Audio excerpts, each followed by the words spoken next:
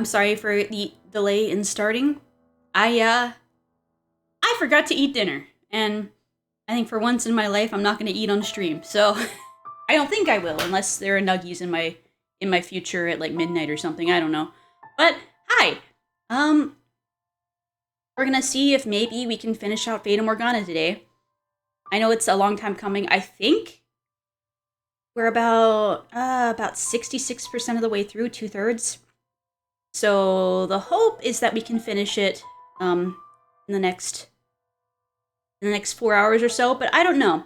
Um, Last time that we left off from in the story, we went into the door, into Morgana's door, to try to figure out how we can save her, or how we can prove her wrong.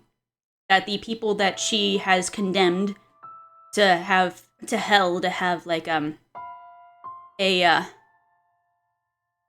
basically condemned to suffer for all eternity. How that they may have different perspectives, which may not prove their deeds were terrible, but it may put their deeds into perspective a little bit. I think is what Mitchell and Giselle are hoping for Morgana. So I think they went into the door. Mitchell is the only one there. Giselle was just in his mind talking to him and giving him advice because he's a socially awkward dude. And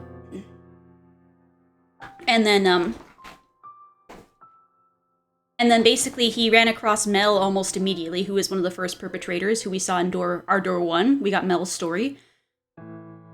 And then he spent all this time basically trying to get, he like found Nellie, and then he managed to get Nellie on his side, kind of, until he was like, by the way, Mel might have done bad things, and then Nellie's like, my brother would never, and then she was like, unless, and then she listened in on Mitchell and Mel's conversation where Mel basically admitted to everything he did to Morgana. So then Nellie finally believed him, and then we managed to convince Mel to come over to our side, and he gave us his perspective on what happened. So then we went and we knew that the nun, who was the girl who lived by the seaside, who was married to Yukimasa in his last life, he's the second perpetrator. And then we went after her and just kept asking, like, hey, are you guys in a relationship? And then she's like, no, I'm a nun. I would never have a relationship.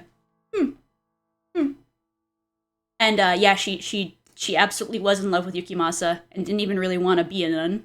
That we learned from her one of her childhood friends, who was the maid in the 3rd chapter.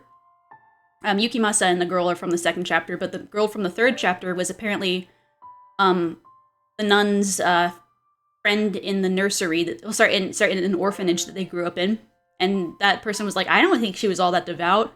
I don't know why she was why she ended up kind of turning into a nun.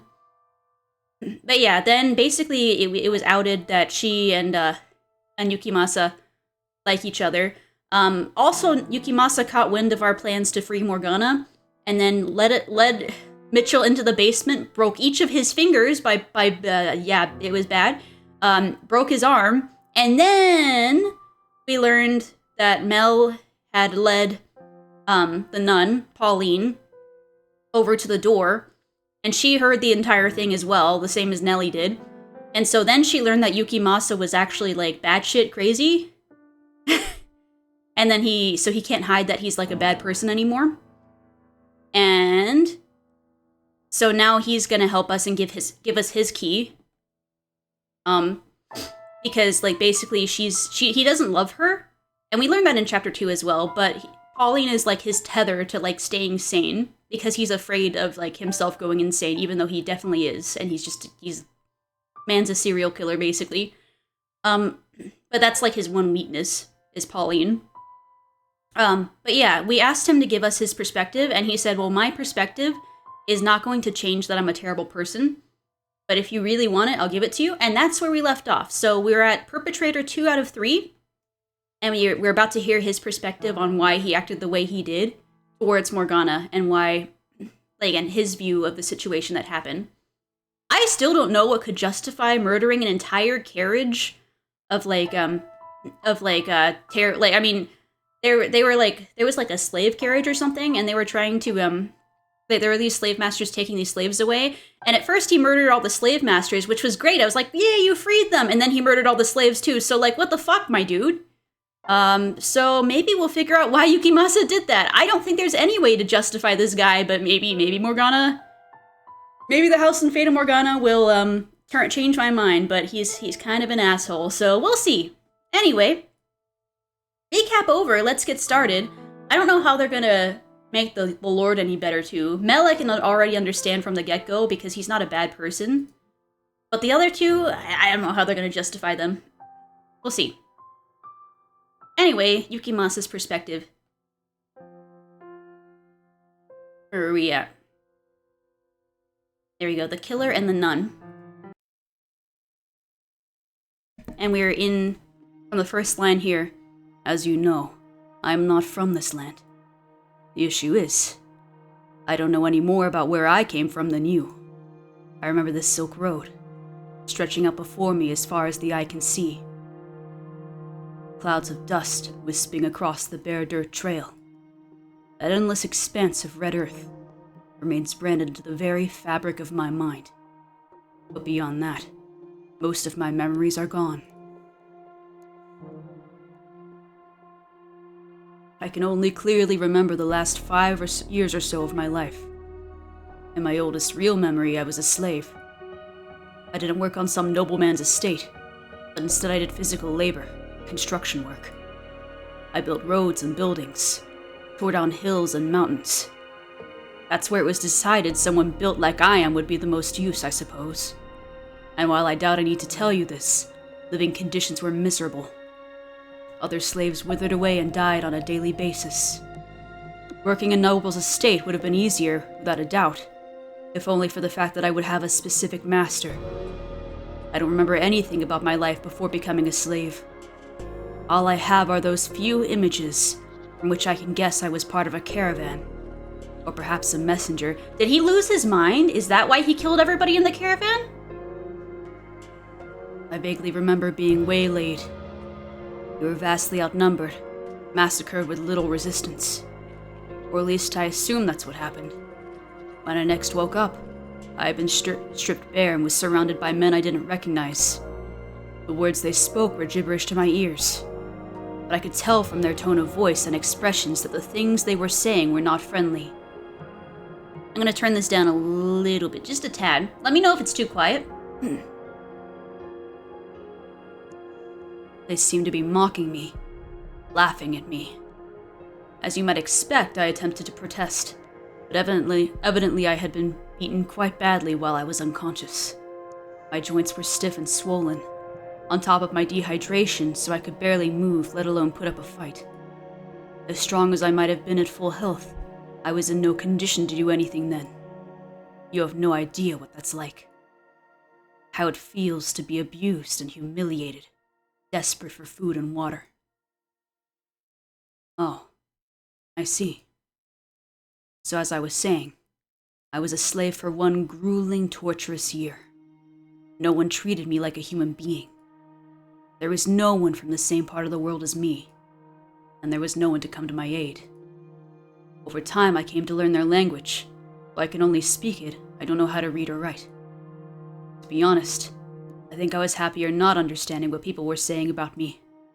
I have many words to describe me, none of them flattering. Oh no. Some of them would even call me beast. Zio!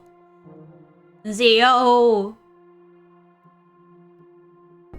And the longer I was treated as something less than human, the more I began to question whether I really was one. This poor guy. I mean, that kind of sucks, though. A darkness grew inside me with each repeated insult. I wanted to make them pay for the daily abuse.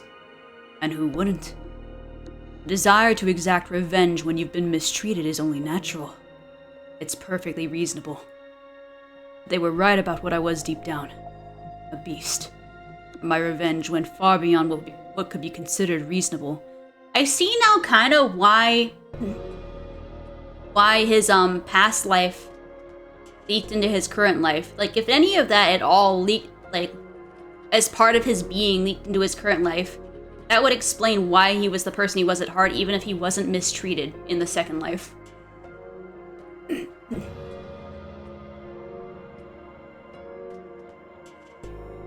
4 years ago, I was sitting in a carriage as it rattled along a dirt road. This was not the kind of carriage you rode around town in, but a filthy slave transport.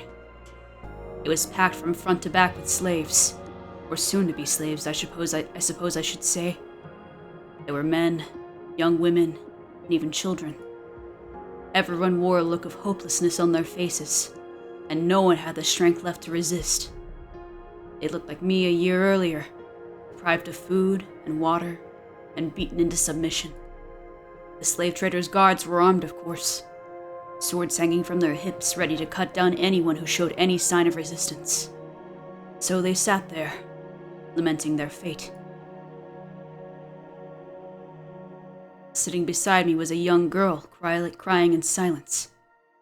Glancing over at her, I caught a glimpse of her face. Large chunks of skin seemed to have fallen off of it. Large chunks of Zio seemed to be screaming outside this door. Mr. Weo? You're fine, you've eaten dinner. I've eaten dinner. Everybody has eaten in here. Oh my god, can you hear that? Cat, why? Why, cat? It was, suffice it to say, an unusual sight.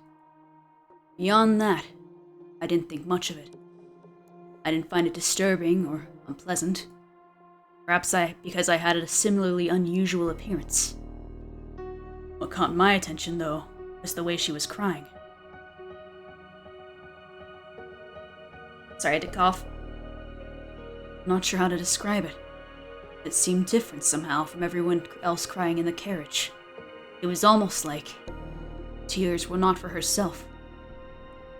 Are you crying? At my question, the girl turned her head up to look at me. Sorry, right after I eat, I don't know if this happens to anyone else, but at least to me, right after I eat, do you ever have that a problem where, like, you can still feel, like, the effects of having eaten in your throat? So, like, cause, like, if I'm ever trying to talk, like, right after I've eaten, I'm just, like, constantly, like, clearing my throat, like, I'm dying.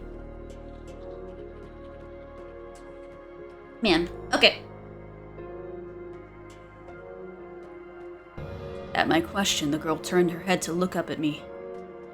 Surprise crossed her face only for a brief few seconds, but that was her only reaction to my appearance. I assumed her thought process was roughly the same as mine, so she felt no need to fear me. After a moment's hesitation, she said, I'm sad because I didn't get the chance to show my gratitude to the people very dear to me. Her response perplexed me to no end. Why was she concerned about showing gratitude? Why was she not despairing of her own circumstances? Why was that the emotion that gripped her in that moment, not hatred for the slave trader or sorrow for herself? To this day, I still don't understand. That wasn't the only thing I found curious. Her voice, despite being soft, cut through the crying and wailing of the other slaves. I pictured it like a single patch of clear water in the middle of a swamp, untainted by its surroundings, gently undulating. One sentence was all she said, but there was something unbelievably calming about the sound of it. For a moment, I was filled with a sense of tranquility, and though you may not believe it, I wanted to get her out of that filthy carriage, to undo the shackles threatening to taint her. And so I took action, driven by that desire. This is no lie, I promise. So he killed everyone. No, don't kill me! Please, you can have all my money. You can go free if that's what you want. I'll apologize. Anything. Zio, you apologize. Apologize for you being a butt.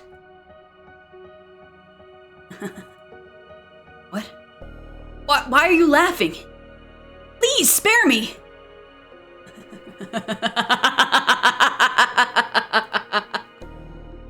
I have a wife and children. Please! I'm begging you! And why should I care? That's so edgy. Anything that involves the swordsman's super edgy. Holding a sword in my hand felt amazingly right. Whatever work I once did must have required me to use a blade. Even with the shackles still around my wrists, I had little trouble slaughtering the slave traders and their guards. They let their guard down because we were restrained. The thought of anyone resisting never once crossed their minds. Dead bodies sprawled out around me. Corpses I had made. Lives I had snuffed out.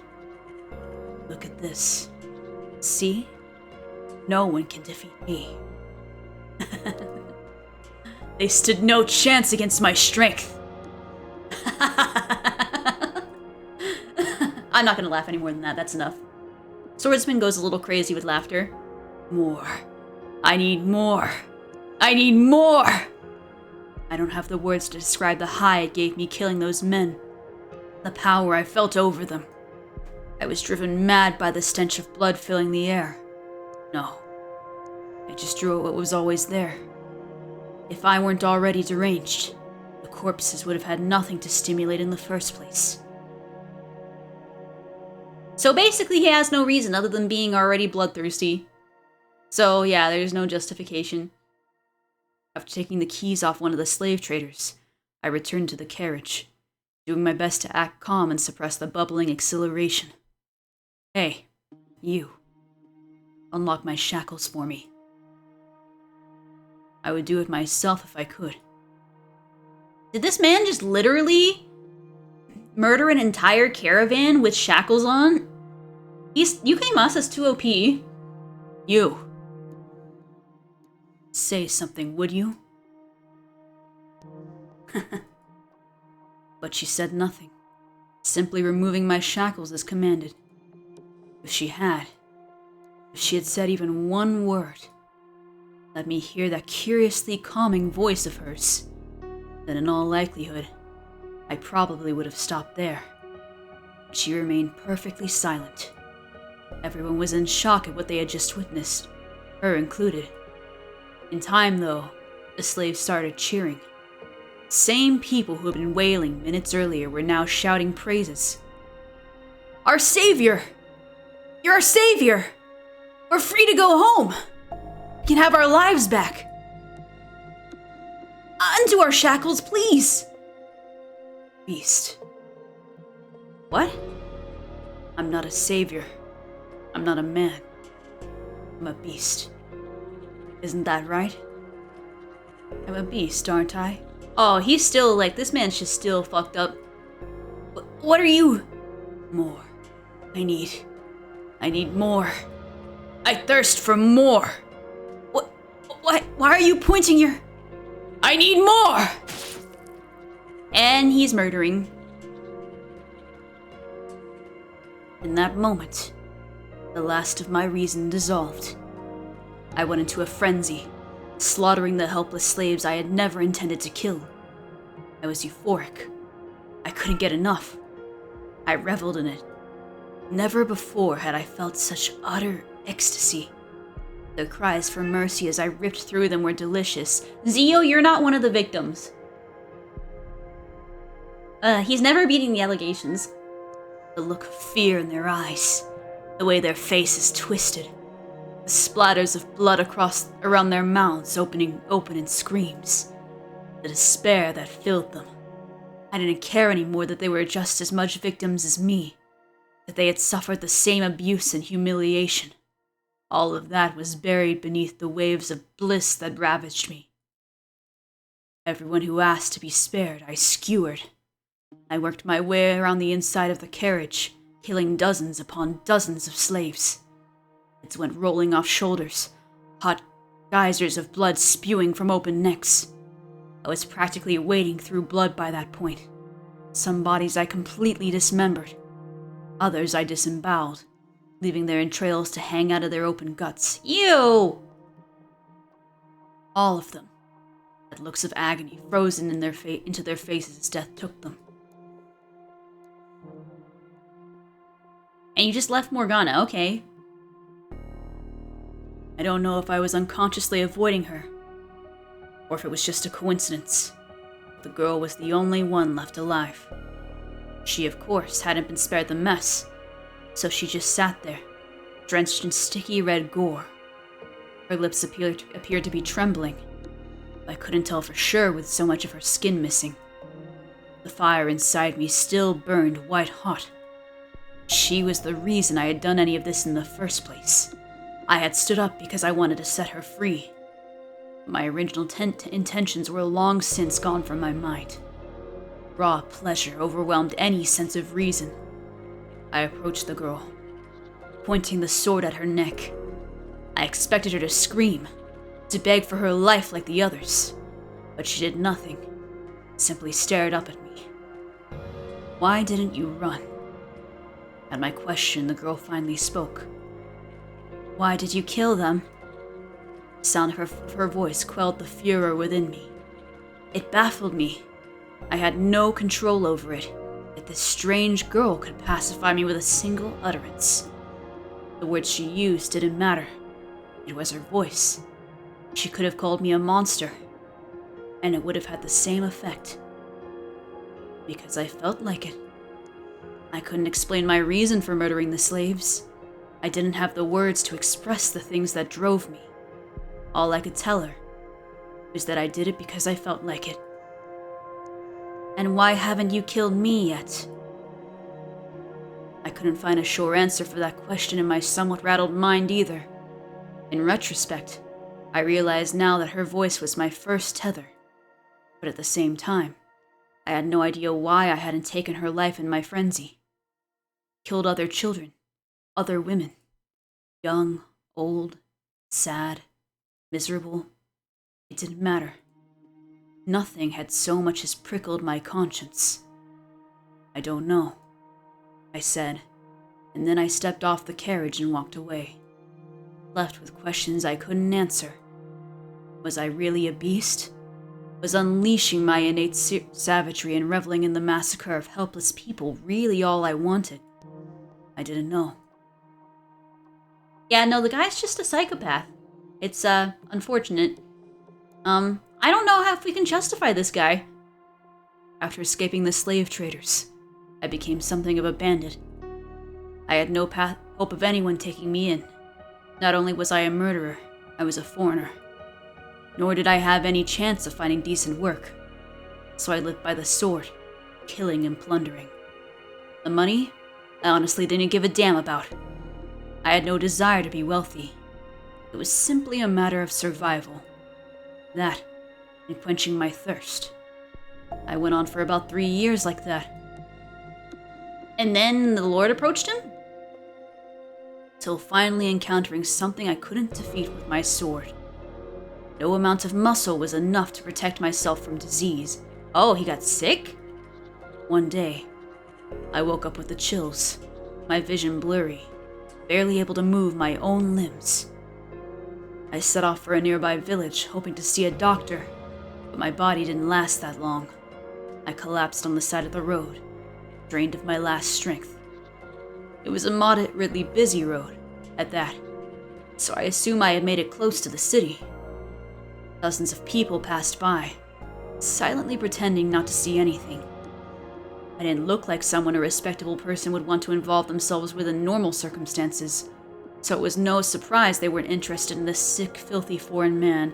That sucks, though. Middle age is garbo. Hell, I could remember the last time I'd bathed. It was hard to look at me, let alone get anywhere near me. This is where I'm going to die, I thought. It seemed like a suitable end to a mad, murderous monster's life, withering away on the side of the road beneath sneering passersby. The fact that I was still alive at all after 3 years of leeching off other people's lives was, itself, wrong. I didn't lament my impending demise. I accepted that such was the way of the world. Then. Oh, that's how he met Pauline. I glanced up to see a woman in a nun's habit looking down on me. Are you all right? Are you sick? I'm going to check your temperature, okay? Wow, you're burning up. You shouldn't be out here in this condition. Do you not have anywhere to go? Don't worry, I've got you covered. There's a church not too far from here. Hang in there just a little longer and you'll be fine. And what is your god going to do for me? He helps people in need?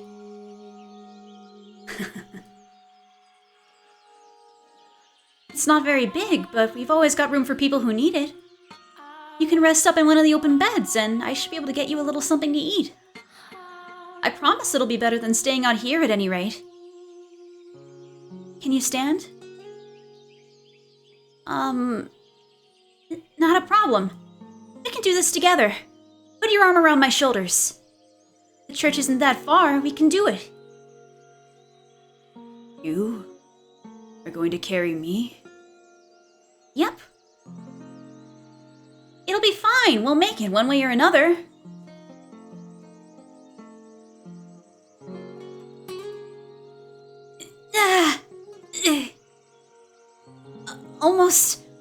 We're almost there. Just a little longer.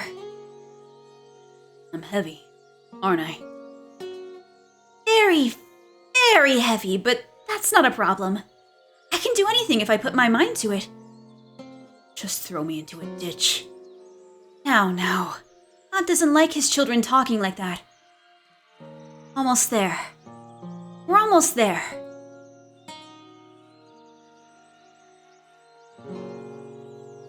So, how are you feeling? Better, I hope. I've left some applesauce in the bedstand if you're feeling up to eating anything. And you're welcome to stay here as long as you need to. Why did you help me? Because that's what people do. They help each other. It's not what most people do. I like to think it is.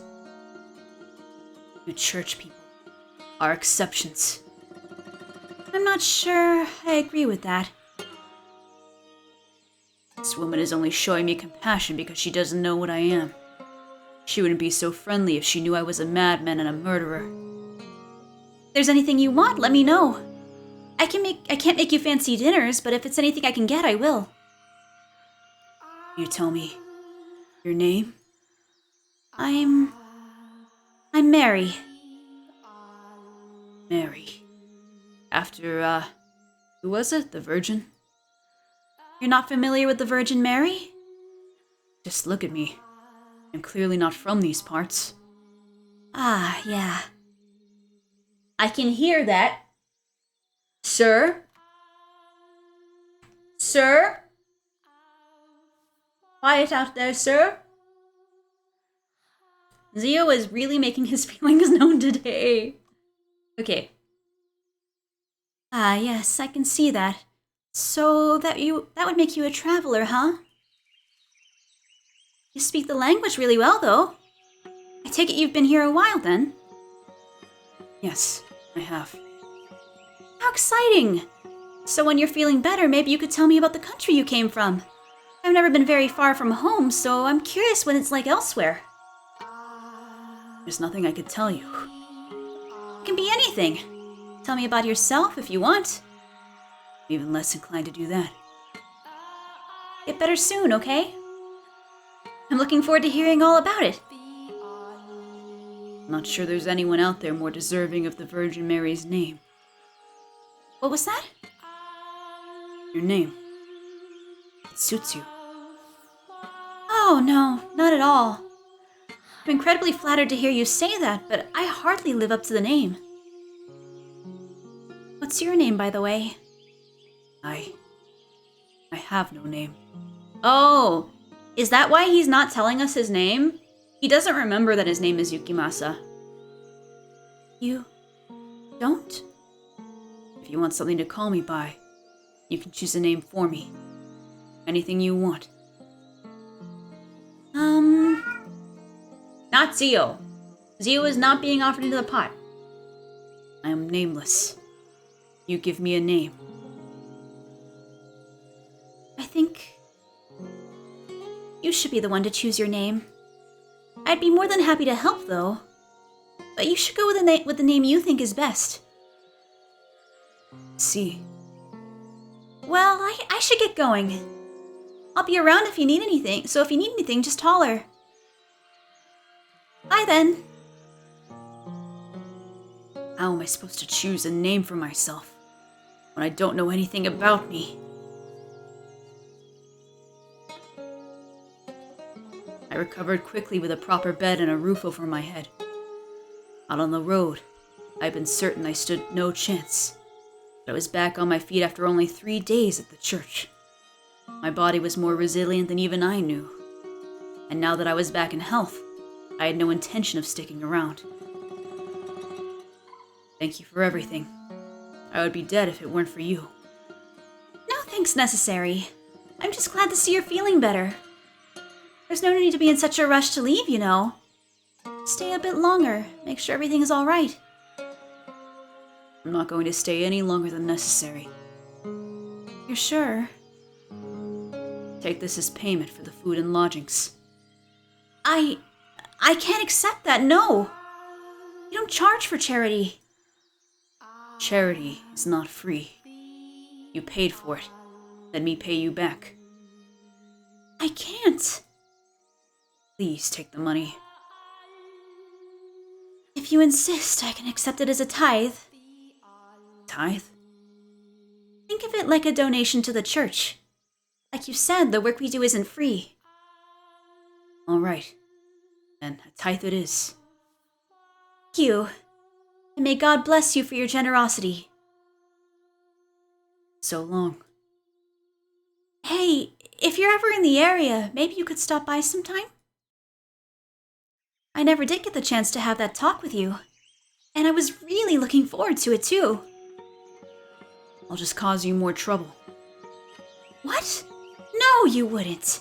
What makes you think that?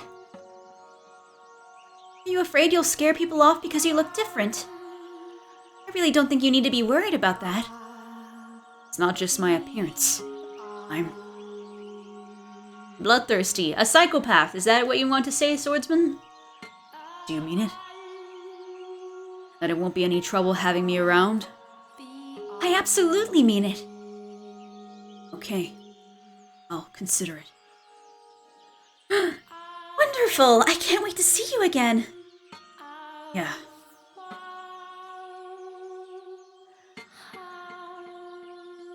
Believe me, I knew I had no place involving myself with her.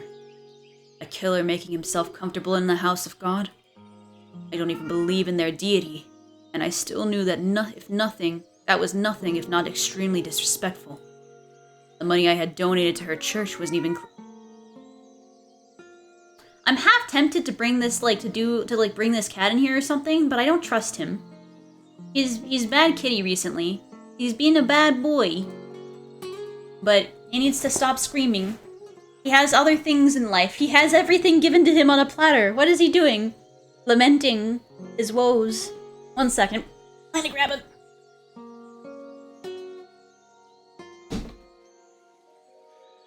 No. No. What you want to tell everybody? It's in here. I have him. Want to tell everybody stuff? He's just sitting outside my door meowing. But he's a good boy. No, he's a bad boy. No, maybe he's a bad boy. You hear him? He's loud. He doesn't like it. Okay. Get out of here then. Oh.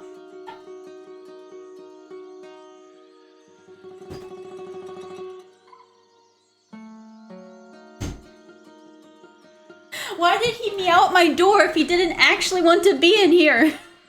Zio, you contradiction. I didn't even do anything to him. I just held him and he was like, no, I hate it. Damn it, Zio. Alright. Well, hopefully that teaches him his lesson, that he doesn't actually even want to be in here. Okay. It was stolen. I didn't feel the slightest bit guilty about it, though. I was more more than conscious of what I was doing. But none of that mattered to me. She had smiled when she took it. That was enough. Seeing the nun smile put my heart at ease, much like the sound of the slave girl's voice had several years before. It restrained me, suppressed my urges. That smiling face was my new tether. I had always believed I was at my happiest while torturing people.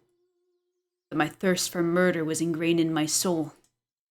As exhilarating as taking others' lives was, it was a part of me that yearned for peace. I had gotten a taste of that with her, and I wanted more. Even knowing that I had no place within that world, that peace was something I would never attain, I still longed for it.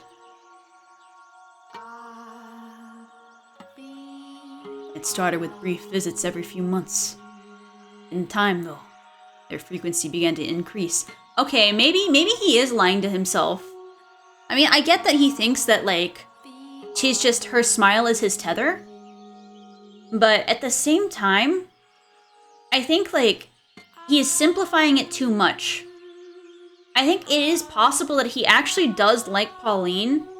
He's just not, he can't admit it to himself that, like, a tether, I mean, I don't know. The man's a little complicated in his own way. But I think that, like, there's no way he doesn't like Pauline. Come on. Soon it was once a month, then twice, then once a week. The length of my visits gradually grew as well. Every time I showed up, the nun greeted me with a smile, quenching my thirst without the need for blood. The more we met, the more I endeavored to be a normal man around her, or to play the part of one. I thought that if I acted like there was nothing wrong with me, then I wouldn't be out of place at her side. I wanted to feel like I belonged in that peaceful world where she lived. Okay, bro, you are lying to yourself. Ah, it's the giant man! Marie, that giant man's here! Giant? Is Yukimasa really tall? This is the first time I'm hearing of it. Ah, hello there! I was beginning to think you weren't coming this week. I was having trouble deciding on what to bring you. You're always welcome here, you know. You don't have to bribe yourself in. But I appreciate it, thank you. I wouldn't feel right if I didn't bring something. I brought a variety of fruits for you today, so you can share them with the children. They'll be delighted. Thank you so much. It's nothing, really. So, have you decided on a name for yourself yet? It's been months and he still hasn't thought of one? Not yet, no. Nothing at all? It makes talking to you a little awkward, not having anything to call you. In that case, the giant man is as good as anything. That's not a name, buddy. Did he get under your skin? A little. I'm not that big, am I? We're all giants to little kids. I do wish they'd be a little less blunt about it sometimes, though. Indeed. I suppose it's better than them being afraid of me. The children here have strong nerves. They're ordinary kids. You're just not a scary person. Oh, he's a very scary person. They only assume I'm harmless because I'm with you. What?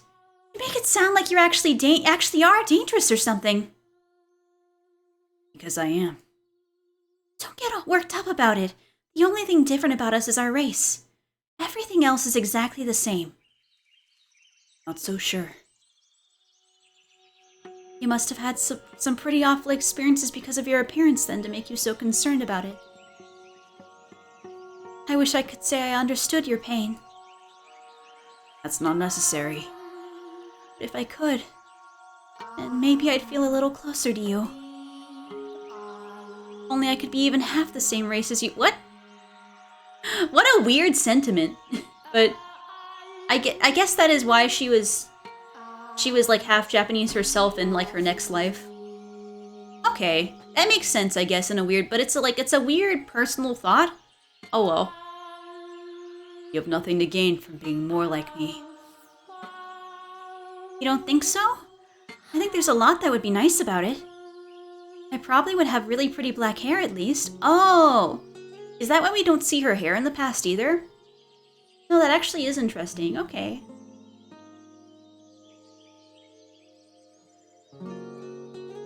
If I'm ever reborn, I'd like to be more like you.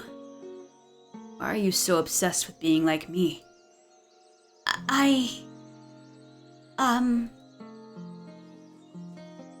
I just am? Oh. Yeah.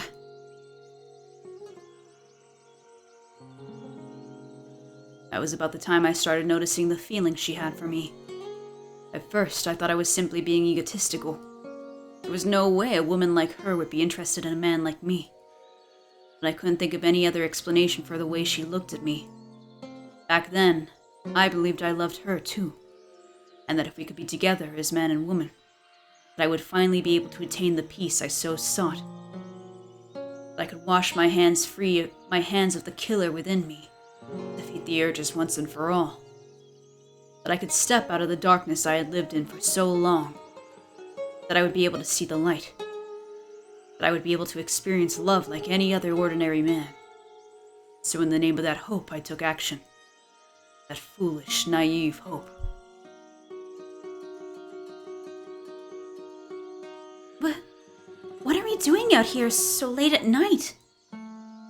Sorry for asking you to meet me on such short notice. I hope it wasn't too much trouble sneaking out. It certainly wasn't easy. So you had something to tell me. What I'm about to tell you, every last word is sincere. And then once you've heard me out, I want you to turn me down. What? Over these past few months, I've come to at least somewhat understand the responsibilities and restrictions placed on you as a nun. But even ignoring the obligations you have, I know good and well I'm not a suitable match for you. Which is why, as I said, I would like you to turn me down. I still want to hear it. I love you. Oh, he did dump the words. I fell for you the moment I first saw you. I know I don't deserve to be anywhere near you, but every time we met, my desire to be with you grew stronger and stronger until it was out of my control. Turn me down, Marie, please, and I will stop trying to get close to you. I'm not Marie. You're not what? My real name is Pauline. Pauline? Marie is my baptismal name. It's not the name I was given at birth. I love you too. I fell for you the moment I first laid eyes on you. I know it's forbidden, but I want to be with you too. Any free time I have, I want to spend it with you. I'm glad to hear you say that. Thank you for being honest with me. No. Thank you for not turning me down. She's turning him down. Wow, talk about an anxious day. When you asked me to meet you out here last night, I wondered if that might be what it was about. I felt like my heart was going to explode all day. Heart? Explode? Guys get nervous about telling girls how they feel too, don't they? Yeah, we do. Until now, I had no idea falling in love was so hard on the nerves. Just thinking about you makes my mind turn to mush. It's hard to work like that, you know. Is it really that stressful? Is it like that for you too? Yeah. Thinking about you makes it impossible to concentrate. Tell me something. Pauline. What is it? How exactly is it hard on your nerves? What? How exactly? It's like, I'm in the clouds and I want to scream and I want to jump up into a lake all at the same time. Doesn't help me much. Could you be a little more specific? Really? Are you trying to embarrass me? It's like my whole body gets really hot. And you get aroused? Aroused? No, This is a really awkward conversation now. Way to go, Yukimasa. To put it bluntly, yes. See. You're a real jerk, you know. You shouldn't going around trying to humiliate ladies. Sorry, I didn't mean to. Oh, you. That was insightful. So I'm not in love with her, or romantically attracted to her, or even physically attracted to her. You just might not experience attraction in the same way, dude. All I want from her is her smile. Being around her doesn't arouse me. In fact, it does exactly the opposite. Damn. My fire burns brightest when I'm not with her. It all makes sense now. I just want someone to keep me placated. I'm disturbed through and through. Murderer and a beast. See, that's why I didn't want to say anything. I knew you would laugh at me. I'm sorry. I truly am. I did ultimately get what I wanted out of the arrangement. She became my tether. Became an invaluable part of my life, even if I had no real love for her. When I was with her, I was at peace. That said, her appearance didn't completely rid me of my urges. I was still occasionally struck with bouts of insatiable thirst. Overwhelming desire to mutilate anyone who came into my line of sight. This guy's got a problem, and I'm not sure therapy can fix it. And sometimes Pauline became the object of that desire. Nobody can fix this, dude. Oh my god. It goes without saying that I never did draw my sword on her. But I had no way of knowing when I might lose control. And if I ever did kill her, then there would be nothing left to keep me from regressing completely into a beast.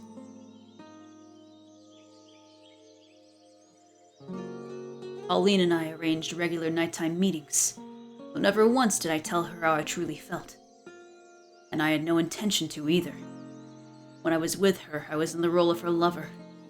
She never questioned my love for her, and expressing hers for me caused her to smile even more than normal.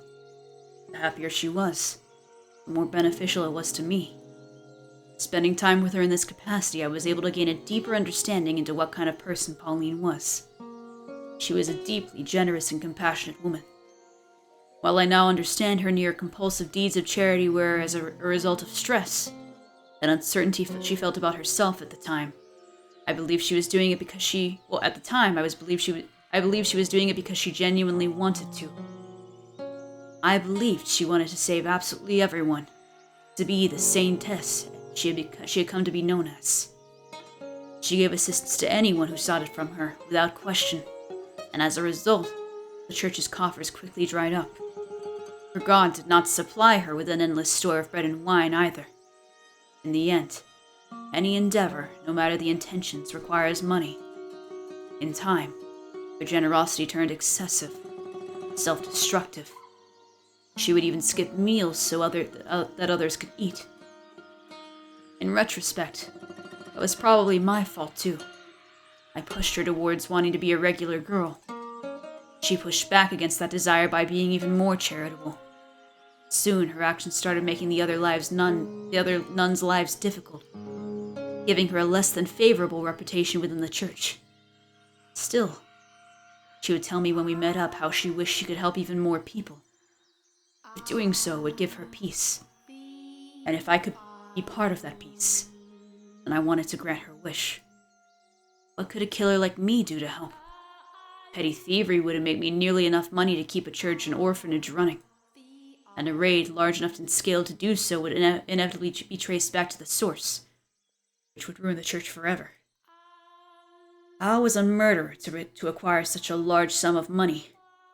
I was ready to jump at any opportunity that presented itself, when I received a summons from the Lord.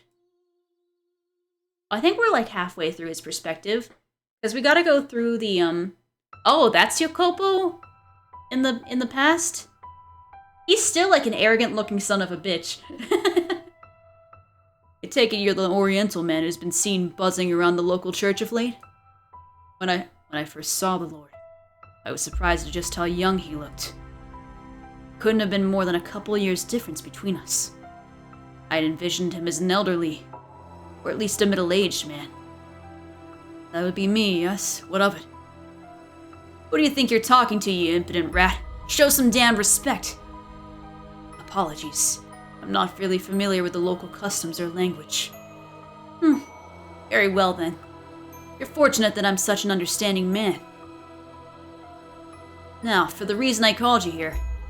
You're the one who killed that car full of slaves 4 years ago, aren't you? So you know about that. Ha! I wasn't actually sure it was you, but now I have confirmation. Since then, one slave of Far Eastern origin has remained unaccounted for. I take it that would be you? That's right. You made one hell of a mess out there. Am I here to be punished? That depends on how our talk goes. If you think I'm going back to being a slave, you're fooling yourself. I don't need any more damn slaves, and I certainly don't want you as one. You're obviously not finding any respectable work being an ex-slave, so I take it you're not still in the business of getting your hands dirty, are you not? Assume you're playing cat burglar or something? Living off whatever you can swipe off the nearest unlucky bastard. Correct. Isn't it comical, then, that you would choose God's sacred house to stretch your legs in, you filthy dog? Damn! Jacopo is still a bastard, too. I absolutely agree. I thought that would get a reaction out of you. It seems you got no bite in you today. Never mind, let's get down to business. You're gonna help me out with a little something I'm working on. Help you out with what exactly? Something that's gonna make me a lot of money. And if you lend a hand, I'll make sure you're well taken care of. Along with the church you're so fond of, and the nun you've taken a liking to. That nun of yours has made quite the name for herself. Out in the city proper, people have started calling her the Saintess. They're right about that. She is. Ha! The commoners love their heroes and saints. They eat that rubbish right up. But saint or not, you can't simply create food from nothing. Her work is causing financial troubles for the church, is it not? It is, yes.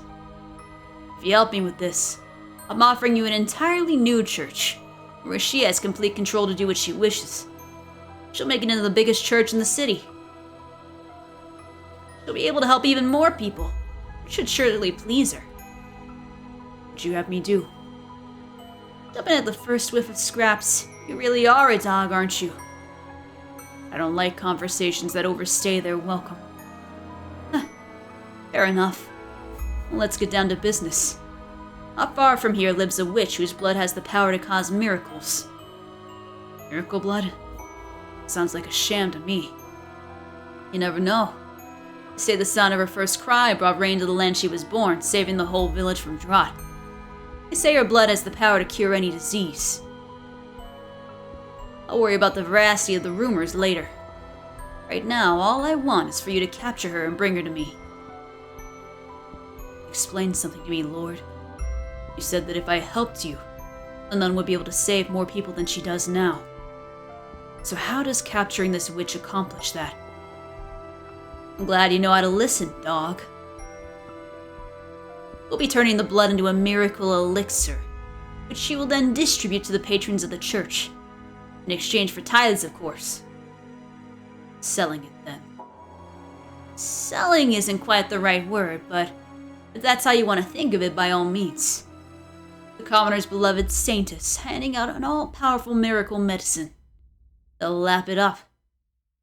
And in turn, you will make a fortune. Exactly. Money I can use to support our church. It'll be a boon to the city's economy as well. Single witch's freedom is all it'll cost for everyone here to come out happy. So what'll it be? Will you help, or will I have to... I'll help. I have no reason not to. And I have no reason not to take a drink of my coffee. Hold on. Now.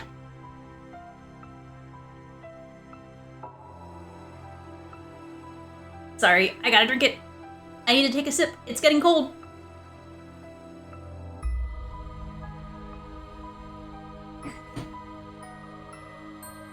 Okay. Decisive and a good listener. Excellent. Once I've captured the witch, where do I take her? I have a mansion set aside where your nun can run her church. There's an observation tower on the grounds, which will be kept locked up there to ensure we have a constant supply of blood. How are we gonna ever redeem Yokopo? He's too much of a bastard. I don't feel for the swordsman either. I'm gonna be honest. Like, it's a shame that he got unfortunately locked up into being a slave, but like that is no excuse for murdering people, like, indiscriminately. Like, I don't think we're convincing Morgana with this, because they haven't even convinced me yet.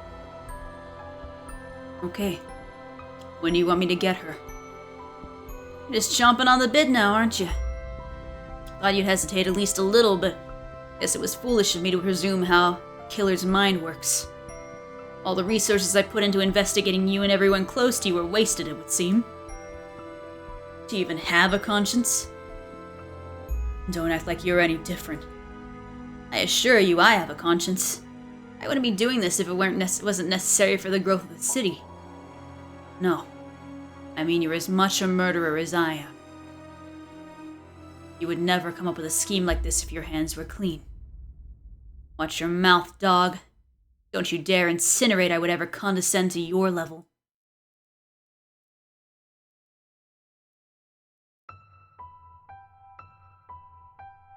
I agreed to the Lord's terms. A couple days later, I had made my way out to the location the Lord had given me. A small cottage by the lake where the witch was said to live. I had been instructed to take her alive, but not that I wasn't allowed to harm her. So my plan was to force my way in and immobilize her as soon as she opened the door. The Lord was right. I didn't have anything resembling a conscience. I was too far gone to be bothered by the prospect of disabling a witch. Not even the fact that I had found a degree of solace in my relationship with Pauline would change that.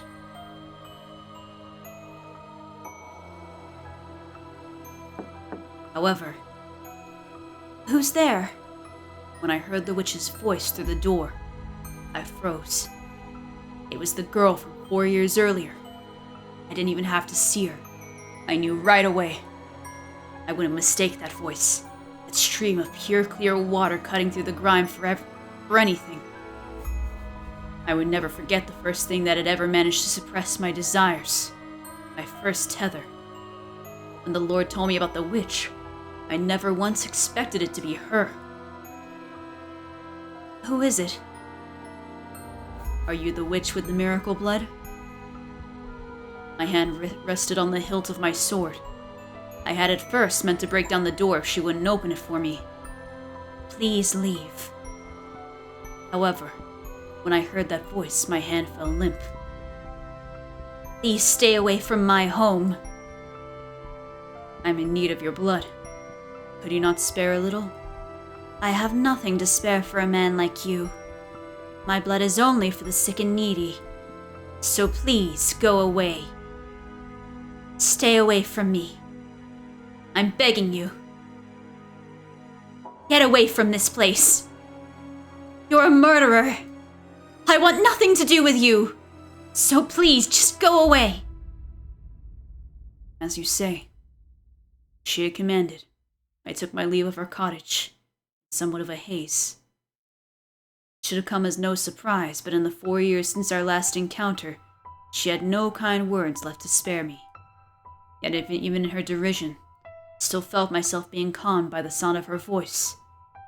I debated with myself. Should I do as the Lord requested and capture her? Or should I let her go, as I had done 4 years earlier? You already know what I decided to do, though, don't you? That's right. I went with the first option.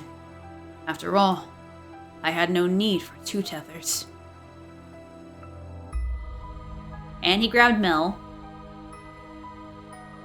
While breaking down her door was still an option, the witch was wary of me.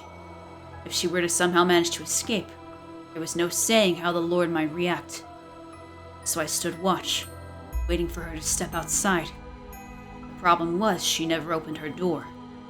It wasn't just me. It seemed she was wary of everyone.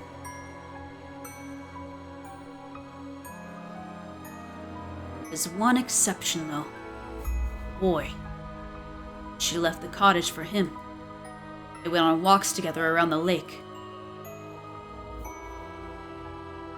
Wait, is Mel shorter than Morgana? That's unexpected. I think it's just the model things, I don't know. It's been a while since we last went on one of our walks, huh? I haven't been sleeping much taking care of Nellie. Is her condition worsening again? Yeah. Rest assured I will give her my blessings as many times as she needs. Thanks. I really appreciate it. The weather's kinda not that great today, huh? It's like we might get rain. It's probably not smart to stay outside much longer. Yesterday, I should get going. see you.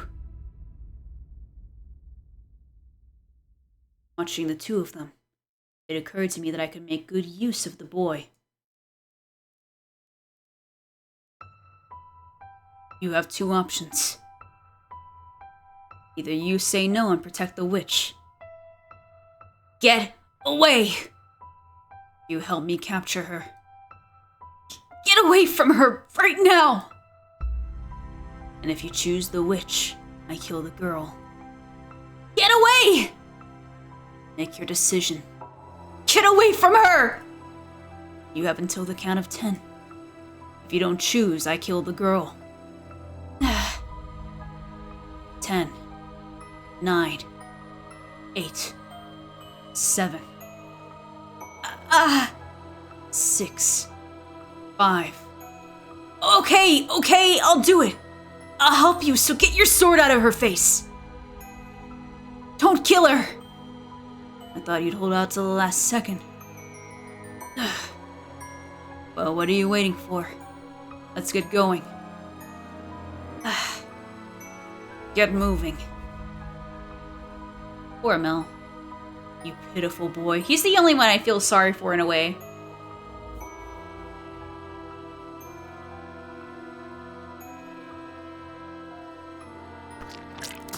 Yeah! And then Morgana lost her arm.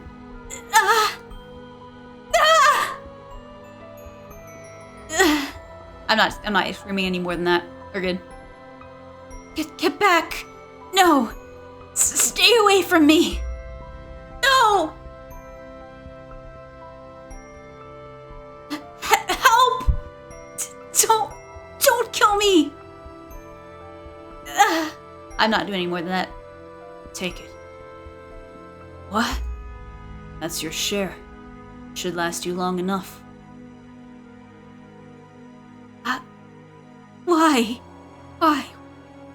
Why did you take my arm? What do you mean by share? Why? I feel like I'm moaning a lot. I want to get out of this scene. My arm. No, I'm done with it. I'm done with it. No more moaning. Her arm. No, put me down, please. Help, someone help. The witch with the miracle blood had regressed into an ordinary girl, and she cried in pain like a small child. I wasn't gonna get very far with her wailing, so I gagged her, tied her up, and threw her into a burlap sack. And she's gagged. Move.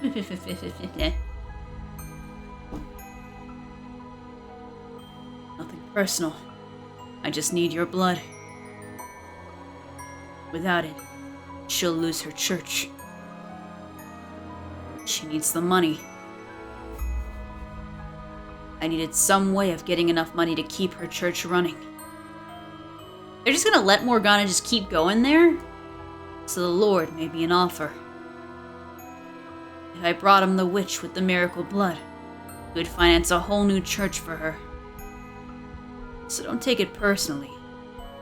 I tossed the sack into the cart I had waiting outside, and made my way to the mansion as per the Lord's instructions. The two of us then locked the witch in the observation tower. When I told the Lord I had used a boy as bait to get her to open her door, he gave an exasperated sigh and said, "Involving a third party was not part of the plan. Is there anything at all in that head of yours, dog? I can kill him if that's a problem. Don't be hasty. Describe him for me. Did he seem like he came from a wealthy family?" "He's young, still in his teens. He lives with his little sister. He looked reasonably well off, probably of noble blood. You pick one hell of a target to use as your bait. Should I kill him? There are people in this world you can make disappear quietly. People no one will notice have gone missing. You're one of them. The boy? He most likely isn't. Was the boy at all interested in the witch's blood?" "He seemed to be." "Well, that makes things a little bit easier. We just have to make him into an accomplice then."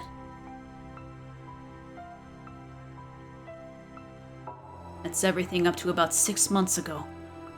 You know what happened next, I presume. I threatened Mel, forced him to join us.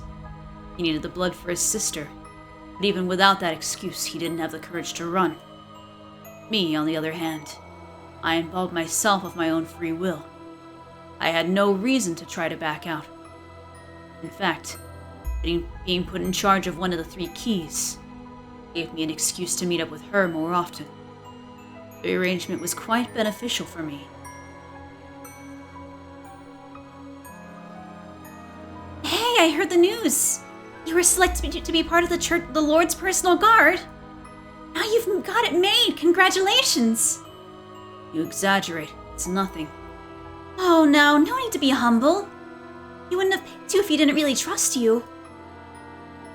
Everyone around here knows just how hard it is to learn the Lord's trust. Say so. It hasn't been easy for him, I hear. He only assigns those who he really trusts to work so close to him. I hope you're right. He trusts you, I'm sure of it. I certainly can't tell her the real reason I suddenly became his guard.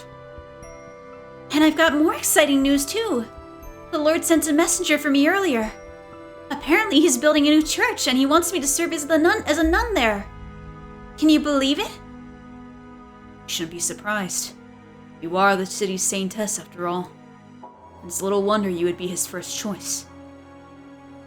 I really don't think I'm that important. Do you not want the position?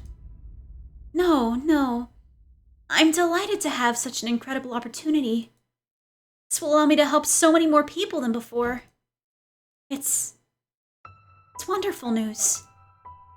That's good to hear. Tell me. I'm not wrong in thinking helping people is the one thing you want more than anything else, am I? It is not. She's a hopeless romantic who somehow ended up being a nun.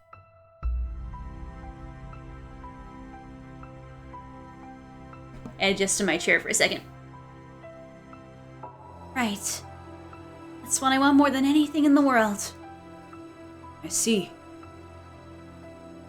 Hey, smile for me, would you? Huh? I've been smiling this whole time, haven't I? No, not just now. Forever. Of course. When I'm with you, nothing possibly could take the smile off my face. Oh, him murdering everybody can, for sure. I'm glad to hear it.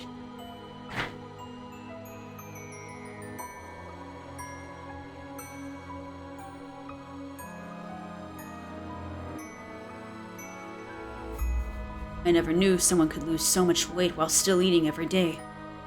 You might have to increase your portions. If there's anything in particular you want, just tell me. And Morgana's just not going to talk to him. Oh, never mind. I hear children's voices. Huh? From outside. I hear children's voices. Ah, kids are here to see the Saintess. It's gotten quite noisy out there of late, yes. Oh, Saintess. Oh, I should have been raspy? Damn it. Your voice has gotten raspy too. Was that my doing? Did I take your voice? That's unfortunate. To me, your voice held far more value than your blood. And I took that away from you. Yes, you three took everything from me. So we did. Enough chatter, dog. The Lord's scheme was a success. The witch's blood brought with it the influx of donations, which the Lord invested into various businesses in the city. I have no idea if the blood actually has miraculous powers, but there were certainly people claiming to have been healed from it. It wasn't long before people who weren't sick started making use of the supposed cure-all medication. I wonder if this is near the end of Yukimasa's thing. It seems like we got through it pretty quick. It's only... Maybe we didn't. Yeah, never mind. It's been an hour and a half. That's about as long as Mel's, damn it. Well, we started like 20 minutes. Because I took too long for a recap, I think. So maybe we've been going about an hour. It's about as long as Mel's.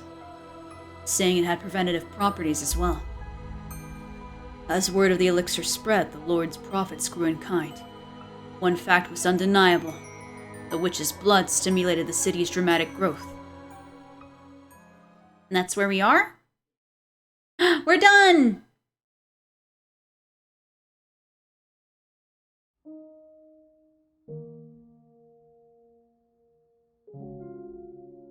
And that's everything.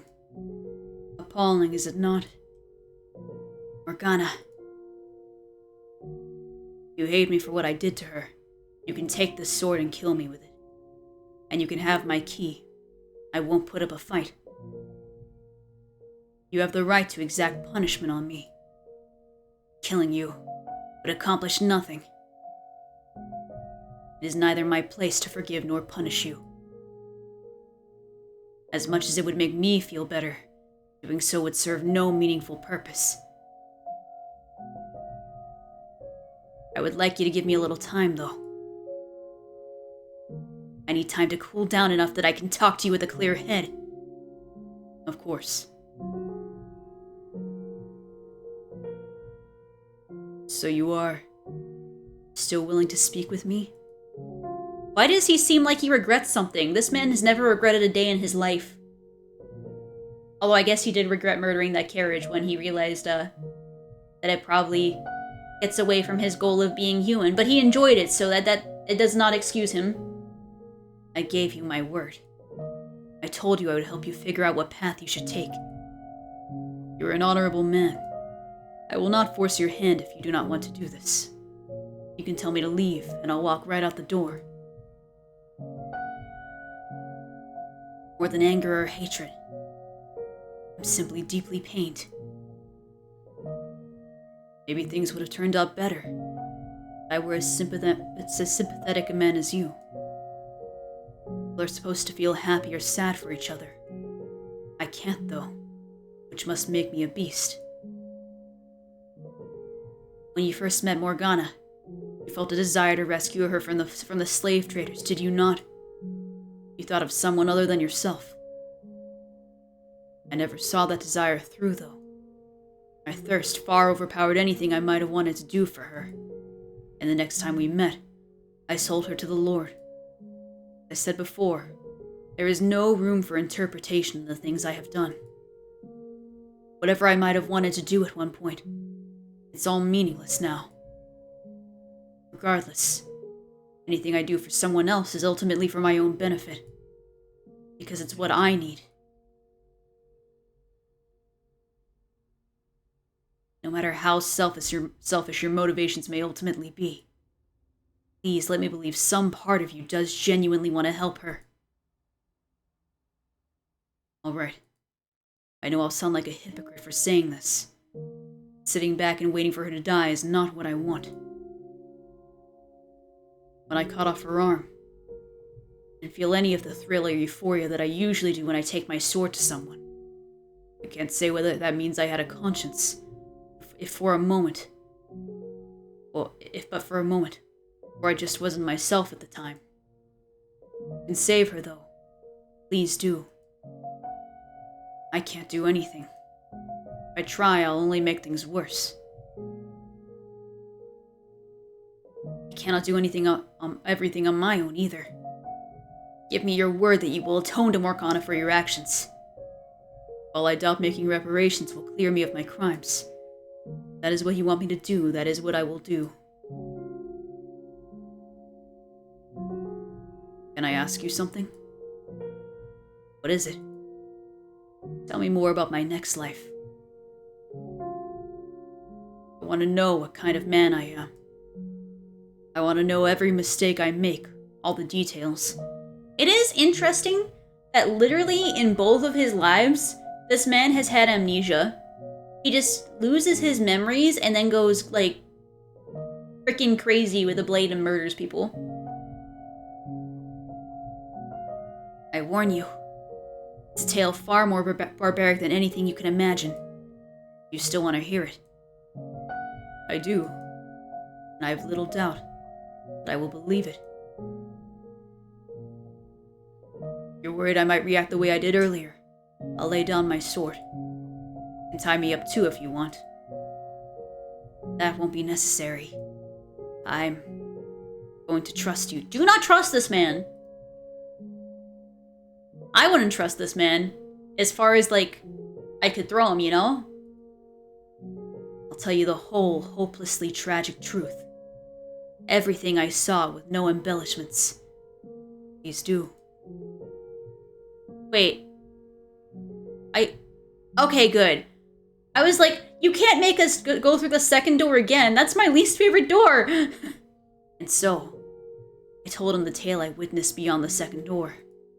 That he lost his memory in a shipwreck. That he was treated like a beast by the people of the land where he washed up. That he massacred countless people.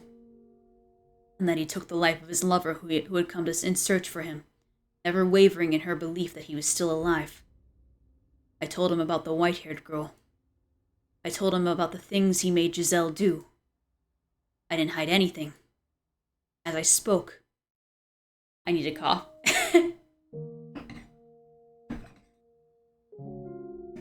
As I spoke, he would occasionally grimace, or his eyes would go wide for a moment. But not once did he interrupt me. He sat there in silence until I finished.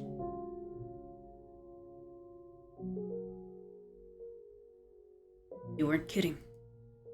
That was far worse than I'd imagined. It is the truth, though. You become the target of Morgana's loathing, and you are led back to this mansion. That is what lies in your future. As difficult as it may be to comprehend, that person is you. The man who does all those things hundreds of years from now is you. I really am a beast. A horrendously precarious creature. As I interpret it, when you lost your memory, you also lost everything you used to suppress your nature. You lost the foundation you had built, and as a result, you were no longer able to maintain that balance. Would that mean that what I am now is, comparatively speaking, human? No. I'm no different now. I have no more control over myself when I'm killing people than the man you described. You've seen me do reprehensible things, and in spite of that, you were never condescending or insulting, never acted disgusted or afraid of me. Are all angels as compassionate as you? No, you're a pretty bad person. I'm not an angel. I was simply biting my tongue. Are you afraid of me then? I'm not afraid of you, no. What are you then? I don't understand. I am of the belief that now is not the appropriate time for me to allow my personal feelings to influence my actions. My task is to save Morgana. I'm to be honest with you for a moment. I despise the man you are in the future. But I'm also equally frustrated at myself. You're right. The things you did were inexcusable. You murdered innocents. You killed the woman who came searching for you. But on a personal level, what angers me the most is that you put blood on the hands of the woman I love. I know very well that to you, it's something you haven't done yet. It was still your soul. It tears me apart that I couldn't return in time to stop it. You'd be hard-pressed to find anyone who wouldn't be angry to know someone they care about had received that kind of treatment. I suppose. If that's how you feel, though, aren't you interested in taking revenge on me? As I mentioned before, there are times when allowing your emotions to take the reins is the wrong course of action. This is one of those times. Seeking vengeance is the wrong thing for me to do right now. If I can eliminate Morgana's hatred, the three of your souls will be set free as well. So you're going to save me too? Yes, I am. I don't consider myself worthy of redemption, especially not after hearing about the things I will do. I'm a beast through and through. Twisted, psychopathic monster. You were conflicted, though. You struggled against the creature that dwelled inside you. It's true that you found perverted joy in violence and murder, but you also felt kindness, which caused a part of you to seek peace. And the same could be said of you in this time as well. You actually were nothing but a beast, or rather, nothing but a man who derived pleasure in killing. That maybe I could have truly reviled you. Then you would be irredeemable, no matter what had turned you into that. No matter how much pain and suffering had driven you to that point. But your instability, your constant shifting desires, your mental frailty, all appear to me as very human traits. Tell me, how should I live my life from here on? What is it that you want most? The easiest road for me will be the one I walk now, to continue being a killer. No fighting my desires, no resisting what's inside me. Would that be my salvation, to abandon my humanity entirely? I don't know what I should do, what I'm supposed to do. I'm at a complete loss about everything. I'd like to believe that your desire to live in peace is sincere. And that's what I want for you, too. It will be the more trying path, yes, because you will have to fight against your nature to stay on it. But we live in the human world. And you also have Pauline, who wants the same thing, extending her hand for you, inviting you to join her. So I encourage you to suppress your urges. Your life will not be easy for it. But I implore you to take the rocky road, for your own sake and for hers. Even if it means my entire life is built on a foundation of lies. For today, I believed it was wrong not to be true to oneself. But as I listened to you tell your story, I came to realize that maybe there are exceptions. Some things you can, and possibly should keep locked inside you, where they can't hurt anyone else. However, I also think you have a tendency to try and act too perfect around her, both in this life and the next. You cover up so much of yourself you become an entirely different person. You can be your conflicted, imperfect self around her. The man you are right now, lost in trying to find his way. I have little doubt she will accept that man. What you need the most is restraint. I see. So tell me, do you think my future can be changed? I don't know for certain. All I can do is speculate. But as you share the same soul, I expect that any changes you make now will be reflected in your future incarnation. I have my work cut out for me then. Pauline, she believed in me. She put her faith in a beast and went out in search of him. I cannot allow myself to be the kind of monster that would murder a woman like her. I have to change. I will change the future. Do it. When my life here comes to an end, I vow to make my next one better. Thank you for listening to me, and for giving me guidance. I can't say I'm particularly suited for the job. Knowing that my words are going to influence the direction of another's life is an unimaginable amount of pressure. I don't know. I'd say you pull it off pretty well. Off well enough. If you ever decide to quit being an angel, you make a damn convincing missionary. I have no interest in being a missionary, and as I told you, I'm not an angel. It's too bad. Join the Church of What is that? Is he trying to make humor? Is this man trying to make humor? Ah! It's too bad. I joined the Church of Mitchell. Freaking Mitchell, like, huh? What the fuck? This man tried to murder me like half an hour ago. Don't look at me like that. I'm just kidding. Now I can get angry at you? As I've been telling you, I'm an ordinary man. I'm not special in any way like you seem to think I am. You're not ordinary. You're different, but not in the same way I am. I wouldn't ask any normal man to show me how to lead my life. I see. Although, what passes for normal differs from person to person, I suppose. Just as I don't think you're normal, I'm sure there are people out there who do. Perhaps.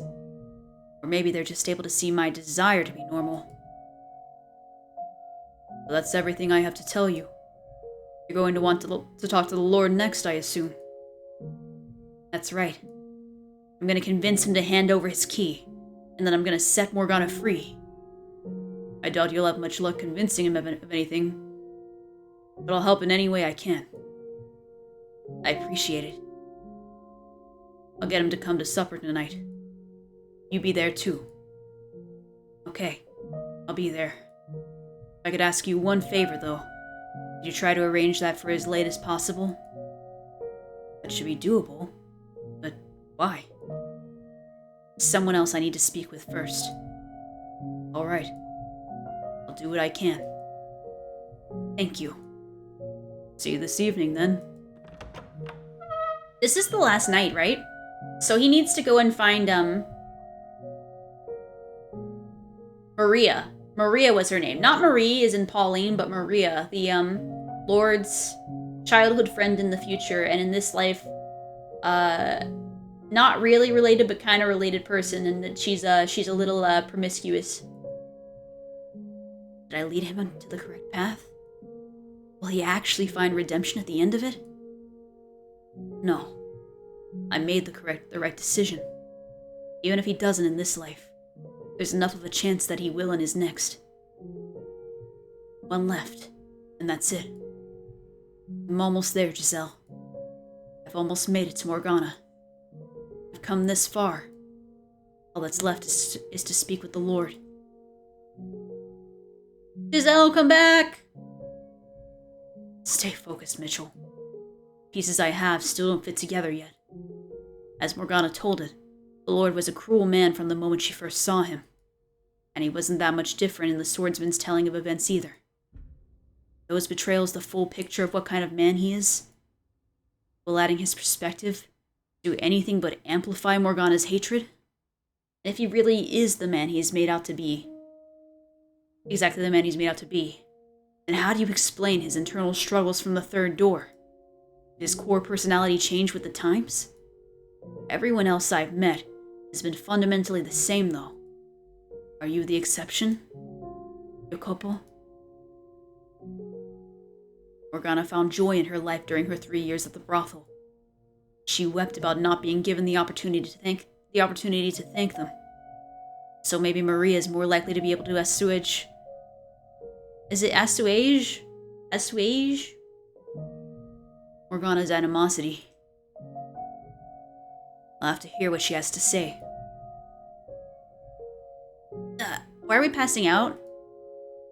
Oh, I forgot he's passing out because all of his fingers are broken in his arm. Oops, I forgot about that. I can barely move my right arm. Can't feel my fingers at all. Burns. I've managed this long, but damned if it doesn't hurt.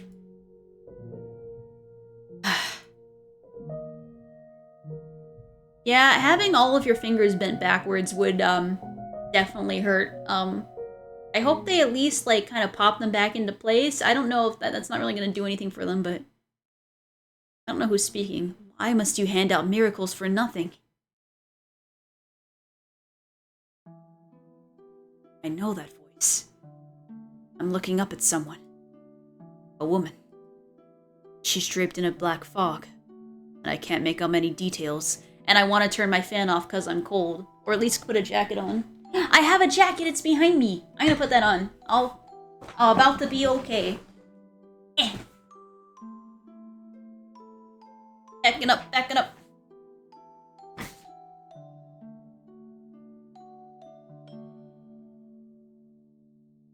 Okay, jacket.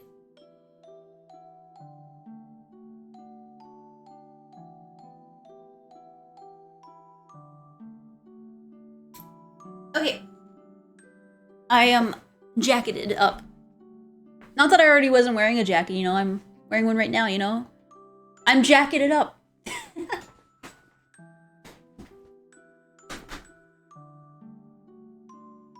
Okay. She's draped in a black fog, and I can't make out many details. But even through the darkness, I know immediately who she is. She is Mother. Who? No. She's not my mother. She is... Why would you even ask such a question, Mother?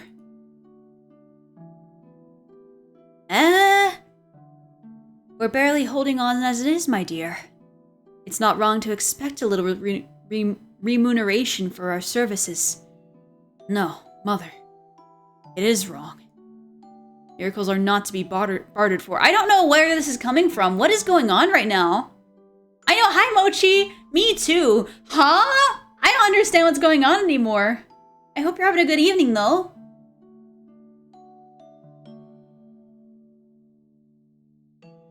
Are we not... Okay, are we not Mitchell? Because that doesn't seem like something Mitchell would say. That sounds like something that Morgana would say.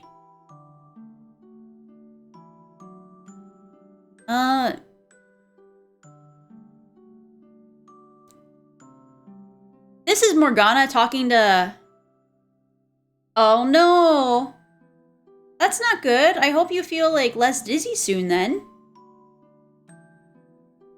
Okay, I understand what's going on now reading back at this. This is Morgana talking to her mother back when she was a little girl and making her like her mother was making her offer her blood to the townsfolk. But I don't... Okay, why would you even ask such a question, Mother? We're barely holding on as it is, my dear. It's not wrong to expect a little remuneration for our services. No, Mother, it is wrong. Miracles are not to be bartered for. God the Father does not charge for his miracles. Oh, the metaphor of your confusion? Okay, I hope this sorted it out. I think this is a younger Morgana, so I'm just going to speak a little higher pitch, but yeah. Yeah, no, I think I get what's going on now. Mitchell is having a dream from Morgana's perspective of, like, when Morgana was a kid talking to her own mother. Yeah. God the Father does not charge for his miracles. So why should we, when I am only borrowing his power? Listen to me, Morgana. There you go. Every time you give someone a blessing, you're hurting yourself. If not for the miracle itself, you still deserve some degree of compensation for the pain. I know you're concerned for me, Mother, and I appreciate it very much. But I'm happy with the way things are. I'm happy to help others with my Heavenly Father's power. A power you won't have very much longer, my dear, if we can't afford to keep ourselves fed. I'm a saint, aren't I? Yes, you're my sweet little saint. God will not forsake his saint. No matter how difficult it may get, he will always provide me with a way to continue doing his work. And you're the mother of that saint, aren't you? Yes, that's right. I conceived you untainted by the hands of a man. Then you must respect his will as well, Mother. It must be our highest priority. You're right. I was wrong, my dear saint.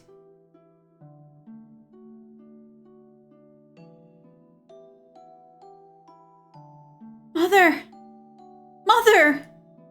You agreed with me. You said I was right. So why are you taking money from that man? Mother.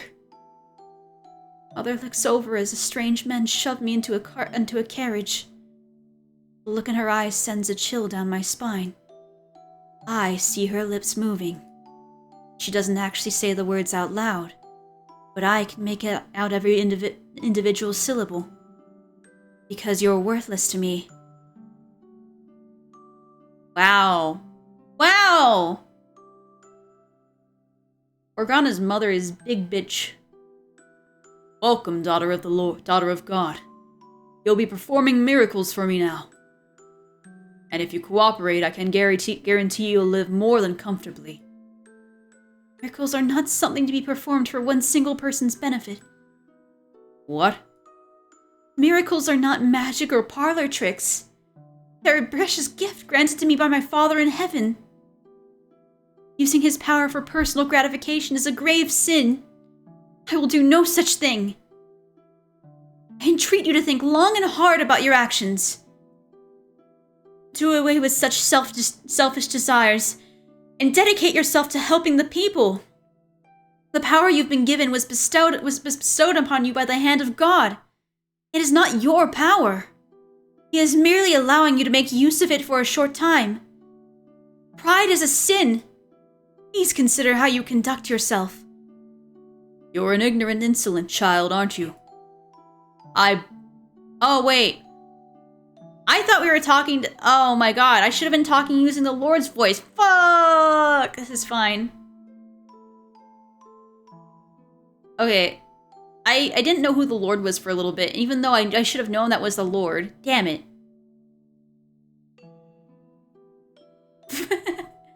I've been a big dumb. I bought you. You're my property. You have no right to an opinion. That is not my opinion. That is the way of the world, is God. Silence! You're not here to talk. You're here to perform miracles for me and my guests. As I've already told you, I will do no such thing. What you will or will not do is my decision, not yours. The Lord says with a sickening sigh, and grabs me by the hair and knocks me to the floor. I beg him to stop, but he's not listening to a word I say. Maybe I should be speaking as Mitchell through there. Because we're in Mitchell. This is confusing. I see why this is confusing. This is so many double layers. We're Mitchell dreaming through the eyes of Morgana, so it should be narrated by him, but with Morgana speaking, but as a child and not her more adult voice. And the Lord is not the Lord God. It's the freaking Jacopo, so I was using the wrong voice. My brain is just like, what? Huh? What? There's too many voices. There's too many voices in my head. Too many to keep track of. Okay.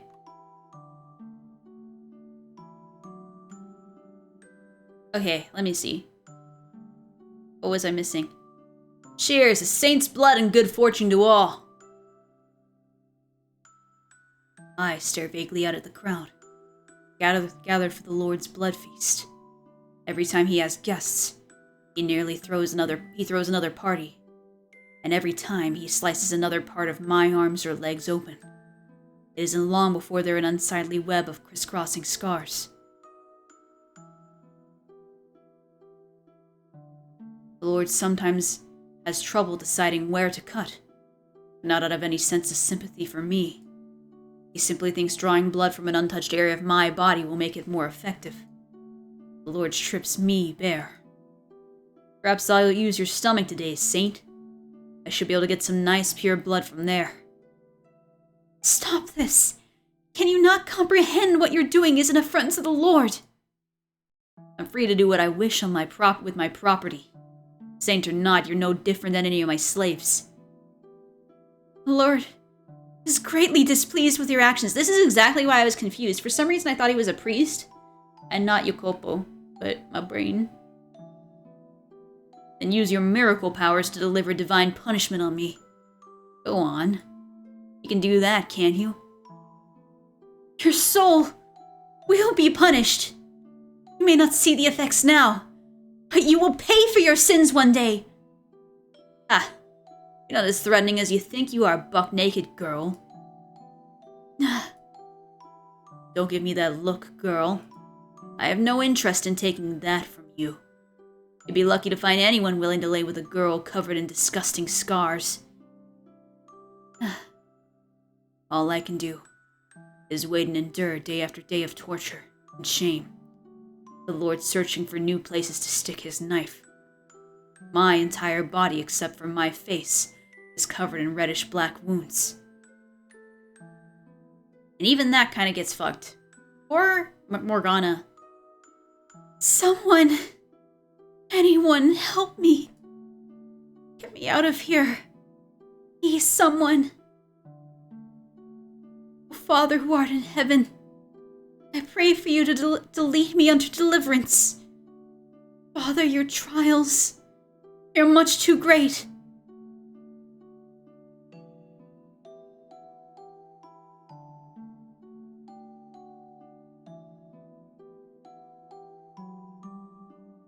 Morgana. It was much clearer than the first time I saw it. Everything she felt. Struggling, her sincerity, her pain, and her voice. Felt almost as though I was the one going through it all. Lord, I can understand why Morgana would bear such a powerful grudge against him, considering everything he did to her. Why would he do that, though? Is there some reason? Some explanation for his actions? Is he going back in? Thoroughly exhausted. Like I've just spent the last several months having my blood drained again and again. My limbs feel like they have boulders tied to them. Just trying to get to my feet makes me dizzy. So cold. She's probably waiting for me by now. I should get going. I have to do this. Move, damn it. Fighting against my body's attempts to succumb to gravity with every step through sheer force of will, I make my way to the courtyard. Maria! Maria, my beloved! Ah, there you are. Thank God you came. Sneaking onto church grounds is a bit unnerving, so if you... Are you alright? You look like you just came back from the dead. I'm fine. Thank you for coming. Now to continue our conversation from yesterday. Whoa, slow down! What do you think you're convincing? You look about as fine as a fucking corpse. If you're not feeling well, we can always do this some other time. And, whoa, what happened to your hand? It's a minor injury. I don't think that's a minor injury. All of your fingers literally got bent back, my dude. Nothing of any significance. Seriously, who do you think you're convincing, man? I can get around just fine without a few fingers. You gotta take yourself into consideration, too. You can only run on raw determination for so long. And imagine how it makes me feel for a second, you asking to talk and showing up like that. If you want to get anything done, you gotta take care of yourself first. Get on back to your room and rest. Let's do this some other day, okay? When you're feeling... I don't have that kind of time. Noon tomorrow. It's my deadline. Yeah, I spent a couple hours being tortured, but it's just, I mean, yeah, I don't think he can say that he's been tortured, unfortunately, but rip. I don't know what he can say to get her to move on from that. It's just a flesh wound, you know? Noon tomorrow. That's my deadline. I have to take care of everything before then. I know damn well what condition I'm in. But that doesn't change what I need to do. If I don't, I can't save Morgana. Can't get Giselle back. It makes it all the more important you get your rest. And when do you suggest I do that exactly? Honestly, I don't get why you're in such a damn tizzy. Get a hold of yourself, man. I'm plenty calm. Sure don't look it. You're already pushing yourself to the edge. I don't want to be responsible for giving you that last nudge. So quit bickering with me, get your ass back, and get some rest. You don't understand the gravity of the situation. None of you do. You don't grasp how great an effect stopping what happens tomorrow will have. I have to keep moving, even if it means crawling through dirt. If I don't, not only will I fail to make things better, Morgana's certainly got even worse fates in store for all of you, so long as her curse lives on. I'm the only one here who knows what awaits.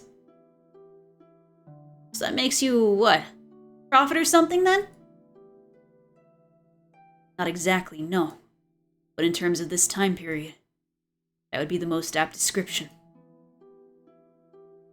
Do you not believe me? Well, you know, that is asking a lot. It's fine. You don't have to. But at the very least, I want you to believe that I genuinely believe something terrible is going to happen tomorrow if I don't do something. That I think I don't have time to waste. All I need you to do is tell me what you know. Do that for me? Assuming you actually are a prophet or whatever, why don't you just, you know, get the hell out of town? Say, fuck it, this is too much, and vanish into the night. No one's gonna blame you if you do. Hell, is anyone even gonna notice you did anything if you do succeed? I'm not in this for attention or praise. I cannot sit by idly knowing what I know, seeing what has happened and what will, knowing what Morgana went through, how what she felt. I can't abandon her. Not anymore. I can't let my knowledge go to waste. While it is true that the mansion will continue to be wrapped in darkness so long as Morgana's curse remains in effect, and nothing can be put to rest until I do something about that. That's not my sole motivation anymore. I sincerely want to help Morgana. Giselle, is this what you meant when you told me you wanted me to save her? You seem like the kind of fellow who's always fretting about something or other. You don't know how to take it easy, do you? I guess in a way, that's kind of why you can fight so hard, huh? Alright, you win. I'll talk. Anything you want to know, I'll tell you. Thank you very much. But you sit your butt down first. Oh, okay.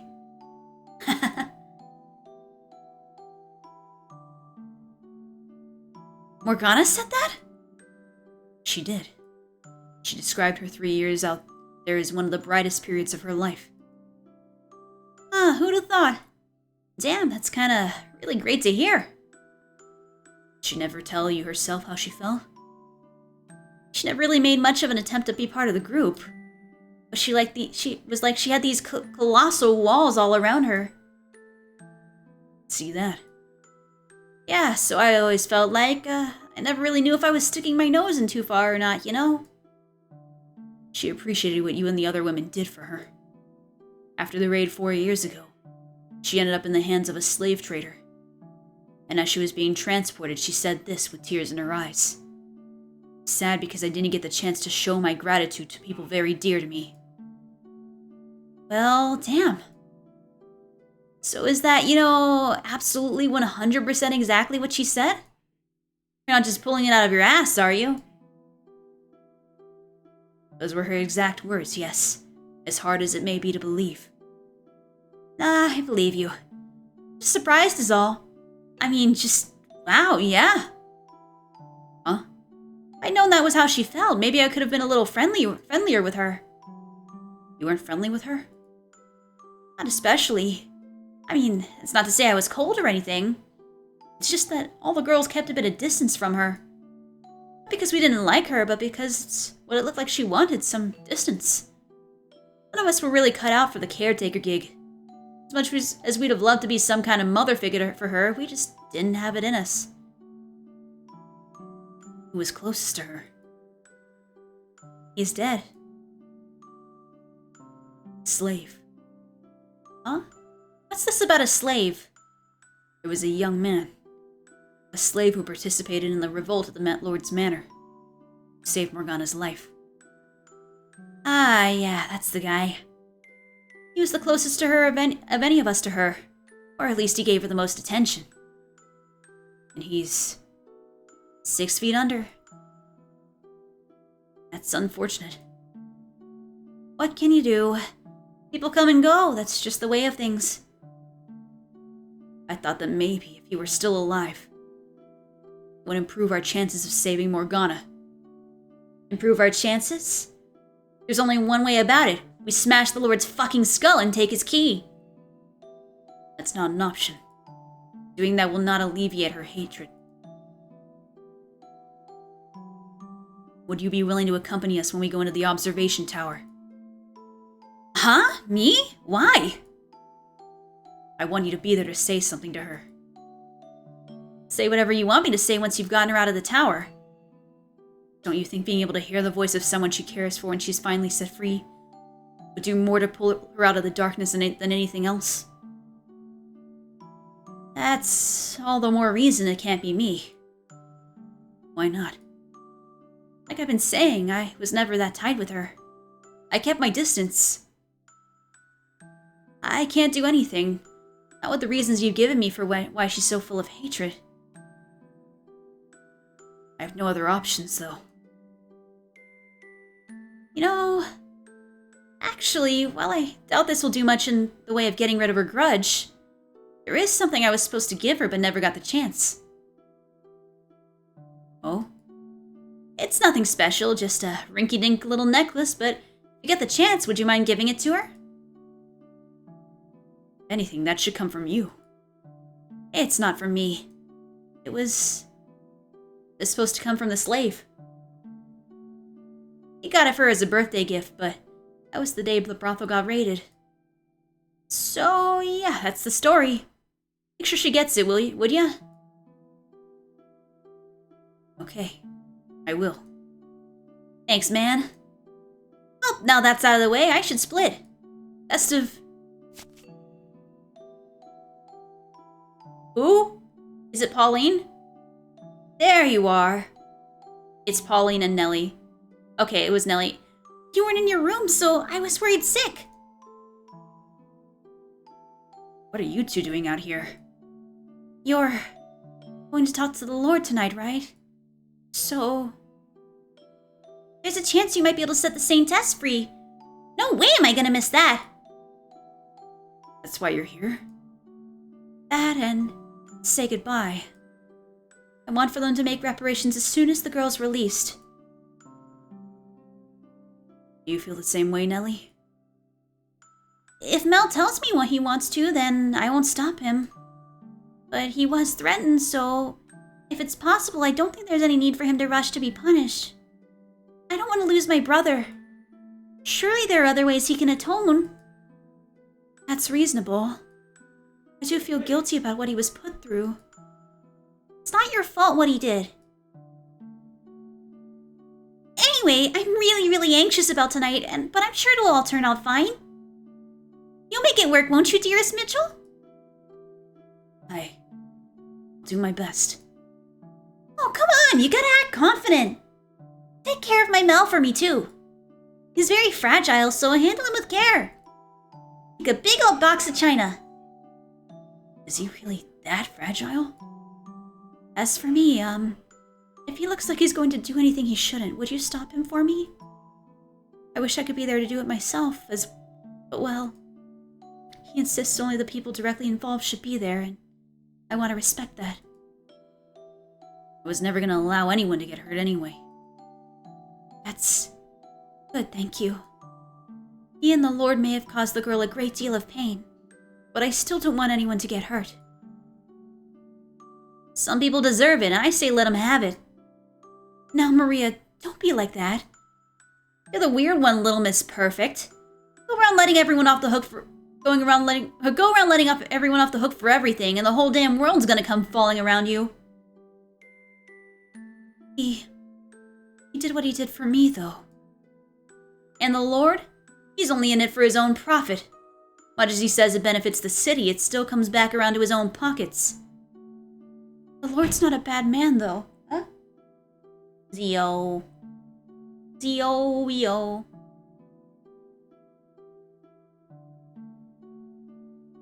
Yeah, I've heard it 1,000 times. No one's a bad person in your eyes, I know.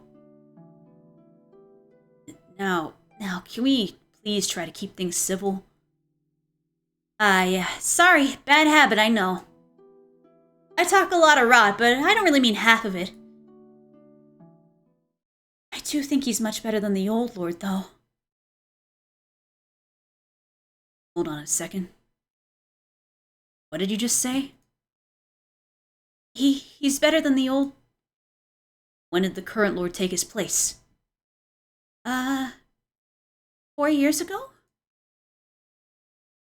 What? Morgana was 9 years old when she was at the Lord's manor. 7 years ago. Maria, were you ever at the Lord's manor at any time 7 years ago? Nah, I was never hired by anyone there. Then when? Shouldn't have any interaction with the Lord 7 years ago. Now it all makes sense. How did I not consider this possibility sooner? I don't really know what Mitchell's on about. What's this revelation? I know what kind of man he is, and I know the people he had around him. Maria, is the slave actually dead? Wait. Was the slave Jacopo? There's no way! Why would that be Jacopo? Huh? I don't get this plot twist. What? You better have a damn good reason for this. I came because you said you had something important to discuss. That's a weird revelation. I don't get why the young man who was the slave ended up being the Lord. What is that? What, how? Brain not comprehend. Brain explode. This is the weirdest ass looking reverse otome, and it's not an otome. It's like, this is the freaking torturers around here torturing poor Morgana. Holy shit. I came because you said you had something important to discuss. Care to tell me who the hell this white-haired man is and what he's doing here? You neglected to mention we'd be having company. Wait, did we skip forward? Yeah, we did skip forward. Okay, I thought we were in a flashback, but we've actually skipped ahead to the meeting. I'm the one who asked him to arrange this meeting with you. Yeah, it's a time jump. This is the first time it's done a time jump like this. And who the hell would you be? He's an angel. Or a prophet. What? Did you both finally snap under the pressure? I'll leave it for you to decide what you think I am. I will say, though, that I know everything. I know you've got a girl in prison in the observation tower. And I know you're taking her blood and calling it medicine. Passing it out at the church. Which one of you squealed? No one told him anything. He just knew. He knows everything. Including my deepest desires. And what happens in my next life. He's probably peering into your soul this very moment. You completely lost it, I see. Well, how you got your information doesn't matter. All I need to know is this. What are you hoping to gain from it? Wealth? My downfall? What? Morgana's freedom. I want you to give me your key, and then I want you to tell me your story. I've come here from the future, from the world after Morgana's death. Her soul courses with hatred for the three of you, and she's placed a curse of eternal suffering on your souls. Has everyone at this damn table gone mad? You seriously think I would believe that nonsense? Don't interrupt me. My objective is not so much to rescue Morgana's physical body from the tower, but to save her soul from an eternity of loathing. I can't achieve that on my own, however, because I'm not from this time, and I have had no direct interaction with her or anyone else here until just recently. This is loud as fuck, boy. Ow, my ears. Is that okay? It's a little bit better. In order to make her have a change of heart, I needed to gather the truth from the people who are from this time. And I suspect that you hold the last bit of the puzzle. Last piece of the puzzle. The biggest piece. That you have a far deeper connection with Morgana than anyone else here. No. I'm all but certain of it now. Your perspective is crucial to accomplishing my goal. Tell me your whole story, please. How you ended up capturing and imprisoning Morgana. What you thought and felt along the way. Your truth will get through to her, I know it. That will be the turning point in all this. Her curse will be no more, and you will all be returned to the paths you were meant to walk. Everyone will have their salvation. Someone throw this madman out. I won't do it. Neither will I. Damn worthless curs.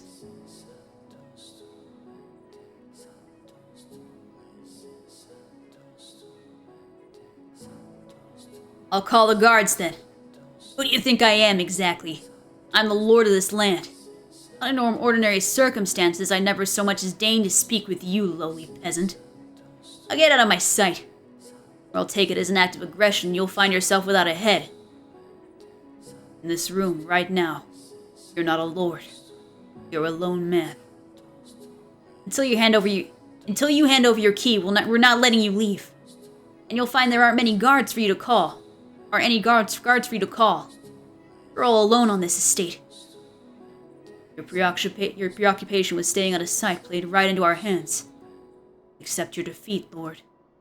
We've already agreed to set the witch free. Cowardly worms. Ironic coming from you. I didn't think you'd turn coke quite so eagerly. The nun and your kid's sister are in on it too, I take it? We were only working for you. We never felt any sort of we were only working for you. We never felt any sort of allegiance to you. Loyalty founded on what has to gain or lose is far more resilient than uncertain, fluctuating feelings. Actually, I think that it's a lot more resilient with fluctuating with feelings than the latter. I'm gonna be honest. You got the wrong thing, Yokopo.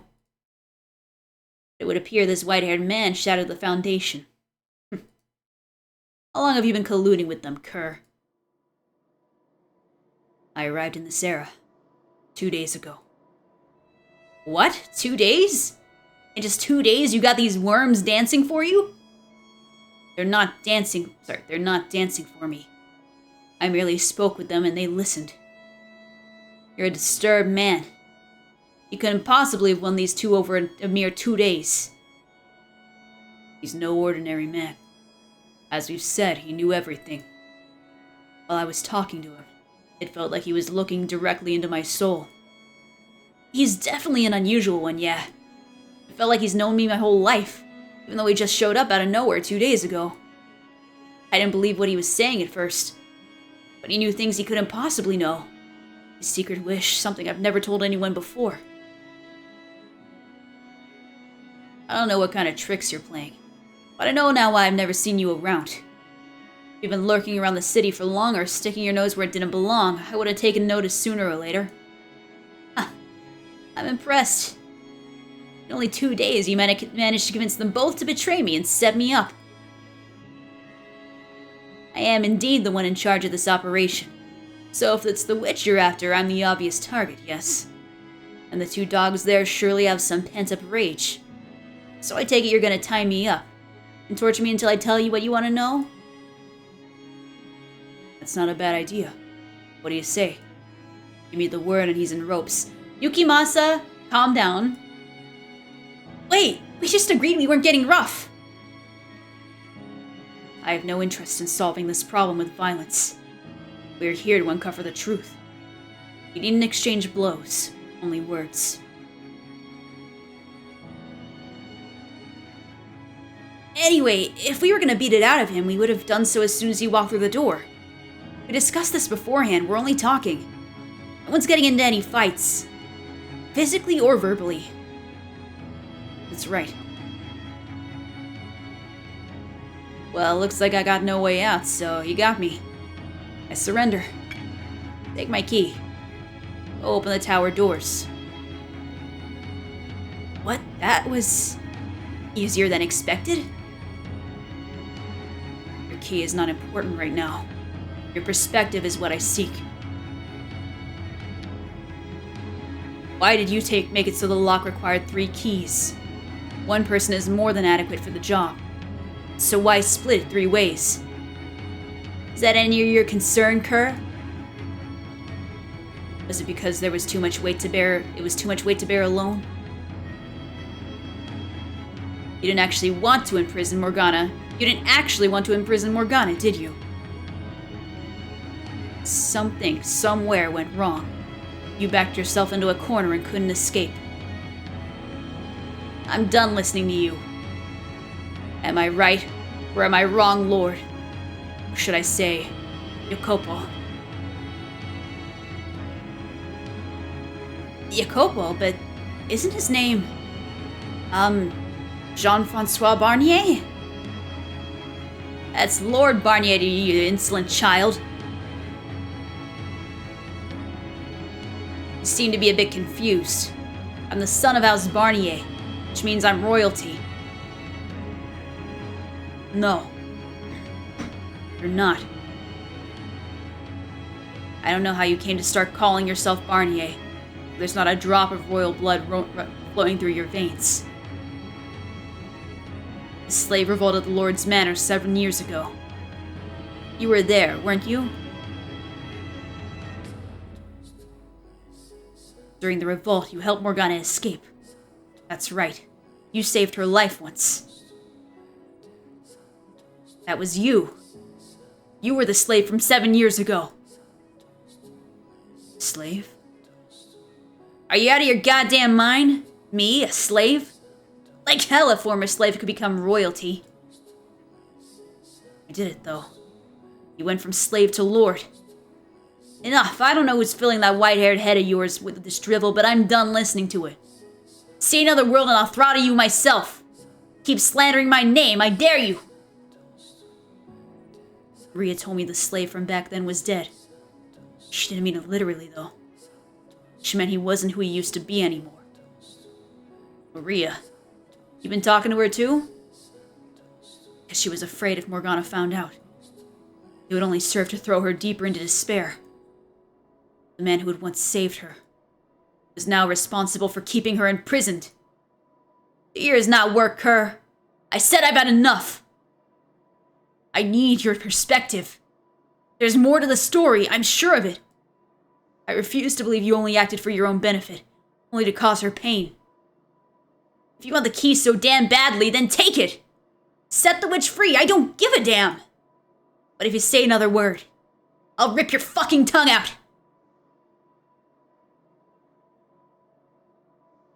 Again, key is not what I need right now. I need your story. Are you deaf or just an imbecile? I know, he's so reluctant to tell Mitchell why, and now I'm curious. Why is Jacopo, like, this reluctant? Your perspective is crucial to saving Morgana's soul. Enough! When you were a slave, you helped Morgana escape from the Lord. Silence! You spent the next 3 years with her. Just one more fucking word, I swear to God. So how did you end up here? How did the boy from 7 years ago go from saving her to locking her up and stealing her blood? I don't know how he's this embarrassed about his past. Just tell the man. What's the point of, like, keeping it locked away, you know? There's no excuse for your actions. There's no excusing your actions, no. But please, I need you to tell me how you got to this point. Enough! Mitchell! The next thing I see is a dagger in his hand pointed at me. I reflexively try to push myself out of the path of his charge with my dominant hand, which sends a jolt of excruciating pain up my right arm. Oh no, this is a really bad time to have had your arm fucked up. Ugh. I'll rip your fucking head off! The Lord swings his arm up, and the necklace spills from my pocket, making a metallic clink as it hits the floor. When he sees it, his eyes go wide for a brief moment. Of course, I'm just as slack-jawed as him. What the hell is going on? Why? How? Huh? Why am I looking at a familiar cloud of inky black darkness? There's no one to answer my question, though. And no time to think about it either. I have to make a decision right now. Oh, save, save, save, save, save! Save, save, save, save, save! The Lord, dagger raised, is quickly approaching. Off to the side, the cloud of darkness is expanding. Reach into the darkness? Question mark? I'm glad I saved. I reach my hand into the darkness spreading from the necklace. And as soon as I do... What the hell is this? What's that black stuff? The blackness swells, consuming us all. What is going on? No, stop! What is this? Don't make me! Watch this! His shouts fade into the distance, and my mind and body are swallowed up entirely. Are we seeing... Because he won't tell us, are we seeing his memories? It's the same thing that happens whenever Giselle and I open a door. The same darkness I've gazed into again and again, and again and again in that cursed mansion. The house that exists outside reality. Far, far off into the distance, I can see a gentle light, like a hole ripped out of the darkness. Green grass and colorful flowers rustling in the wind. I don't understand. The darkness. It was never present in the past. It was, I thought, a phenomenon restricted to the realm of the dead. Yeah, forced flashback. Yokopo doesn't get to hide, I guess. But we don't understand why. So what is it doing here? But even my questions are in short order, swallowed up by the void. Soon my body ceases to retain its form, leaving only my consciousness to view the sights, sounds, and emotions of someone's past. I become an observer, as I have many times before.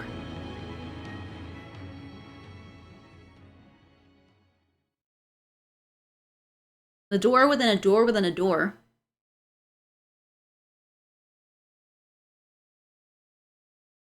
I need to figure out if I'm speaking as Jacopo or as Mitchell right now. So I'm going to start with Mitchell and then maybe adjust. Staring into a pair of ruby red eyes, open wide with shock. Oh, wait. I'm staring into a pair of ruby red eyes, open wide with shock. I recall snapping at him, insulting him, but I don't remember what I said. Or do I remember how he responded? All I know is that a wave of churning blackness appeared out of nowhere, washing me away. I'm powerless, helpless, hopeless. My young mind sucked into it like a whirlpool. Young? My young mind? Oh, for Christ's sake. You got to be kidding me. Why? For the love of God, why? Am I being made to look at this part back at this part of my life? The miserable, stupid fucking romantic I once was. Am I turning back into the boy I tried so hard to forget?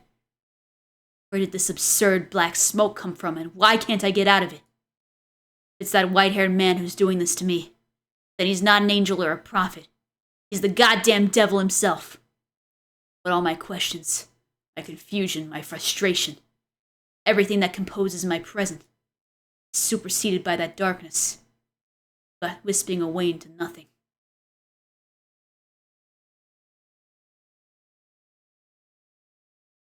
Ah.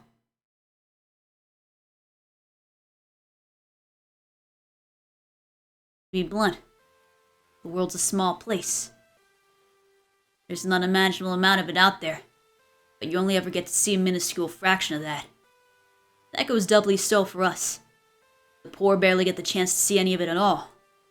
And those who were born into affluence, well, they have no idea just how small our world really is. I never yearned for the world outside what I knew. Coveted it. A splash of spite. I more coveted it. A splash of spite mixed in. I wanted to claw my way up to the mountain.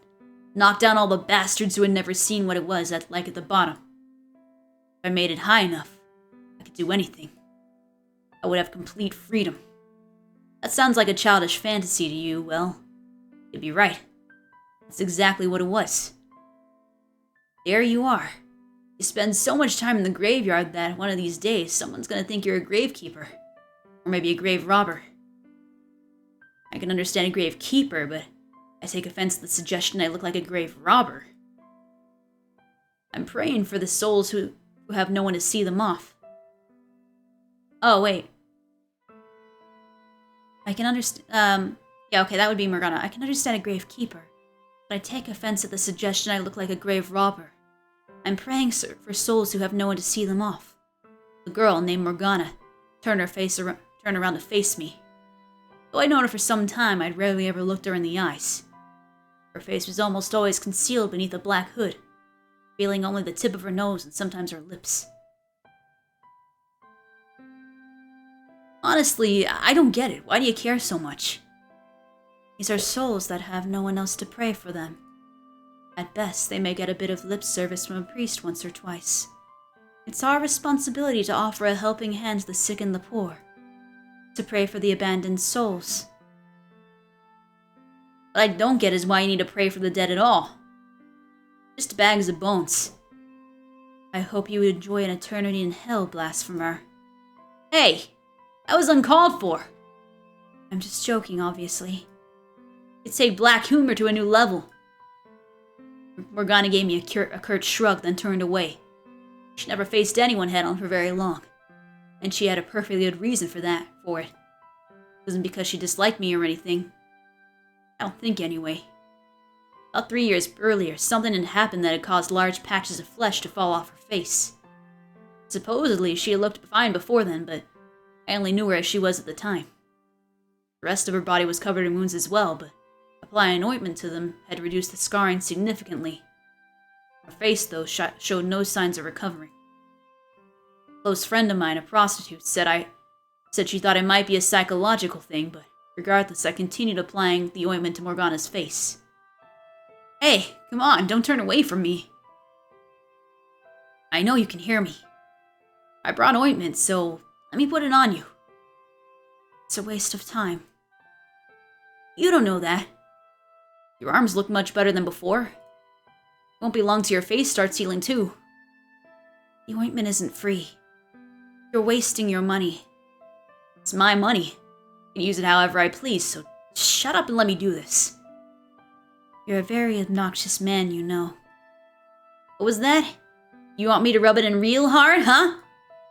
Fine. With a forlorn graveyard as their backdrop, a young man applied salve to a girl's raw, exposed flesh. It's quite possibly the least romantic sight in the world. I would have, at the very least, preferred a somewhat more pleasant location. As the thought fluttered through my mind, I let out a defeated laugh. I could soon feel her glaring at me. Morgana could be a bit standoffish, but honestly, I didn't mind. For her, this was actually quite sociable, in fact. When I first met her, she didn't age at all. Now she was starting to show signs of the 12-year-old girl hidden. I hate the freaking age stuff. I hope Jacopo isn't that much older than her, because otherwise this is very, Well, I guess if he's as long as he doesn't think of her romantically, we don't know that, I guess, yet. Although he did mention something about it not looking romantic. I hope it's not romantic. If it's not, it's weird.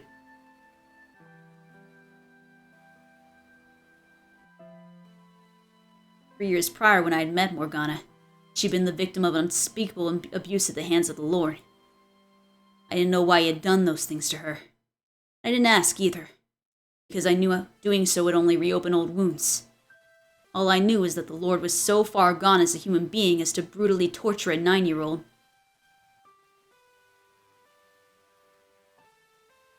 Well, Morgana's supposed to be 17, I think. 16 or 17 when she died. I think he's a little older than her, but I don't know by how much.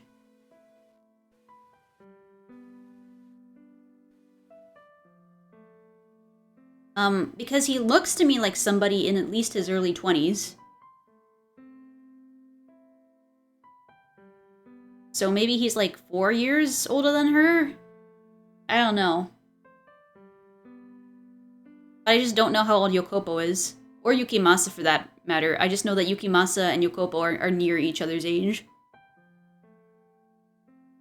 And we know that Mitchell's 27, so...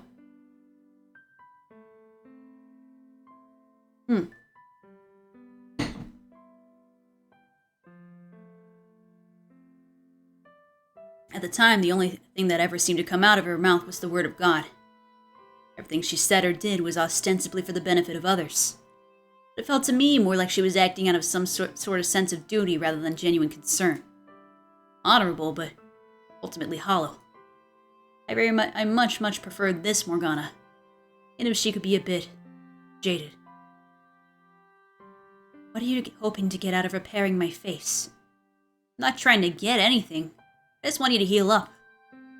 And here I thought you were going to try and make me work at the brothel. How many times do I have to tell you? I'm not going to make you be a prostitute. What other reason could you have for wanting my face to get better? Because I want to see it. Isn't that enough? Just so we're clear, it wasn't me hitting on you, okay? Thought never occurred to me. She fell quiet, sitting there motionless as I rubbed ointment on her face. Her skin beneath my thumb was rough and unpleasant to the touch, and honestly rather stomach-turning. It was hard to imagine her face would ever heal. What I'd said about wanting to see her face was true, but what I wanted more than anything was for her to be able to live a relatively normal life. I hope you're prepared to be let down if I ever do heal. That possibility is just part of the fun. You have as much tact as a worm. Nah, no tact and bad taste. I'm a real winner. It's a wonder no one throttles you in your sleep. Being a guy, of course, I would have been pleased if she turned out to be pretty with her face healed. But her life was guaranteed to be easier than now, no matter what she looked like. That was what really mattered, ultimately.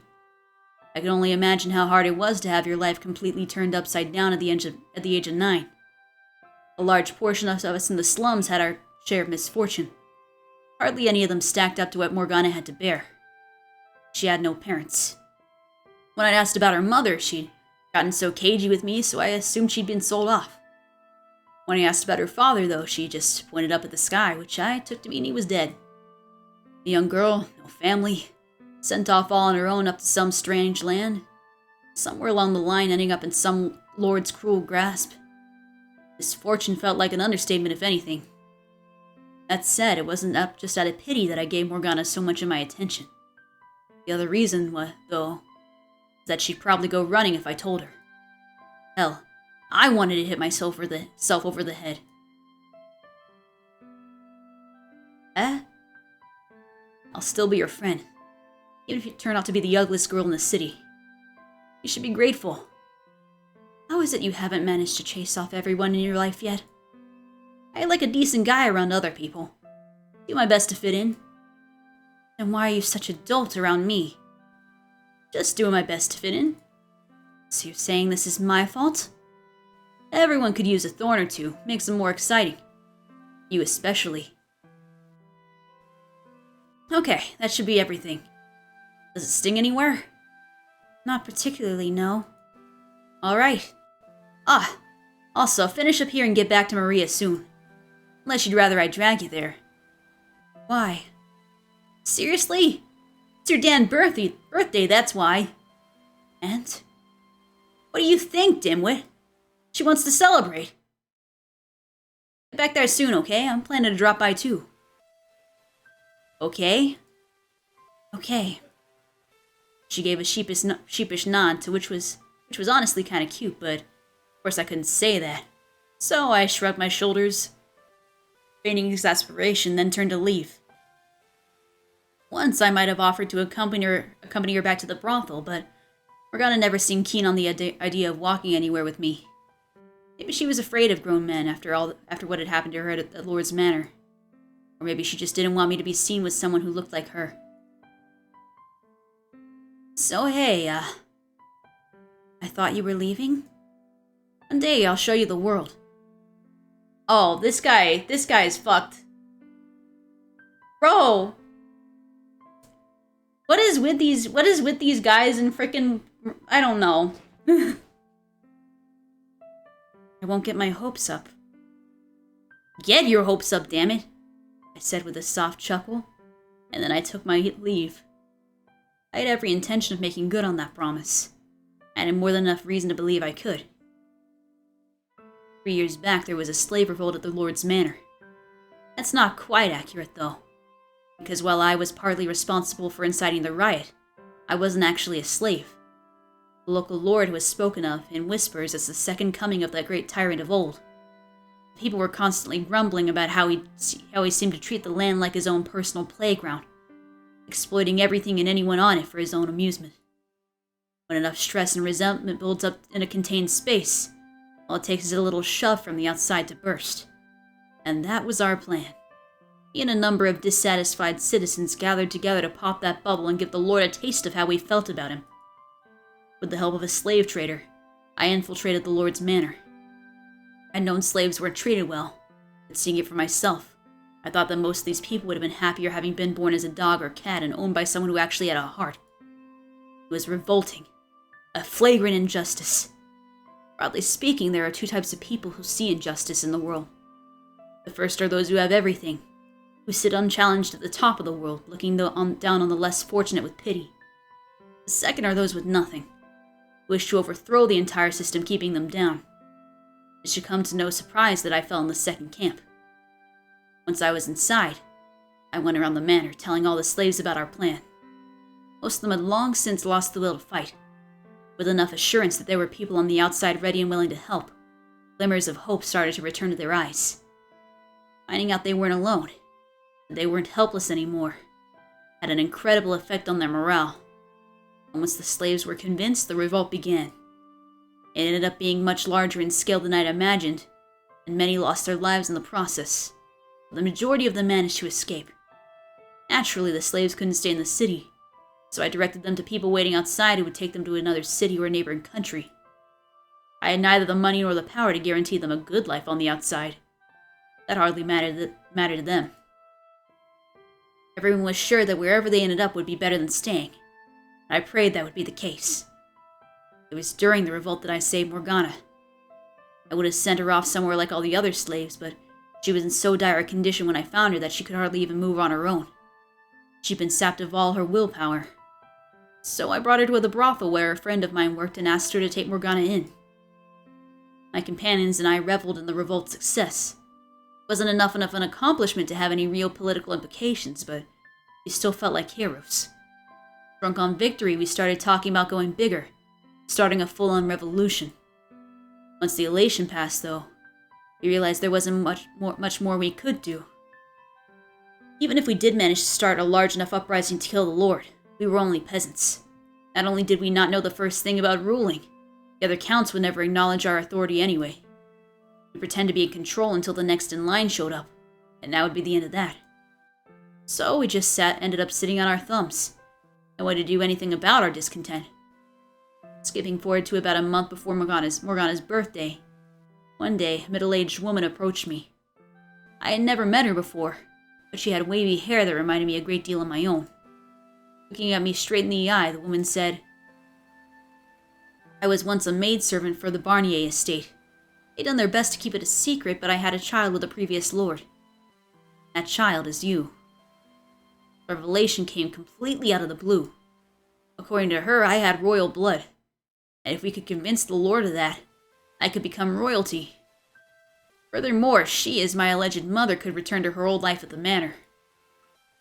The woman urged me to take action, to meet the lord, reveal my lineage, and reclaim my rightful place at the Barnier house. I would no longer be a poor peasant living in the slums. I would have a comfortable life.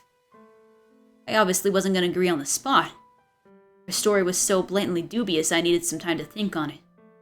If she was telling the truth, though, it could transform our revolution from a dream into a reality. We wouldn't be restricted to inciting inconsequential uprisings.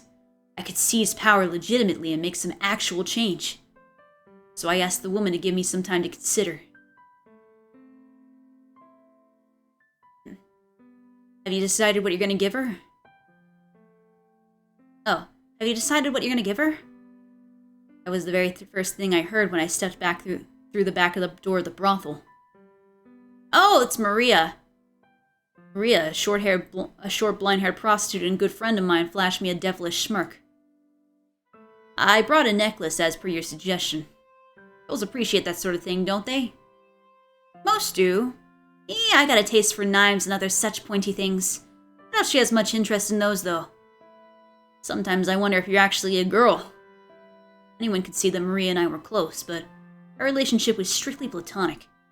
Of course, given her line of work, it was unavoidable that people thought otherwise. And honestly, it irritated me every time someone suggested we were anything more than friends.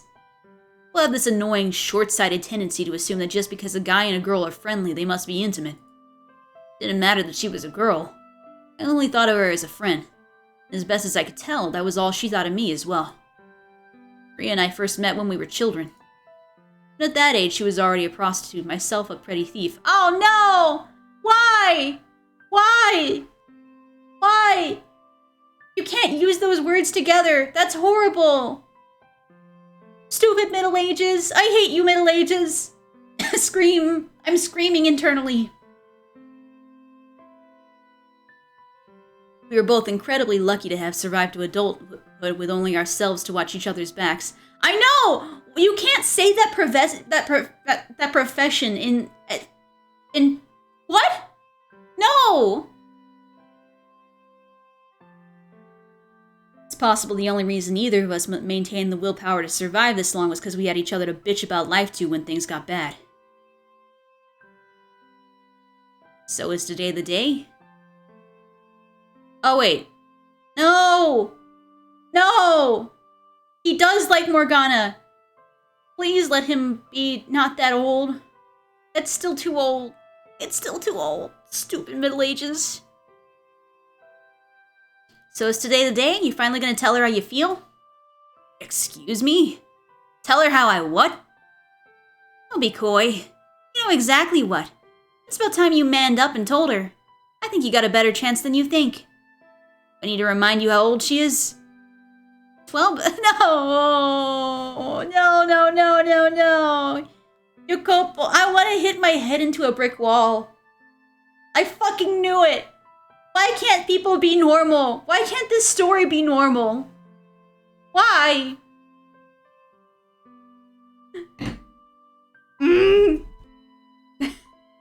Okay, I need a second. I need to take a swig of coffee. I don't think there's anything washing this away, though.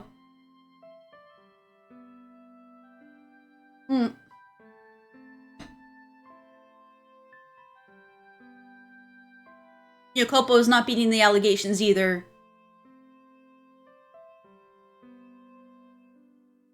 Practically No, that's not an adult! I'm not reading that! I'm just skipping this page as soon as possible. I'm gonna read through this silently, but this page I'm skipping. Fuck this page! I hate the Middle Ages, I hate the Middle Ages, I hate the Middle Ages.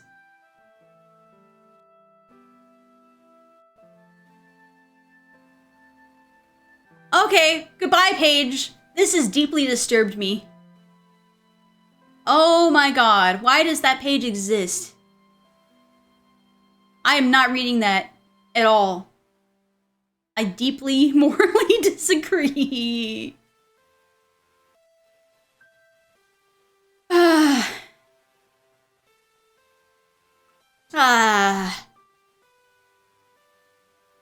Okay. I chewed over what Maria had said as I watched her disappear down a brothel corridor. She wasn't wrong. She wasn't overanalyzing. I did indeed have special feelings for Morgana. Women seem to have this strange, somewhat terrifying ability to read people's minds. Maria was a prime example of that. I never once so much as suggested to anyone I might think of anything of Morgana. But Maria had somehow managed to pick up on it almost immediately. I can't even focus anymore. Okay. How old can I make it that it doesn't feel uncomfortable? No, it just feels uncomfortable. Okay. I'm gonna pretend Yokopo is 15. I think that's about the farthest I could get along with me not being uncomfortable, but even that's really uncomfortable. Maybe 14, I don't know, but I don't agree with it at all. It hurts my brain. It churns my stomach. I'm sorry. Fortunately, she didn't seem particularly bothered by the fact. If anyone else were to figure out, I could only imagine the looks I would get. No! It's even worse than I thought! No! No! No! Hold on, I need a second.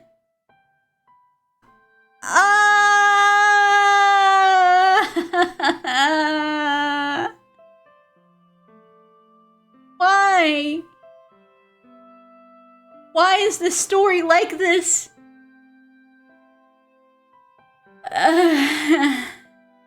22? 22?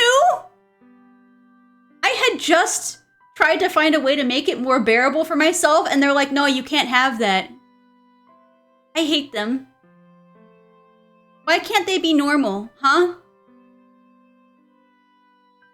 Why can't they be normal? I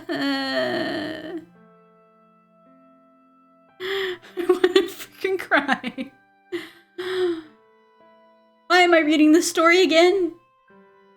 I don't know. I gotta get through the squick, I think. I gotta get through the squick of, like, whatever weird age thing they have there. I have no sympathy for this whatsoever. Although I recognize it's a different time period, it's not okay. I'm gonna put it right out there before I read this. I am not endorsing this whatsoever. It's really squicking me out, actually.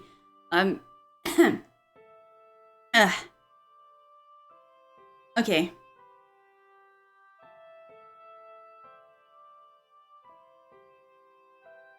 Yeah, it wasn't normal.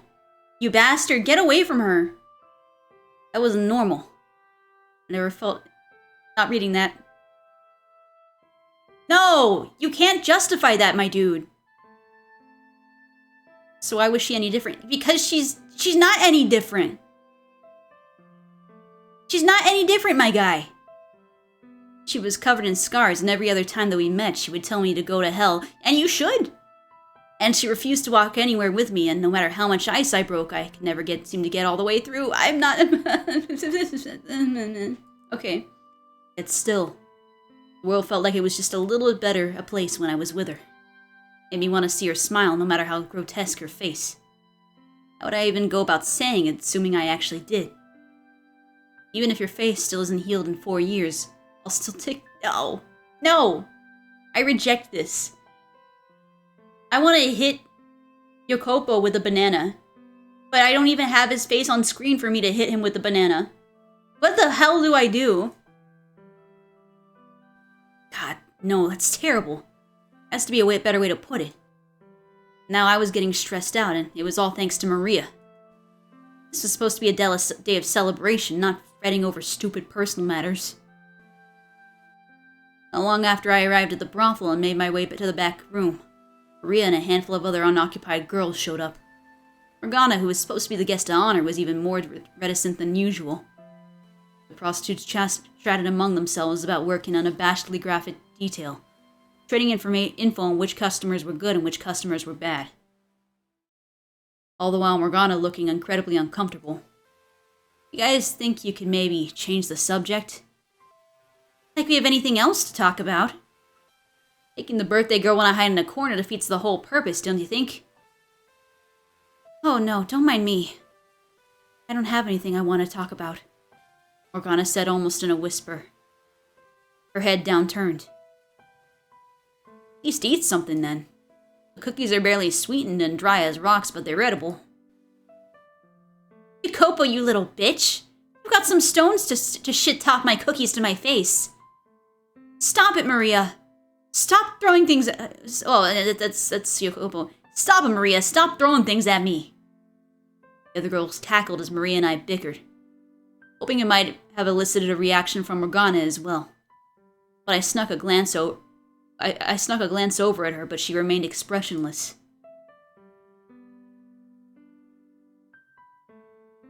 You are right about one thing though. This is Morgana's day. Let's change the subject, Maria said with a little laugh, having hurled everything within arm's reach at me. Like I said, I don't have anything to talk about. Sure you do. You just have to look a little harder. I'm not saying you have to reminisce for us. It can be anything. Let's see. Here's an idea. Are there any guys you got your eyes on? I spewed my tea all over the table. There is. And then I started choking. What? Seriously? Holy shit! Who is it? Tell me, who's the lucky guy? God! It's God! Thank God for that. Thank God for Morgana being in love with God at this particular moment, because I'm squicking. I'm squicking out here. Everyone fell silent. Maria gave me a sympathetic look, and I knew exactly what she wanted to say. Sorry, kid, you ain't got nothing on God. Asshole. If you're gonna dream big, right? Yeah, I get where you're coming from, pining after the all-powerful, all-knowing God. I'm with you. You bald-faced liar. The grass may be a hell of a lot greener up there, but it's a bit far, don't you think? You're better off settling for the weeds down here. Okay, the grass may be a hell of a lot greener up there, but it's a bit far, don't you think? You're better off settling for the weeds down here. Did she just imply I'm a weed? Maria looked over and gave a wide grin at the sight of me grinding my teeth, then continued. No! No, Maria, stop! Cease! Wait, stop right there. Don't say another word. Oopsie, me and my big mouth. I almost did your job for you. Damn it, Maria. This was not good. Like hell I was gonna let her corner me into saying it here. I stole a glance at Morgana, but her face was locked on her knees. Couldn't see what, if any, kind of reaction she was having. Morgana, what she was trying to say is that I have to go. What? I have to go to the bathroom. Sure. Morgana got up from her chair and left the room in silence. I imagine I was making a rather flaccid expression, because as soon as Morgana was gone, Maria began cackling like a madwoman. My reply was the nearest object, courtesy of my throwing arm. Loser. How hard is it to just say it? Would have been easier if you hadn't cornered me like that. You think I believe you would have done it without a little nudge? I would have. Eventually. Eventually ain't gonna cut it. Now's the time. Now's the right time. And don't worry, me and the girls won't make fun of you for getting your... No! I'm not reading that out loud. That makes me so uncomfortable. That's not the reason I like her. Besides, I would wait at least 4 years, but that's still 16 years old. That's too early. I hate the Middle Ages. I hate it, I hate it, I hate it. No! No grooming! No! I hate this. I don't like this story at all. This is now my least favorite thing. This doesn't mean you can't tell her now. I think it'd do her wonders, really. She's, well, you know... So I think knowing someone cares about her... or lighten the load a bit. When she comes back, give her the necklace and tell her how you feel. Do not tell her how you feel. And if she turns you down, we can all have a good laugh about it. Maria and a few other girls chuckled.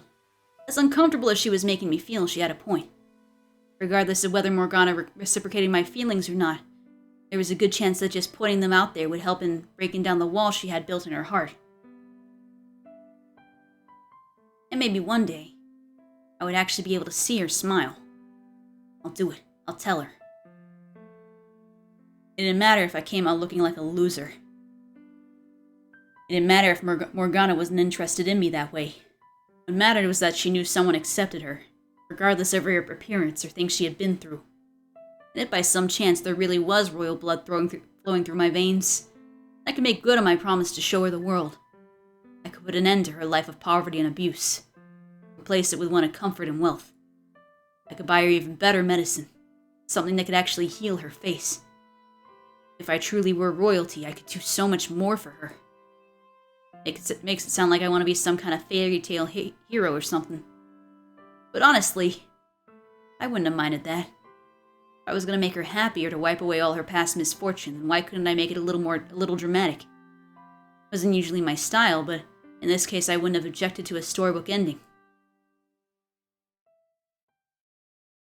This, though, no. This wasn't the kind of story I was hoping for. Well, I can see why Jacopo wouldn't have wanted people to see his mind, because his mind is fucking sick. I'm gonna put that out there. The heavy curtains separating the guest rooms had been torn to shreds, and they were splattered with blood. A man, apparently caught without enough time to defend himself, lay splayed out naked on a bed, his empty eyes fixed on the ceiling. The whole area reeked of blood. All I could do was stare stupefied at the carnage. The hell?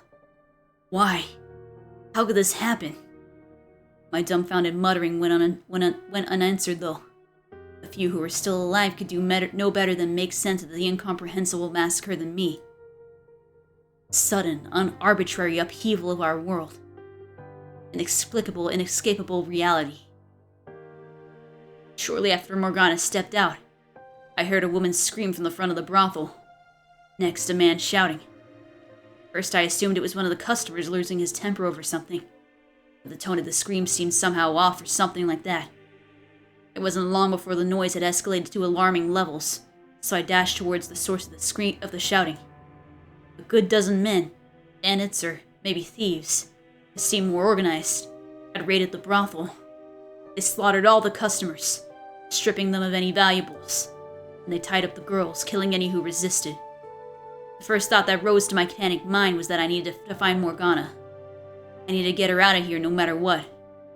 I couldn't let her birthday turn into tragedy. She had already been through enough, and I had to make sure she didn't suffer any further. I had to make her life into something good. I searched and I searched, but there was no sign of Morgana anywhere. Until suddenly, something seemed to crash into me from behind, causing me to stagger. It took a few seconds for the pain to set in, which is when I looked down to see the tip of a blade sticking out of my gut. Blood streamed along the metal surface, and there were little bits of flesh cut on the edges.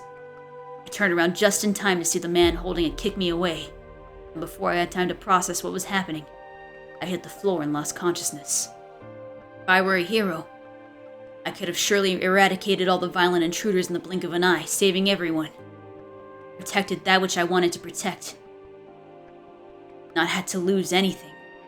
But I was a mere boy. I was a weak boy, helpless against a few robbers. A useless boy, unable to protect anyone. When I woke up, Maria was kneeling over me, sobbing. No sign of the tough, foul-mouthed girl I knew. Aside from her, there were two girls also crying, leaving only 4 survivors. Apparently I wasn't dead. Looking down, I saw my bare stomach wrapped in blood-soaked bandages. The brothel lay in ruins. A bloody pile of torn bedding, clothes, and bodies. I made my way up to the front, and all I could do was stare, stupefied at the carnage.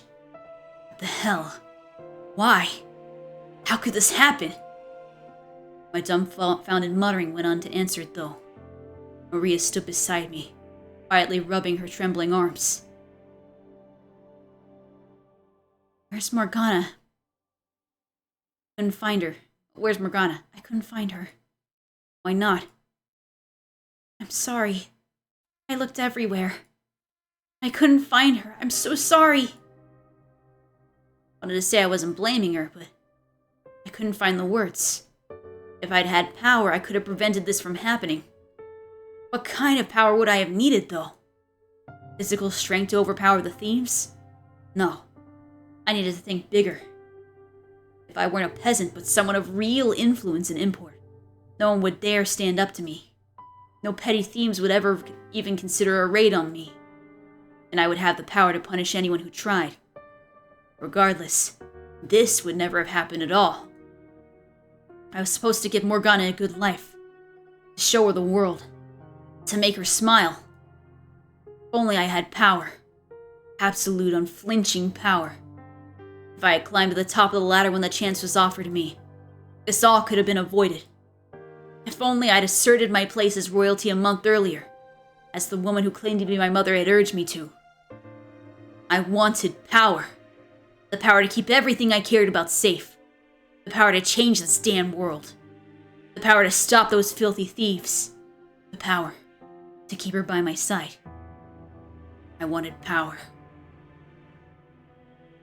I heard about the attack on the brothel, and that you were hurt. I'm so glad to see you're well. About a week after the raid, I went to the woman who professed herself my mother. As you would expect of someone who had served at the old lord's manor, she was very elegant and graceful. The shack where she stayed, though, was a shabby, drab place with bare wattle and daub. Is it daub or fuck. Daub walls. Fuck. You're concerned about my safety? Of course, show me a mother who is not always concerned about her child's safety. Says the woman I'd never seen until a month ago. Physical distance has no bearing on a mother's love, she said with a soft smile. Age had clearly begun taking its toll on her, but I could see hints of former beauty.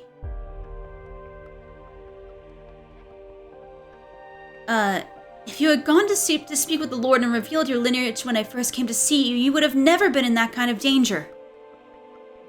There's still time. Go to the Lord's manor. Show him. I'm not really your son, am I? The woman fell silent for a moment, observing me. I could see the resemblance between us, yes. And I had no memories of my mother. It'd be nice if she were to show back up someday. This wasn't likely. This whole thing felt extremely contrived.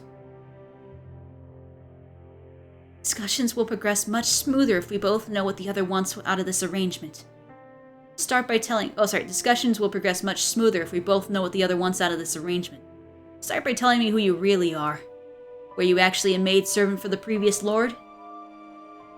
She gave a nod, then walked over to a grimy shelf and retrieved a ring that looked very much out of place.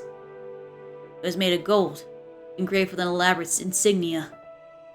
Look at this. It's the Barnier family crest. The previous lord gave me the ring as a gift, and I've kept it ever since, even after our relationship was discovered and I was chased out. I didn't sell it, because I knew I was with child. You'll have no choice but to acknowledge you as a legitimate heir if you show them this ring. Why'd you wait so long to come and find me, then? I was afraid they might kill you if I brought you in as a baby. Why were we separated? Misfortune.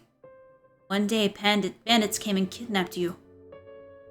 Presumably they were hired by the Barnier estate because they didn't want your existence coming to light. This all sounds like a crock full of bullshit that she's telling him. I'm gonna be honest. I consider it a miracle you're still alive. I can only imagine the stern look on my face as I listened to the woman speak. Part of me did indeed want to take everything she said as true.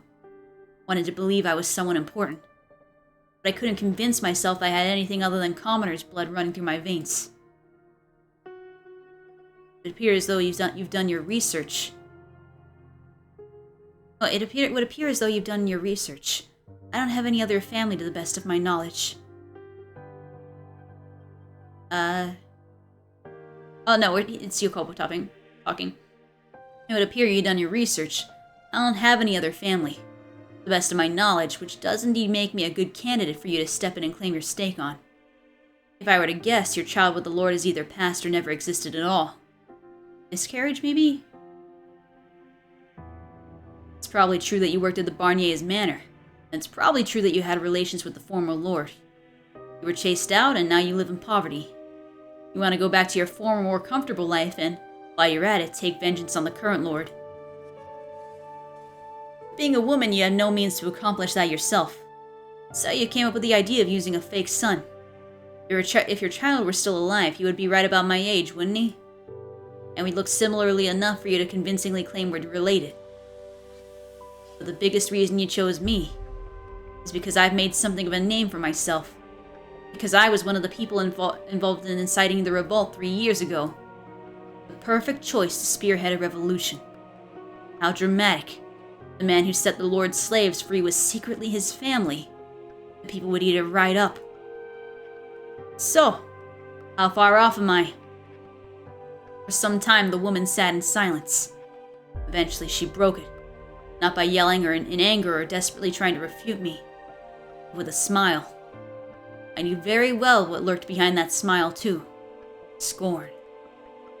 You're sharp for a filthy peasant.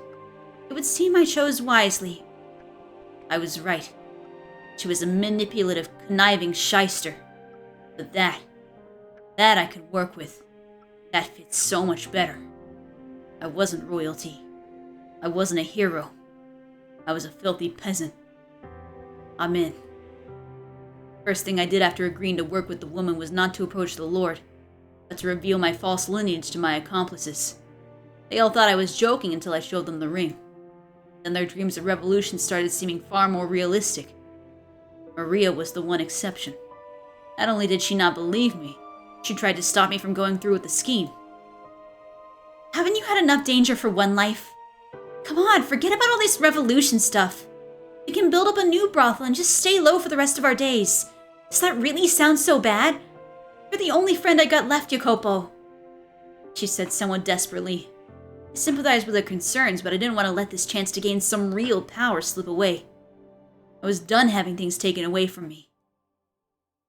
And that's when he went mad with power, I guess. Hear me, my fellow citizens, who live in suffering at the hands of your supposed lord. Within me flows the blood of the previous lord. I am the rightful heir. Behold the Barnier's golden ring, proof that I am of noble birth. Victims of this terrible tyrant, the time has come to start anew, and I shall be the one to lead you down that path. The poor, the hungry, the deprived, all of you, stand with me. My call to arms stoked the flames in the people's hearts. When the assault on the Lord's manor began, they were an inferno of righteous justice. No one was thinking straight. I was about the only one with something resembling a clear head amidst the chaos.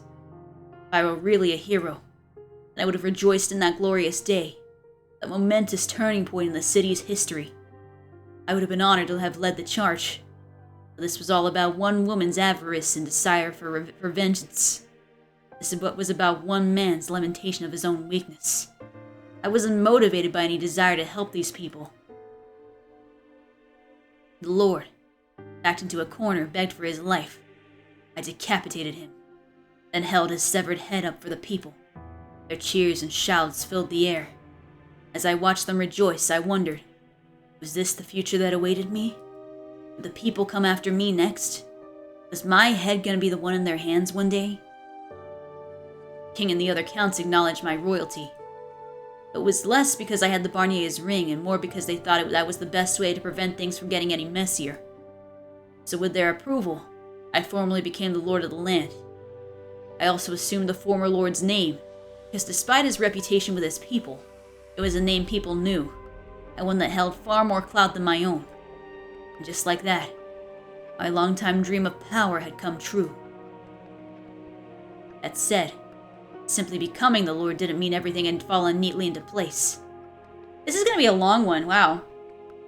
Many of the local noble families accused me of acquiring my rank illegitimately. They waited, fangs bared for me to slip up. They even tried to set me up on more than one occasion. I couldn't trust anyone. On top of that, if I took too long making the improvements I had promised the people, they would start saying I was just as much of a tyrant as the previous lord. There was only so much I can do at once, though especially with my hands so full fending off the vulturous nobles. Exhaustion soon began to set in. This wasn't the world I was looking for, the one I wanted to show Morgana. There's just blood everywhere now. It was the day after a draining day of betrayal, constantly having to look over my shoulder, finding to meet unrealistic expectations. I was starting to lose sight of who I was as a person. I couldn't let anyone see me looking weak. They would see it as an opportunity to take advantage of me, to manipulate me, to eliminate me. I needed power to protect myself from those people. Attaining rank was only the first step. I needed even more power. Enough to ensure that no one would be giving me orders, could ever play me for a fool. I turned my attention first to bolstering the economy. I provided subsidies to merchants in the city. I expanded trade routes. I made it known that people of any skin color, even those not welcome in other territories, were welcome in my land, trying to bring in some vitality to the city. The previous lord had evidently loved to throw parties, squandering away nearly all the tax money on his own entertainment. He had left me more to work with. I would have used it to clean up and repair the slums. But for the time being, that had to remain another item on the checklist. I needed more money flowing through the city as a whole before I could make any headway on fixing up the poorer areas. Helping the people who needed it most became a secondary objective. I had a pretty good idea what my former accomplices still in the slums were saying about me. He used us. I could practically hear them whispering. Some of them even started publicly slandering me in an attempt to undermine my authority, claiming I wasn't suited to be in a position of power because I had spent most of my life in the slums. It wasn't long before they had convinced the people that I was just another tyrant. I hoped that they, no one else, would have sympathized with my position. Realized that I had every intention of helping them, and that I simply didn't have the resources for it yet. But no one saw what I was doing. No one believed me, even when I tried to explain. In one case, I invited an old companion to my manor to discuss matters, but the meeting only turned into an attempt on my life. Having absolutely no one I could trust, no one who I could call an ally, made me a lot harder than I expected. Twisted my worldview beyond recognition. I had no need for sympathy. I couldn't show care for anyone. Otherwise, strangers would inevitably use it against me, old friends and strangers alike. In fact, those who knew me best, those who were aware of where I had come from and who I had been before, were the ones who fought the hardest to tear me down. Rules needed to be created, punishments established. Couldn't allow anyone to take this power from me. Anyone who so much as suggested I had come from the slums, anyone who dared disrespect me, had to be eliminated. All threats exterminated before they could reach me. Somewhere along the line, I had lost sight of my original dream. Lost all my desire to do right by the people I cared about. Hell, I didn't even have anyone to do right by anymore. Why did I need to climb to the top of the ladder? So no one could kill me. Why did I want money? So no one could mock me. Why did I want power? So no one could oppose me. 4 years passed, and I found myself in a very, very distant place. I understand why he got to the place where he did now, but I also just still don't like the guy, I'm sorry.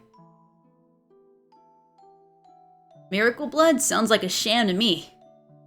You never know. They say the sound of her first cry brought rain to the land she was born, saving a whole village from drought. And they say her blood has the power to cure any disease. One day, a curious rumor came to my attention. The kind of whispering I wouldn't usually put much stock into. It was said that there was a witch living in a cottage by the lake. If you had ever seen her face, They claimed she had the same voice as a girl who had supposedly performed miracles several years earlier in a faraway village. The people loved their stories of heroes and miracles. And if I could show some support for the churches, then maybe people would stop complaining I was focusing too much on the economy. So I devised a plot to capture the witch and make use of her miracle blood. I would establish a new church, and have it be run by a nun the city had been fawning over for some time. They called her the Saintess. There, I would take the witch's blood and call it a miracle medicine, distributing it in exchange for tithes, which the people would certainly come for in droves. If the blood somehow did happen to have special powers, then that would make the scheme that much more effective. I'll worry about the veracity of the rumors later. Right now, all I want is for you to capture her and bring her to me. I was too busy to handle capturing the witch myself, so I found someone to handle it for me. He was a former slave who had several years back massacred an entire carriage of slaves and the slave traders transporting them. Obviously not an upstanding citizen. There was little doubt he would have any trouble apprehending a single witch. The biggest reason I chose him, though, was because he was enamored with the nun. I honestly thought it was rather hilarious, a murderer falling in love with a nun. I'd been expecting the man to object, but he agreed almost without hesitation. There was a mansion on the outskirts of the city, with which the previous lord had built for himself and had gone unused since his death. It was there I decided to keep the witch. It was there I decided to establish the church. I'm surprised. Why did he lock her up after he saw her face? Was it because he'd lost sight of himself? Like, how did he react when he saw Morgana?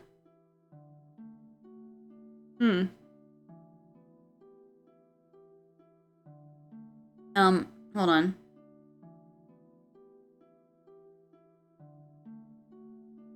The nun would have ample space there to provide temporary shelter to the sick and needy. I thought that, with what little remained of my conscience, that I was doing the right thing.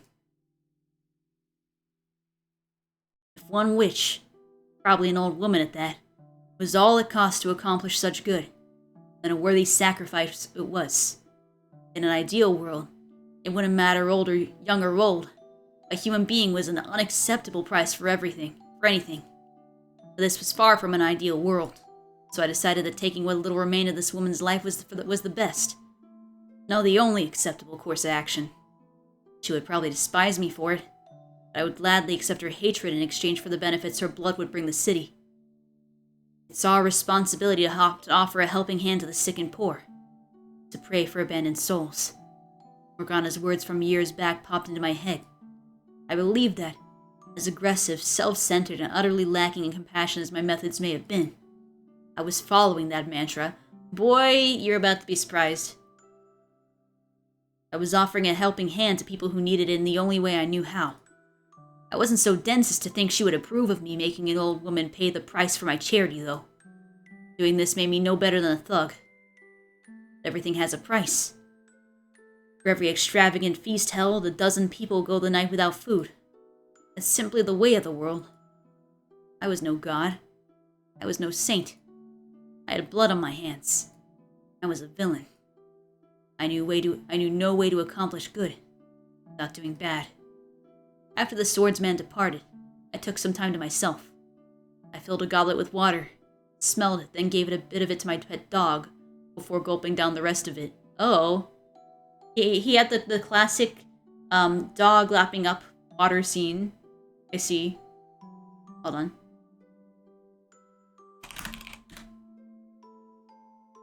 Okay. Still out there somewhere, Morgana? What'd you think of me? If you saw what I'd become? Several days later than originally planned, the swordsman finally arrived at the mansion. I had chosen the observation tower on the grounds for the witch's prison, and it was there that I waited for him. He showed up with a burlap sack, swung over his shoulder, setting it on the ground and saying, "There's your witch." I could only hear muffled grunting from inside the sack. It didn't sound like an old woman inside. The man's clothes and the bag both reeked of blood. "Tell me you didn't harm her, dog. I smell blood. You only instructed me not to kill her. Mistakes were made. Limbs were lost. Cleaned up all the blood I got on me. No one suspected anything." You were able to immediately recognize it that you were able to immediately recognize it as the smell of blood says quite a bit, Lord. I mean, blood has a very distinctive smell. Yukimasa, I think a lot of people know when they smell blood. You have killed before, haven't you? Enough yapping. She is alive, yes? Of course. I felt a tinge of guilt for the woman, but it didn't last long. Her role in my scheme, and the fate that awaited her, was the same regardless of the condition she arrived in. I tossed my gaze from the man to the bag. He crouched down to untie it, revealing, "It's Morgana! Congratulations, you just captured your whatever you have going on." A young girl, with one arm severed. As soon as I saw her, I knew exactly who the girl was. But why? What was she doing in the bag? Why was she the lakeside witch? What was she doing here? Why was she so pale and shaking? Why had I ordered her captured? How could I have done that? How could I have let this happen to her? Morgana. My voice was hoarse and rattling. She looked up at me, her face just as disfigured and hideous as it had been 4 years before. My mind flashed back to her birthday, to when I had considered offering to take her as my lifetime partner if her face hadn't healed in 4 years' time. Is that you? I'm sorry, is that you? Her question yanked me out of my memories. You remember me? Morgana, remember me? The 3 years we'd spent together. What kind of person I'd been. The boy who refused to give up putting ointment on her face. Those horribly unromantic encounters at the graveyard. Her taking shots at me taking shots at her. All that time we'd shared. How could I ever forget? Morgana. She remembered me? How could I ever forget all the pain and humiliation you put me through? How could I ever forget the blood sabbats you so loved to hold? Oh, she doesn't remember him. That's why. Oh my god.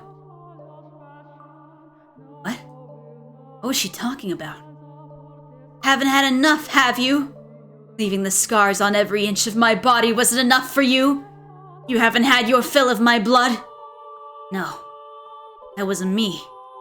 I was the one who tried to heal those wounds.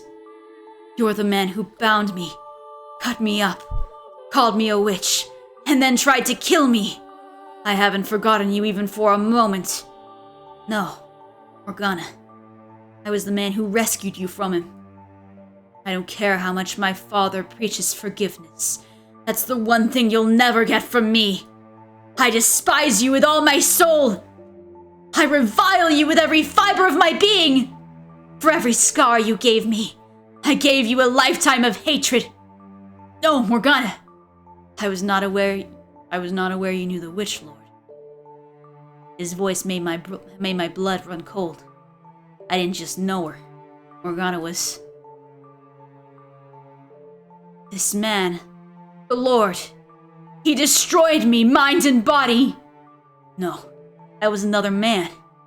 He was already dead. I'd just taken his place. I'd come from the slums.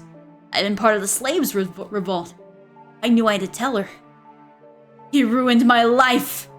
But between the sting of Morgana's accusations and my need to protect my current position, I couldn't muster the strength to do it.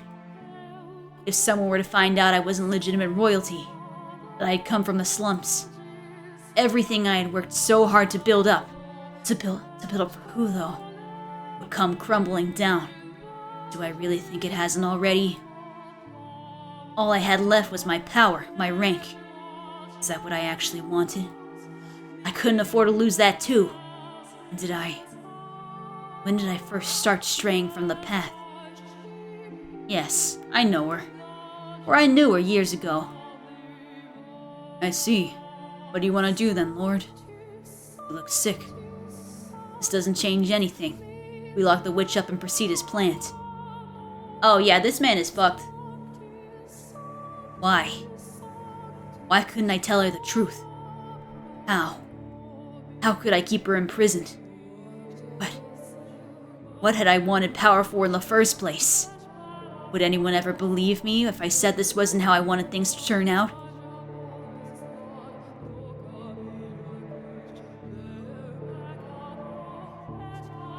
Yeah. Rip that moment. Although that was fucked too. Jacopo, you are one goofy man. In a bad way. Would anyone ever believe me? Before me floats a man, twisted and writhing in pain. Although whether what I'm looking at could be said to resemble a human is a difficult question. It's a hazy, indistinct shape, on the precipice of being consumed by darkness everlasting. I knew very well what I'm looking at. The moments before us, a man's soul shatters. Did I do the same thing to him that Morgana did to me? Was it I who summoned the darkness? Am I talking as Mitchell or as Jacopo? I feel like I'm talking as Mitchell. Yeah, I'm talking as Mitchell, I guess. Let me read back for a second.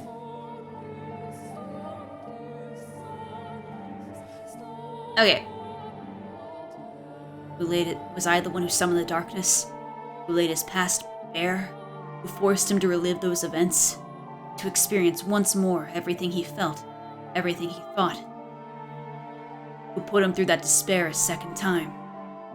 I can only imagine how he must have felt, causing someone he once cared for such pain. Things he did are abhorrent, much more than deserving of reproach, and it would undoubtedly be easier for him to simply vanish into the eternal abyss. But I can't allow that to happen. He still has work to do. His story is essential. It's almost certain Morgana doesn't know who he really is. He needs to face her. To reveal the truth with his own words. That's the only way we're gonna get her to have a change of heart. That's not all he has to say to her either. So I must bring him back. Pull him out of the darkness. I grab the man by the arm and begin scouring the blackness for an exit. After some time, I see a speck glistening high above. So I make my way upwards, back into the harsh light of the real world.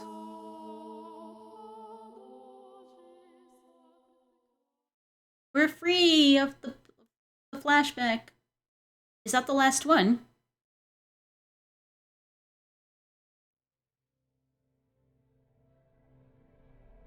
The darkness parts, and we re-emerge into the dining hall. The man is still straddling me, dagger held above his head, just as he had been before our trek into his past. His eyes are open wide, and his hand is trembling. A few moments later, his fingers go slack, and the blade slips from his grasp, piercing the wood floor by my face. Hey! What was that? What was that? I swear I saw some kind of black cloud or something. What happened to you two? Either of you saw any of that? Saw what? You didn't see anything.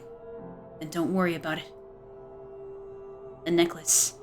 That must have been the key to unlocking his memories. Like when I touched the mirror in the mansion. I have no idea why certain objects show me different memories. But I got what I needed, I think. Fairly certain the white-haired girl is Morgana now. How do you figure that, huh? Things Jacopo did to her, and felt for her behind the third door, have much in common with him and Morgana in this life. Why did you dig that up? How the hell did you do that? Why did you show me my former self? Why did you make me watch that? Why didn't you tell her? Had you only opened your mouth and told Morgana the truth? Told her you weren't the previous lord? Told her you were who you really were? Things could have turned out differently. Turned out differently how? Knowing would have only worsened her pain. Yes, you're exactly right. The man who once saved her life is now the source of all her misery. How would knowing that do anything but cause her more despair? The least you could have done then was let her free. I'd already put money into setting up the church here. And her arm had been cut off. There was no turning back. You can't go back from that. You could have, yes. You could have stopped then and there. Don't act like you know anything. You couldn't possibly comprehend the weight on my shoulders, you dirty peasant. You're right. I can't. And I'll be damned if I want to. To hell with understanding the feelings of a man who could so easily lose sight of what mattered most for a little power.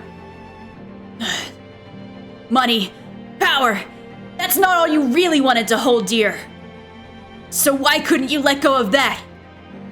Why did you have to go and let what mattered most slip through your fingers? Had you done anything, it wouldn't have had to come to this. I couldn't have people knowing where I come from. I needed wealth, rank. No, you didn't need any of that. Do you have any idea just how much Morgana treasured her time with you and Maria? Do you know how she described that period as one of the brightest chapters of her life?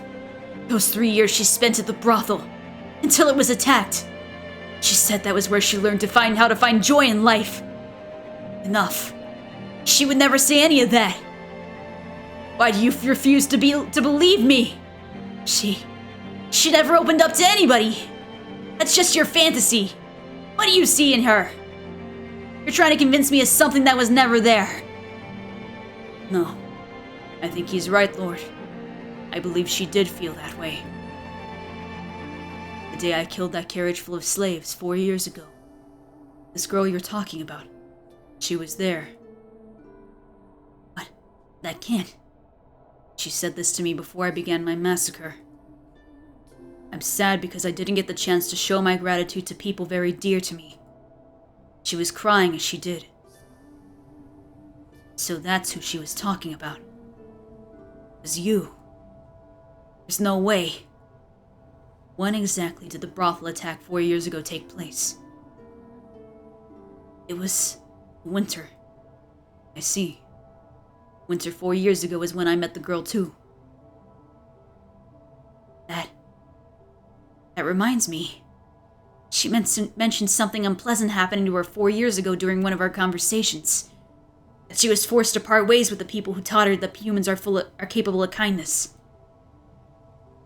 She was talking about you.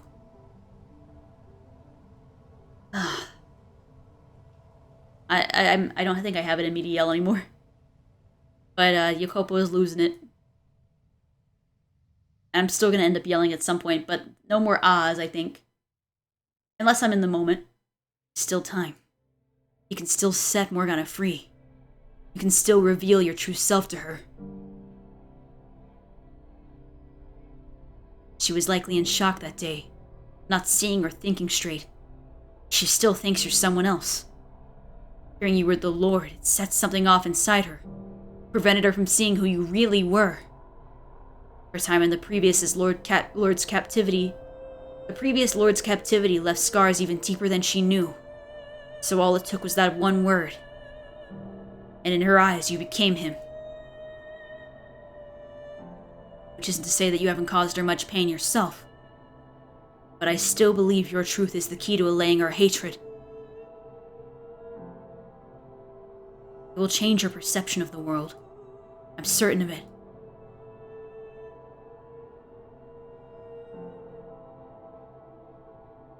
It's a shame because, aside from him being, like an absolutely horrid person, Jacopo Sprite's kinda hot, not gonna lie.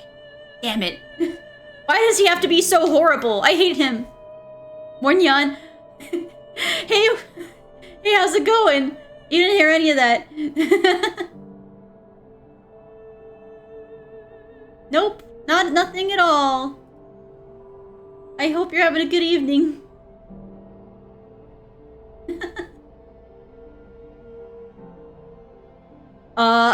Yeah. No, okay. From a purely objective standpoint, it's a good-looking dude, but at the same time,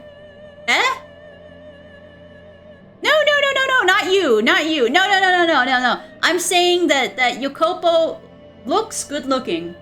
But he's a horrible person, and I will not forgive him for being a fucking weirdo. It's this character, don't worry. None of you guys. I hope you're having a good evening, though. Jacopo. I looked up pronunciation for it. Apparently it's an Italian name.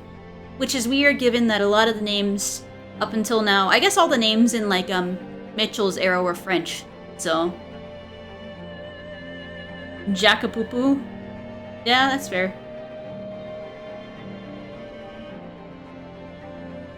So please, release Morgana and spill your heart for her.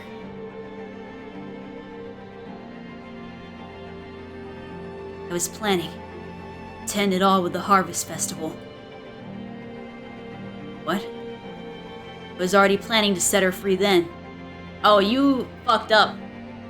Persona! I do have... I should go back to Persona 3 at some point. But yeah, I got you. Persona.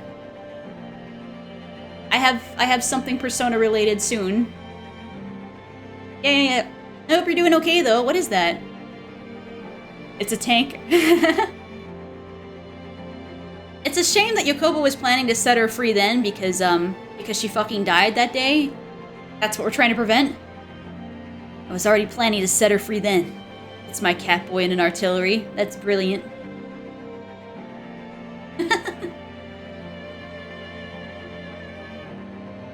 I knew damn well it was too much. It was much too little, much too late.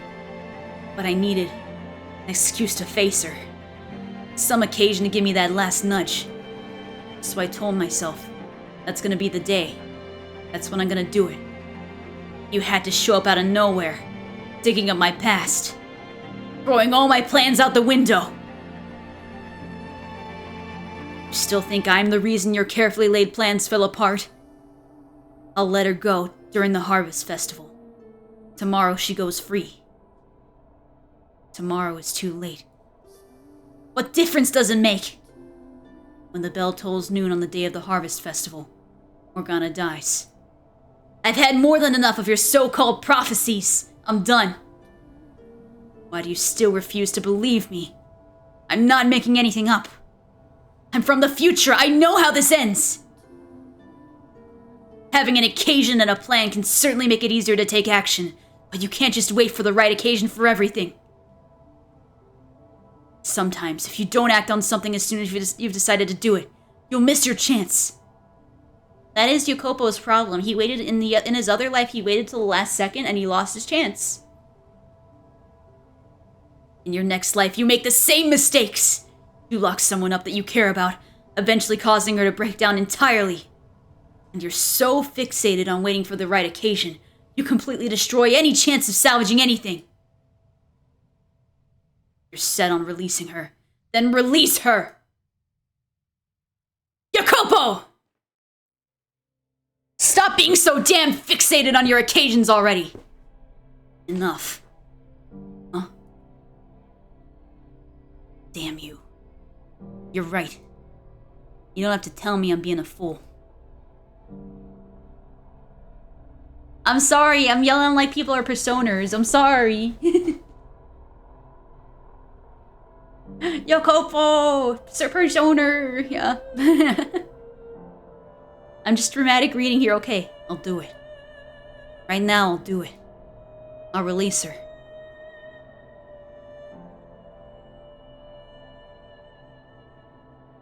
Thank you for making up your mind.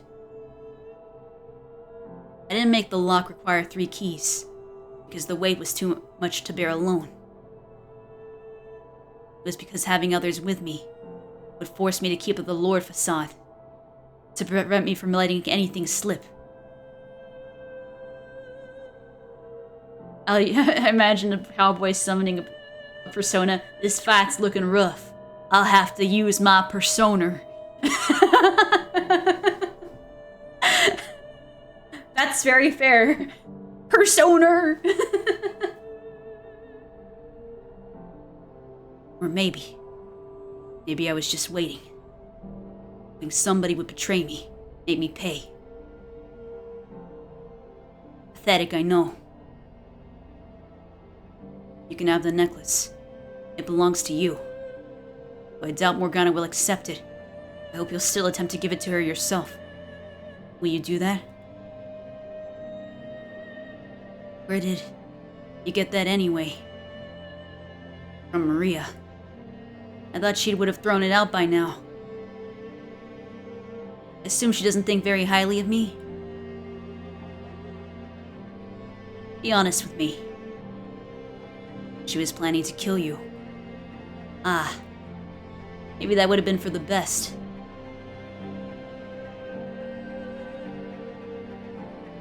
To her, I'm nothing but a power-hungry traitor. The necklace.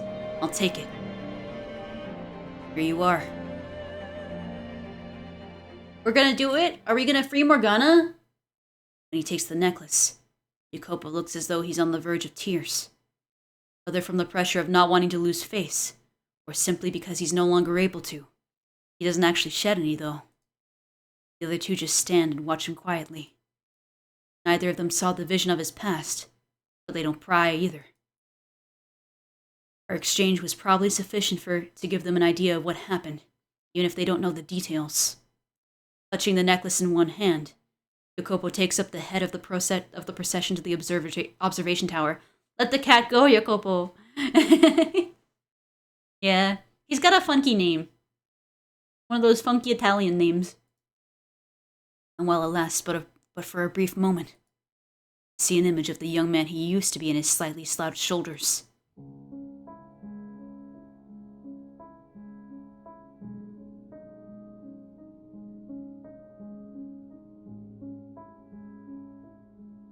Are we doing it? Are we saving Morgana? Are we saving Morgana? They each insert and turn their individual keys.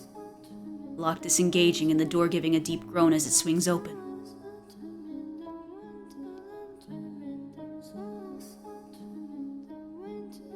Beyond it, a spiral staircase extends high into the sky. Every time I've climbed these stairs, it's always been a solemn affair, and now is no different. I've succeeded, though. I've got them all here, ready to set her free before she's supposed to die. I have changed the past. Giselle. Can you hear me, Giselle? I made it in time. And Morgana doesn't have to die tomorrow. I hope she's not dead. I hope there's not a big plot twist or something. I did it. Giselle.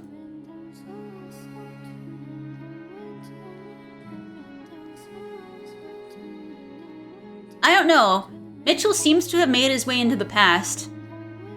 This game has been a bit of a wild ride because this guy died in the year 1099.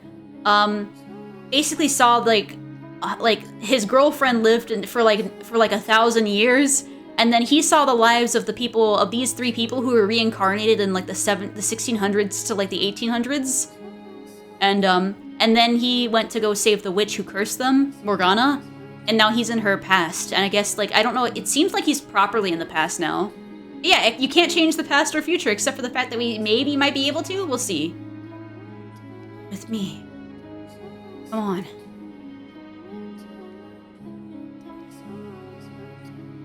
Wait, what?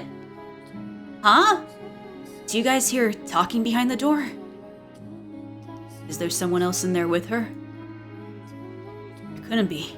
It's only Morgana. Stay with me, please. Oh, is it Giselle? Is it Giselle and they're comforting her from the future? In the void? I don't know. Stay with me, please. Come on, you can't give up now. Oh, be quiet. As if you have any idea what I'm going through. Of course I do, No. Is it Giselle? Standing before the door at the top of the stairs. The chill runs down my spine. Before I have time to consider what might have caused it, my body moves on its own. Giselle? I shove my way past the other men and push open the door.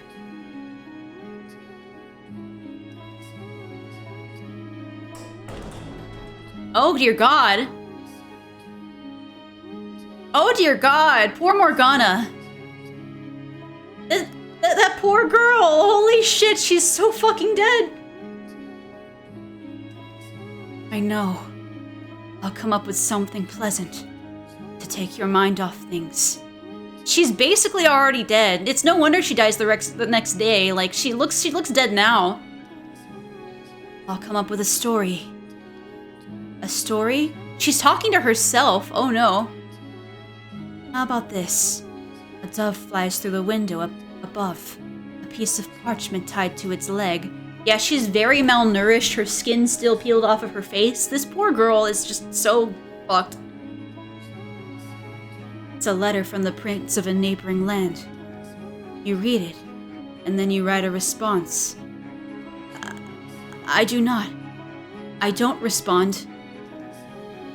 After exchanging letters back and forth for some time, the prince comes to find you. I'm not going to fall for your stupid fantasies. Holding on to something, even if a fantasy, is better than believing in nothing at all. I don't want you to give up hope. Baseless hope only breeds despair. Not that you would know that. Besides, if anyone's going to come for me, I don't want it to be a prince. There's only one person I want to see. We're all stunned to silence at the scene unfolding beyond the door. Morgana is having a conversation with herself. Oh. Did she just come up with the white hair girl as like kind of her relief? Like her kind of like vision away from of the reality she was facing? And that's what kind of led her to like some sort of like piece away from it all. Yeah, escape from reality before death. That's so sad. This does answer the question of who the white-haired girl is and where she came from. But I can't. This is just...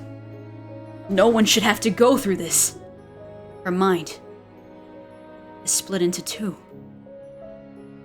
Oh, Morgana, it looks like you have visitors. They're here to take my blood, or they've got no use for me anymore, and are here to kill me. Oh, don't be so negative. Look, there's someone new. Kill me. Just set me free already.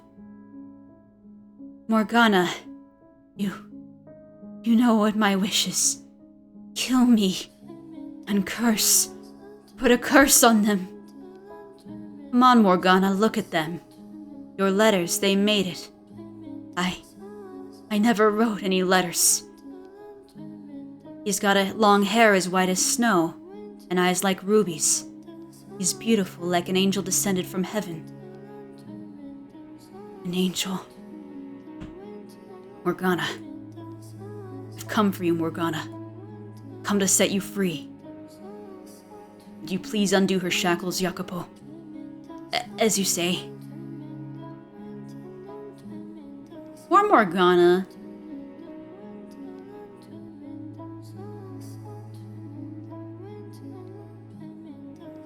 Morgana. Angel? Can you hear me, Morgana? At long last, I have the chance to hold you while you're still alive. I'm here to get you out of this tower. You have nothing to worry about anymore. You can go outside again, see the sun.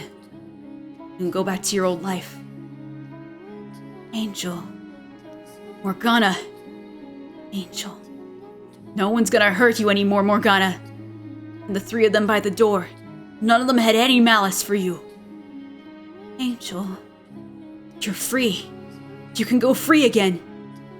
And she's so dead. She's so dead. You can have a normal life.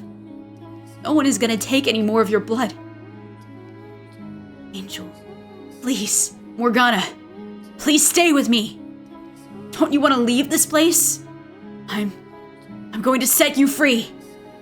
I'll take you back to your cottage by the Angel. No, that's so horrible. I'll take you back to your cottage by the lake. I'll get you medicine. I'll help you with anything you need. I can be your angel or your devil. No. If you want to go somewhere far away, I'll take you there.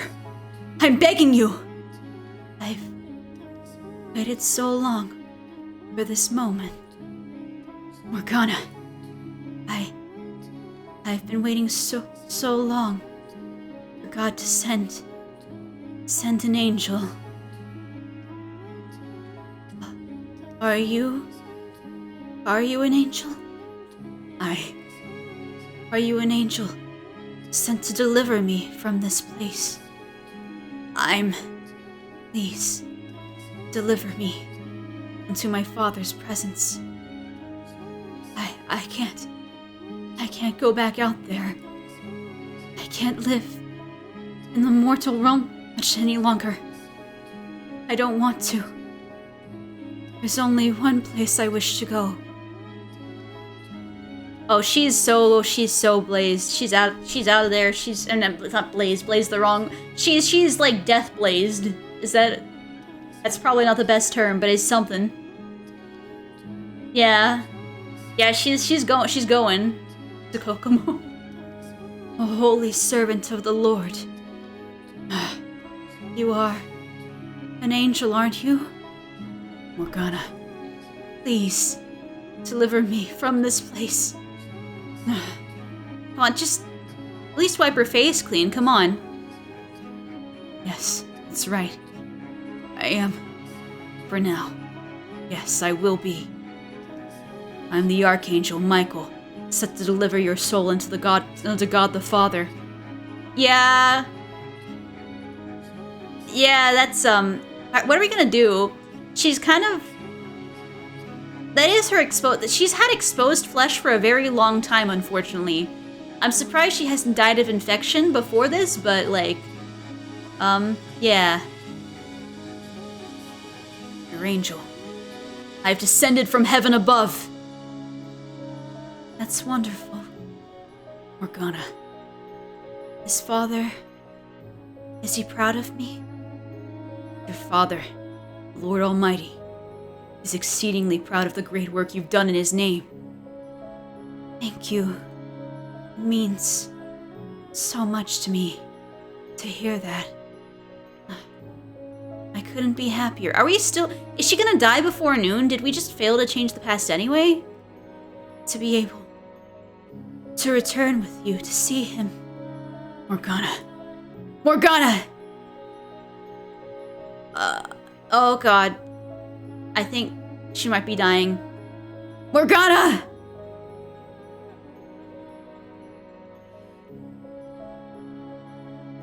They just announced the death at noon? Maybe. But it's weird because her originally in the original past, she died when the bell of the tower rang for the harvest festival at noon. So it's weird that maybe that's all she was holding on to. The future is just she was doomed to die, unfortunately seeing Mitchell. Because that was the only thing that was holding her on to life, I guess. Because she was very religious, I guess. Her body goes limp in my arms as the last of her life slips away. Well, what do we do now? Should have been more than enough time to spare. But still, I failed to save her life. At the very least, I hope I was able to provide her some comfort in her final moments. I don't know what the plan was at this point. I think we were supposed to be able to give her medical attention, but, it kind of seems like it was too late for that. Maybe I just got a bad end. I'm allowed to think that, aren't I? We were too late. But why? Wasn't she not supposed to die until... Yeah, Triad starts the scene. We gotta start doing CPR now.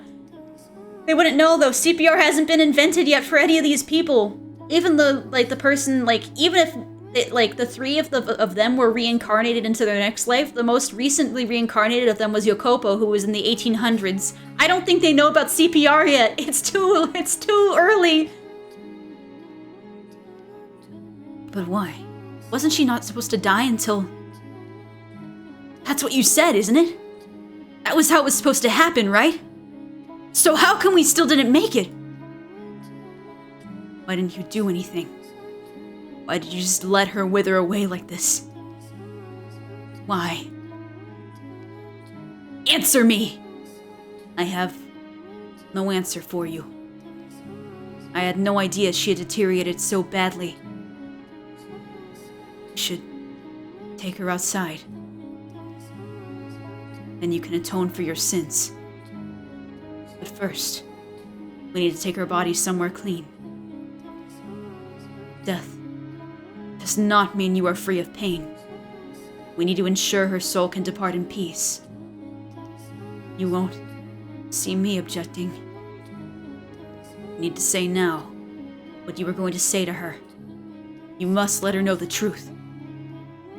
She's dead. What good will it do to reveal my feelings now? Are you really that dense? Of course it will do good. Her physical body may be dead, but her soul is still here, watching everything, listening to every word you say. I don't believe in souls. Well, I'm begging you to change your mind. Let Morgana hear what you have to say. Don't let her soul seethe in hatred. Please. I'm begging you. Okay. Morgana. I'm not the Lord you knew. I'm the man who put you through that hell. I killed him. I'm the man who freed you from his grasp. I'm the man who spent the next 3 years with you. We were poor. Food was scarce, let alone good food. Those were happy times. Just about every day I'd come to rub ointment on your face. I'd tell you to look at me, and you'd reluctantly turn my way. I used to think a lot about the face you'd make when you finally gave in. And then there was Maria. I can only imagine how obnoxious you thought the two of us were when we were in the same room together. You sitting off while me and Maria go at it, not making a peep. Me always trying to sneak glances at you. There's so much I never managed to tell you. And I hate myself for being too weak to put any of it into words. I could apologize, but I doubt you'd forgive me. And I don't want you to either. I just want you to know this isn't how I wanted things to turn out. What I wanted more than anything was to show you the world. But instead, all I managed to show you was the inside of a cold, dark tower. Not the beautiful and imaginably wide world outside these walls, but a tiny, filthy corner of it. I did this to you. I took everything from you, when I should have given you everything. However much you hate me, I deserve every last bit of it and more. I was ready to pay with my life, if that's what you wanted. I was ready to do absolutely anything. This wasn't how I wanted things to turn out. I waited too long to bring myself to take action. Morgana, the man there, he told me you said the 3 years you were with me and Maria were the brightest days of your life. Well, they were for me too. I loved you. You're still a little weird for that, Jacopo, but go ahead, speak your piece, I guess. Well, he's very weird for that. That's everything. Did any of what he said just now make it through to you, Morgana? I pray with all my heart that him opening up will have even the tiniest effect on how you feel.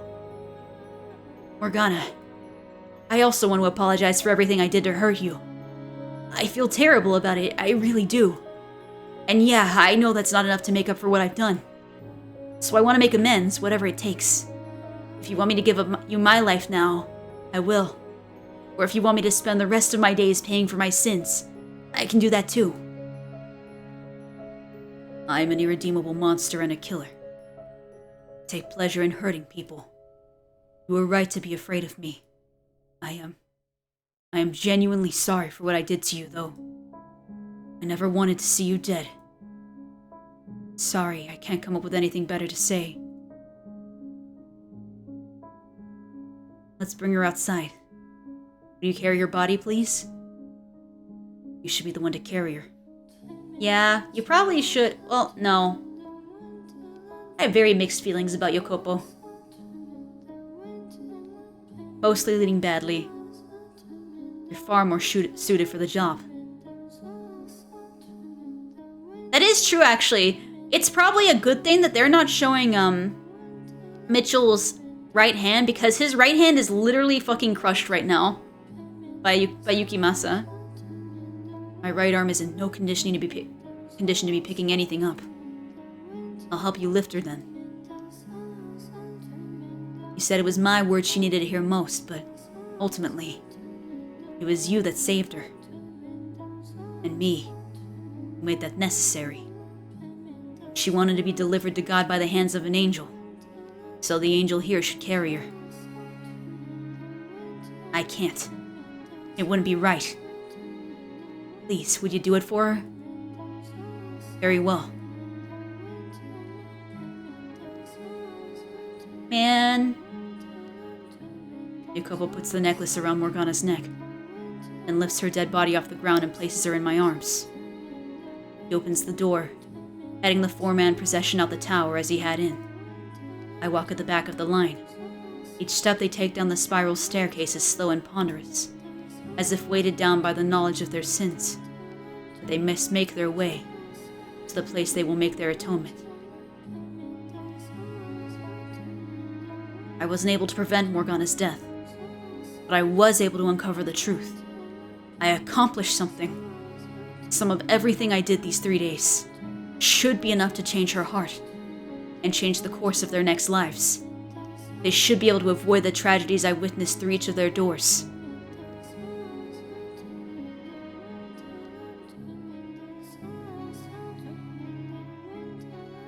And he still looks arrogant as fuck right now when he should be sad. It's unfortunately just this guy just has natural resting bitch face. When we step through this door and people see Morgana's body, we'll be made to pay for our sins. Ultimately, I am the one responsible. So the two of you are welcome to stay behind. I'm coming with you. A girl died because of the things I did. I can't just pretend it didn't have anything to do with me. No, I don't want to. I never had any intention of fleeing. You may have been the one running the operation, but I did just as many terrible things as you. Well then. Say, Mitchell? Yes? I figure this is probably my last chance to say it. So, thank you for convincing me to hand over my key. For giving me the courage to open my eyes. You always had the courage within you, Mel. Simply needed a little help finding it. It wasn't my strength that allowed you to take action, but your own. You sure ought to make someone feel better about themselves. I'd like to be a little stronger next time around. There really is a next life.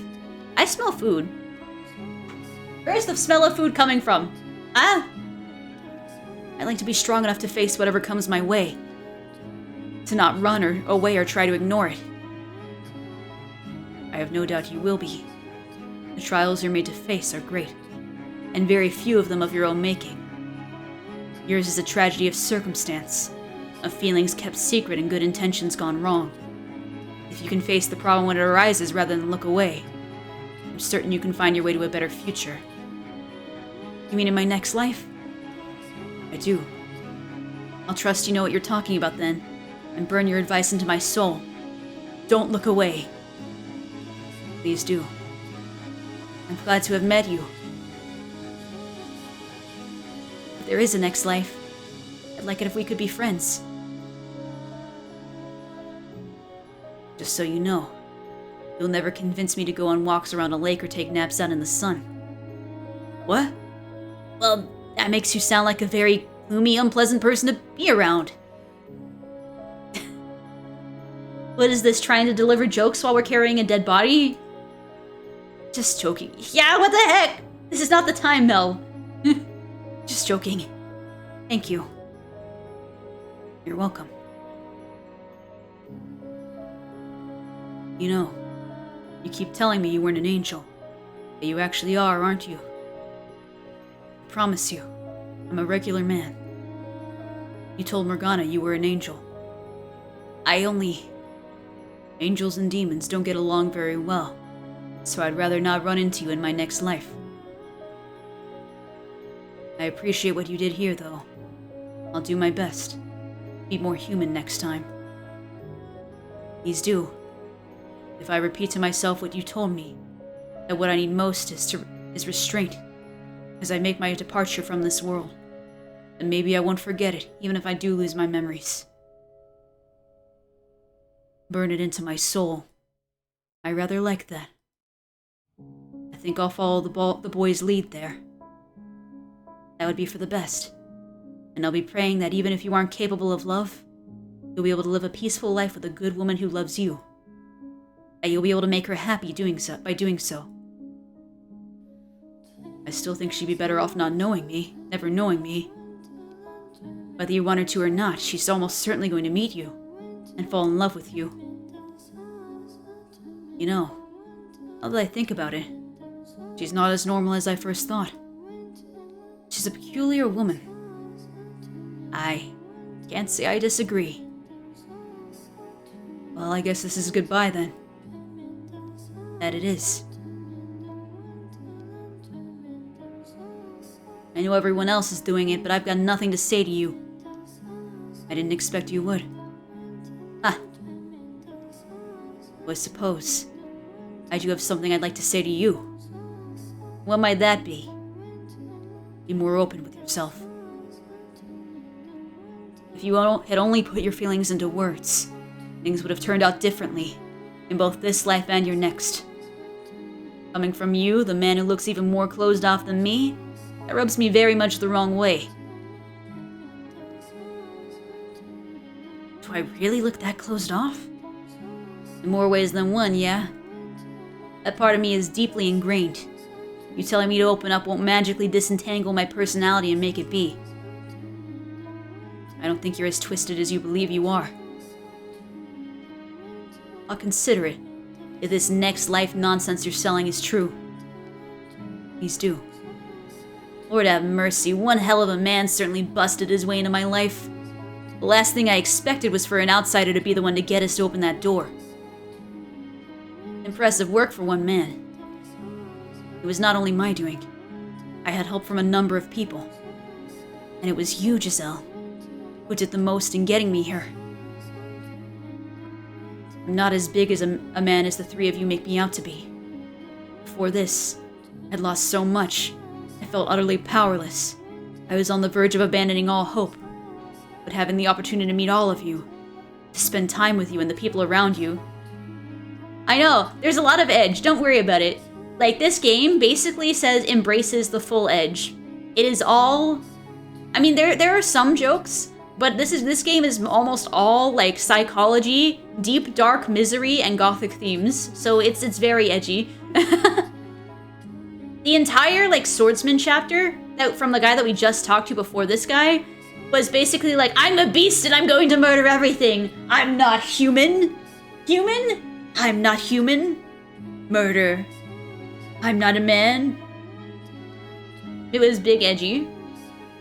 The original chapter that we met him in. Having the opportunity to meet all of you, to spend time with you and the people around you, it did a great deal to revitalize my spirit, despite the atrocities involved. So I thank you. I pray that your next lives may turn out better.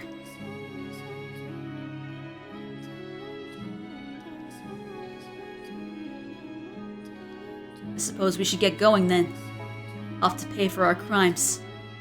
To relieve her soul of some of its pain. And I suppose, make sure their next lives go a little better. Hold on. 1 second.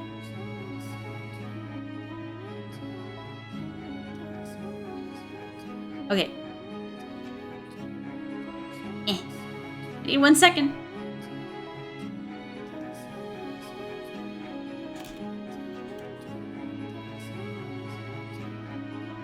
Okay, I'm good. Let's.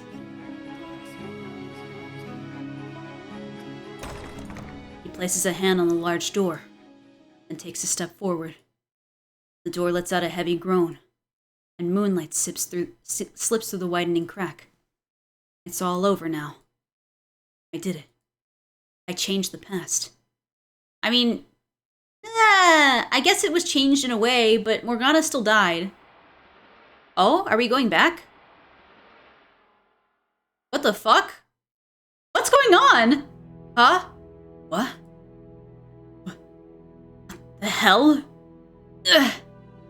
What I see beyond the door is not the nighttime courtyard. The sun hangs high in the sky, shining down on the blood-soaked grass. Why?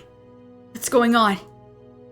That's when I notice the weight of Morgana's body is gone from my arms. And then... Out in the courtyard. Mel. Nellie. I see a flaxen-haired girl vomit blood and fall to the ground. A young man kneels over her and takes his own life. What the heck is going on? No. Are we just seeing it anyway? We did nothing to stop it except she just died earlier. Great. There are dead and dying townsfolk all around the nun. The swordsman is skewered as he scrambles to reach her.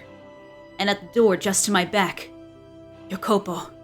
The Lord lies unmoving, slumped against the wooden frame in a pool of blood. How can this be? We were all just talking not a minute ago. How the hell did we go from that to this? Why? Why, damn it? I changed the past, did I not? I steered them away from this outcome. I changed. Oh. That's what this is? As much as I don't want to believe it, it makes sense. Sense that something wasn't quite right I've been feeling ever since I got here. The darkness that swelled up when I touched the necklace. I was never in the past at all. Okay, yeah, it was just doomed. It was doomed all along. Your flower crown? What flowers, is there any, colors that you're wearing to complement your flower crown? Like, what color clothing are you wearing?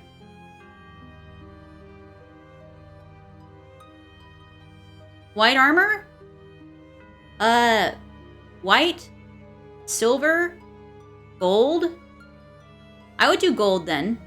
Make it a gold inlay. Like, the gold will complement the inlays on, like, the brass or gold will complement the inlays on your armor. That's what I would do at least. Otherwise, I'm a huge sucker for either like green or blue. And honestly, you could make it pretty much any color. I think the only one that kind of wouldn't stand out really is making the flower crown black. But I would stick to any sort of main primary color, and I think you should be okay if you're doing white and gold, like white with gold accents. This isn't the real world. It's the realm of the dead. Same domain in which the cursed mansion resides. Which is why, when I arrived here, something felt off. Because death filled the air. Somewhere deep down, I could sense the similarity between here and the mansion. That gathering place of departed souls. It was never possible for me to travel back in time. To exist and interact with the real past. What was the point? I was able to summon the darkness. Because this isn't the real world. Merely a reconstruction. A projection of their souls' memories. It was all set in stone long ago. You still got the truth, though, from them. None of the time I spent with any of them was real. Every emotional moment I thought I shared with them was all an illusion. None of my conversations, none of the smiles I managed to get out of them were real. I was never there. I was never present in the past with them. I'm currently some time after all that. Sometime beyond the era Morgana lived. Beyond the 17th, 18th, 19th centuries. What I spoke of as their next lives was actually their past lives. All three tragedies. Nuggies! Thank you, Audra. All three tragedies. Nuggies! I'm gonna mark that. Hold on. 1 second. Okay.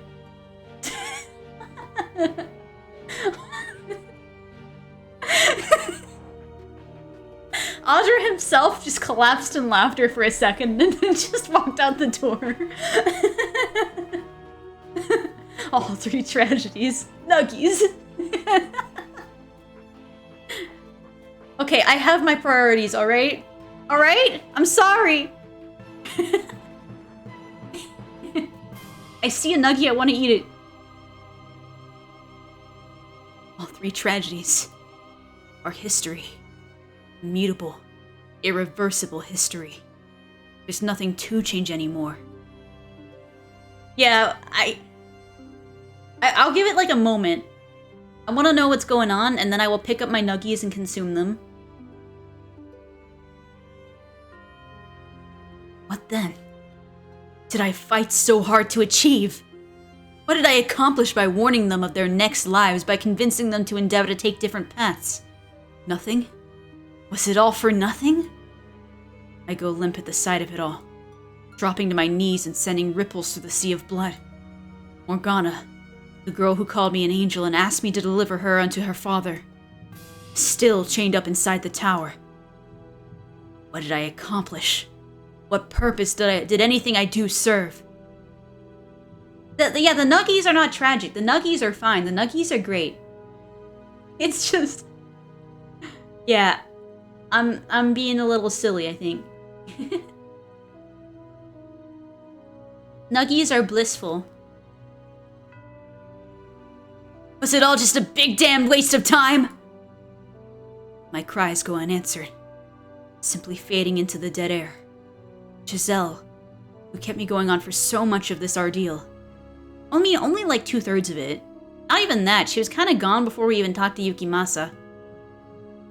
Who kept me going for so much of this ordeal, is still silent. No. I did accomplish something. It wasn't a waste of time. Everything I did, it wasn't for nothing. I may not have changed the past. I may not have stopped their tragedies, but I achieved something. I uncovered their stories. I learned the truth of everyone's involvement. You can't take that away from me. I know you're out there, Morgana. I know you've been watching this whole time. You know the truth now. I accomplished that much. That has to change how you see them, at least a little. If the present Morgana has a change of heart, decides to let go of her hatred, and that should cause the cursed mansion to disappear, set their souls free, I'll take that leap of faith. That what I've done is enough, and make my way back, believing there's a future for them beyond their tragedies. I'm coming back, Morgana. I'm returning to that house. To that world of blackness seething with hatred. To my present. I'm gonna try this once more. An honest attempt to really see you. To face you, Morgana. I'll be there as soon as I can. Kneeling in a puddle of blood, turn my gaze towards the heavens. The searing sunlight is slowly eroded by darkness, and my body, mind, and soul follow soon after. The bloody, corpse-riddled courtyard dissolves, and I find myself once more in an utterly lightless void. I clench my teeth as hard as I can manage, squeeze my eyes as tight as I can, as that's the only way I can keep the screams back, the tears from spilling down my cheeks. Complete Chapter 8! We must be at the epilogue! We must be! We did it though, Chapter 8's done. So we get an epilogue now. There isn't a Chapter 9, I double checked. I knew this was the last chapter, so this has gotta be it, right? Mitchell. Open your eyes, Mitchell. Are we Morgana or are we Giselle? Come to me. It's the white-haired girl. Okay. Hold on, I gotta sneeze.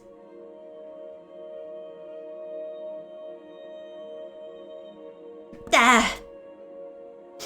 It's the white-haired girl? Is this Morgana's split personality giving us a sword? This is neither of who I expected. What? we meet at last. But why is the white-haired girl here?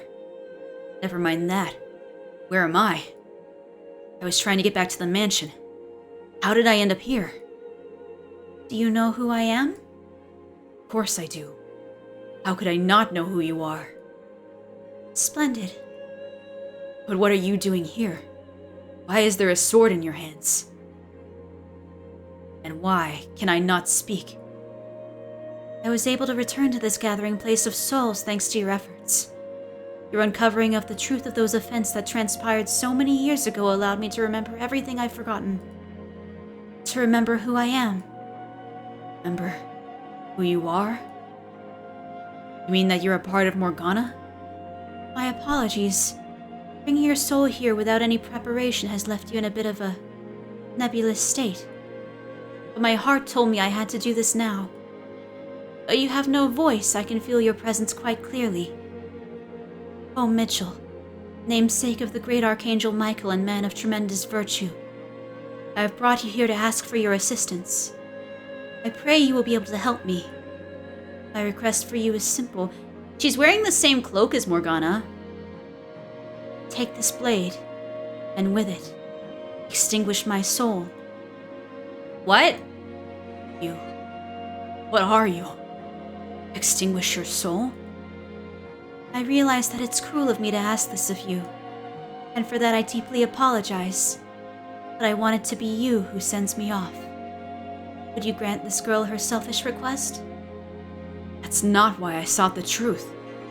Not because I wanted to see anyone extinguished. But because I wanted to set everyone free from the mansion's cursed bonds.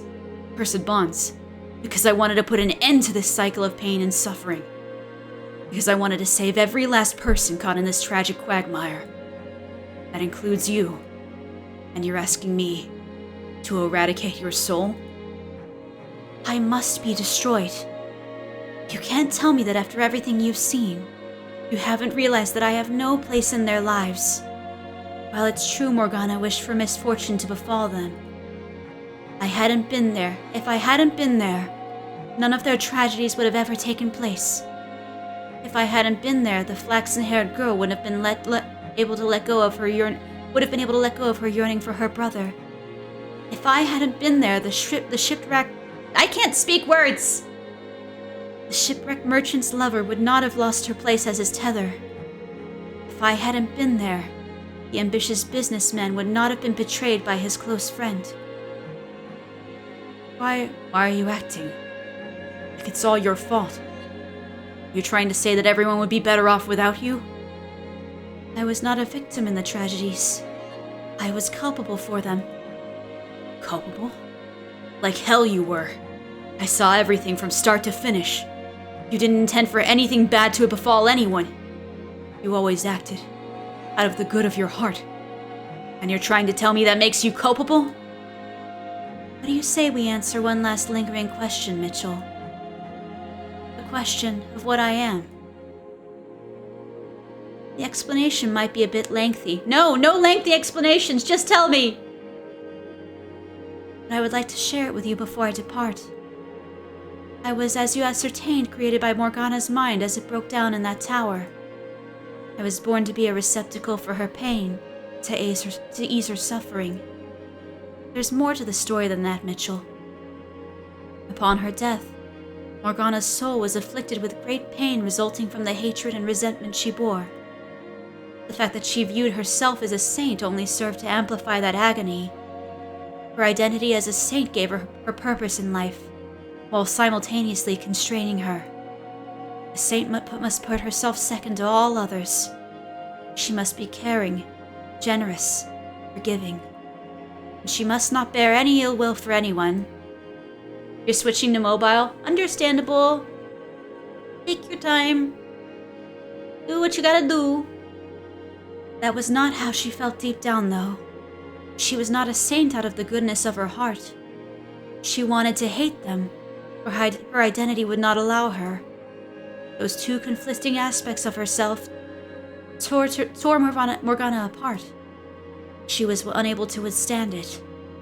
So she took all of her saintly characteristics and gave them to me. caring for others, putting herself second, being forgiving. And then she severed that part of her soul. So that's why you always seem so abnormally pure-hearted. I was no longer a part of Morgana, but something entirely separate. However, I wasn't me yet either. When you came to the mansion and resurrected Morgana, you resurrected me as well. But I had no self at first. I was, I suppose, not much different than the particles of dust floating around the mansion. But eventually, that dust gained a sense of self, taking form as a human soul, and descended into the realm of man and the fate which governs it. What do you think the first thing a new soul wishes for when it is born, Mitchell? To live. Why was she called Michelle then? Why was she called Michelle? When she's a shard of Morgana. And I'm confused by that. Why would they throw that as like a red herring there in terms of her being Mitchell's reincarnation? I wished for a continued existence in this world. A Michelle of her former self? I don't know. Maybe Mitchell had more of a impact on Morgana than he thought. I don't know. But I don't understand any other reason why the white-haired girl would be named Michelle in every life. In a world where I was never meant to exist, I refuse to accept there's anything wrong with wanting to live. I was supposed to remain within Morgana as a part of her. She does have a name. Her name is Michelle. Oh my god, I'm broken? Hello? Her name is Michelle. We've spent the entire game until this last chapter thinking that Michelle was like Mitchell's reincarnation, which was kind of like a horror to him. Yeah, maybe. I don't know. But then Mitchell, the last chapter is set to like prove out that this was not like, that Michelle was not like his reincarnation, but it was Morgana all along, and not him. I was supposed to remain within Morgana as a part of her. I was never meant to be a soul of my own. To become one was to turn against the laws of the universe. I wished to live, and Morgana wished to curse the three men's souls. But we sought after completely separate things. Because we were once two parts of a whole, each of our wishes were shaped by the others. In order for an incomplete soul like mine to survive, it needs something to bind itself to the world. Something strong enough to prevent the universe from correcting the anomaly. And so the wish of that anomaly gave birth to yet another anomaly. A house that sat outside the currents of time. One that could descend into the mortal realm at various times and places. And it was that house which served as a tether for my soul. You mean it wasn't Morgana's power that created the mansion, but your own wish? And why did it have to be that house that bound me to the world? Because that was where she lingered, the girl from which I was formed, which meant that my wish had the consequence of granting Morgana's with it. The house, having attained perpetuity, served as a place for those reconstructed by Morgana's curse to return to. Furthermore, my connection with her had yet another consequence. I was the one most affected by her wish. As much as I may have wanted to do good, for them to be happy, my fate was dictated by her wish. In that position, my merely showing affection for anyone was damnable. Falling in love was an act of villainy. My very presence malevolent. Don't say that. I was the true witch. The true demon child. Stop talking, please. It should never have been possible for me to have a life at all.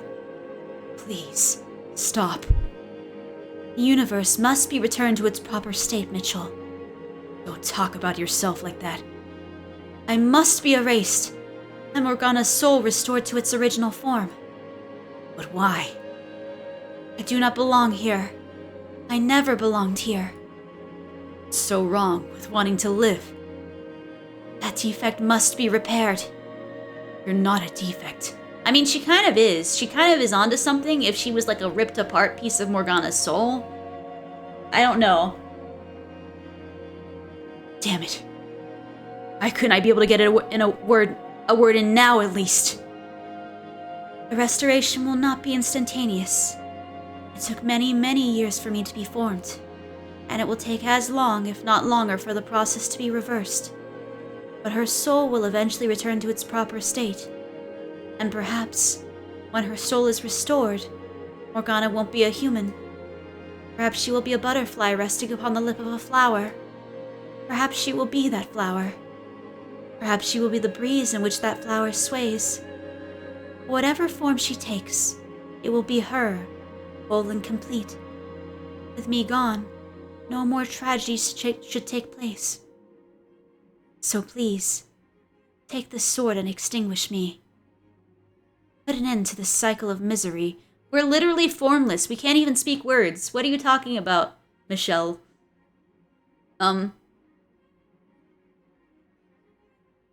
Perhaps she'd be a good person. Yeah, I mean, Morgana, before she lost the good part of herself, which is Michelle, I guess, was a good person. It's just that, I guess all that's left of her is the hatred part of it. Because the good part of it, lived lives which were then shaped by the bad part of it, who wish curses upon, like, the 3 perpetrators. I want you to be the one that does it. Please. Kill me. I can't. I should have saved before I did that. Motherfucker. I may have made a mistake just now. I might have to. Oh no! You're asking too much of me. Yes, I want to save Morgana's soul. Do you really have to die for that to happen? Is there not some other way? Won't you do this for me? I cannot. I could never take that sword. I know it's unfair for me to ask this of you. Don't swear? I can't make a promise for that. I unfortunately do not. I have a bit of a sailor's mouth. I can't. I'm sorry. And if the story calls upon me to swear, I have sworn every time, unless it's something which I disagree with deeply, in terms of a word. I know it's unfair of me to ask this of you, but I want it to be you. Yeah, I feel like everybody online, unfortunately, just ends up developing that. Me too, though. Like, I used to have like a pretty, like, I used to have like a really clean mouth, and then I started playing like online games. Well, I started playing Guild Wars 2 and hanging out in guilds and stuff. And then like it just happens when you play online games, I think. Most of the time. Some people have better restraint than me, and most people. But I don't, apparently. I learned. As selfish a request as it may be, I want the curtain drawn on this ersatz life. In the name of justice, I will punish you. By the man I admired so deeply. You admired me? Let's talk a little bit about that admiration, shall we? And where I got my physical appearance. Oh, they're gonna explain that? This goes back to when I was a mere particulate matter drifting about the house. Miku Miku Beam! I witnessed everything that took place within the house. And in the moment of your death, Mitchell, was I born. You saw my death? Your actions that day appeared to me as the very definition of selfless and honorable. Your life bore many similarities with Morgana's. You were both abused, imprisoned, called a witch. But while Morgana sought vengeance, you watched your own mother burn your crucified body, and you wished for release rather than revenge. There's nothing honorable about that. I had just lost all hope for myself. I expect you'll disagree with me, saying that it was a sign of your weakness. That was not how I interpreted it. Self-sacrifice being one of the core characteristics Morgana gave me, I was deeply moved. You didn't curse those who had wronged you in life. You chose your own destruction, and I admired that strength of spirit. That admiration helped to shape my wish, to determine the form I would take, the name I would have. That's why, whenever I gained a physical body, it was modeled after yours, with snow-white hair and ruby-red eyes. Why my name was always Michelle, after the same angel from whom you took yours. Wait, no! No, yeah, yes, no. No, wait.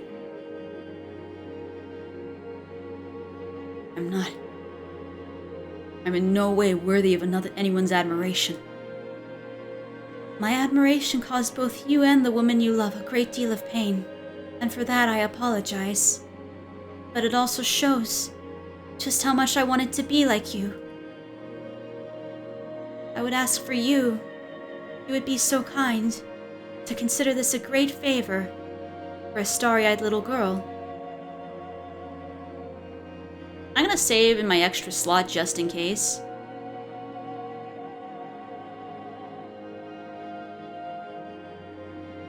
A girl who quite literally idolized you to her very soul. Don't. I couldn't ask for a greater honor. How can you tell me that? And to be erased from this world by you, my idol. And then ask me to kill you. Please, Mitchell. Be the one to send me off. I can't do it. I won't. No matter how many times you ask, I can't kill someone who's told me they wanted to live. I know what it's like to wish for life. I don't know if you've realized it yet, Mitchell, but this is the first time we've actually met. The story of the fourth door was Morgana's creation, which means that until now we've never been in the same place while both aware of the other's presence. As far as you should be concerned, I'm a complete stranger, yet still you hesitate.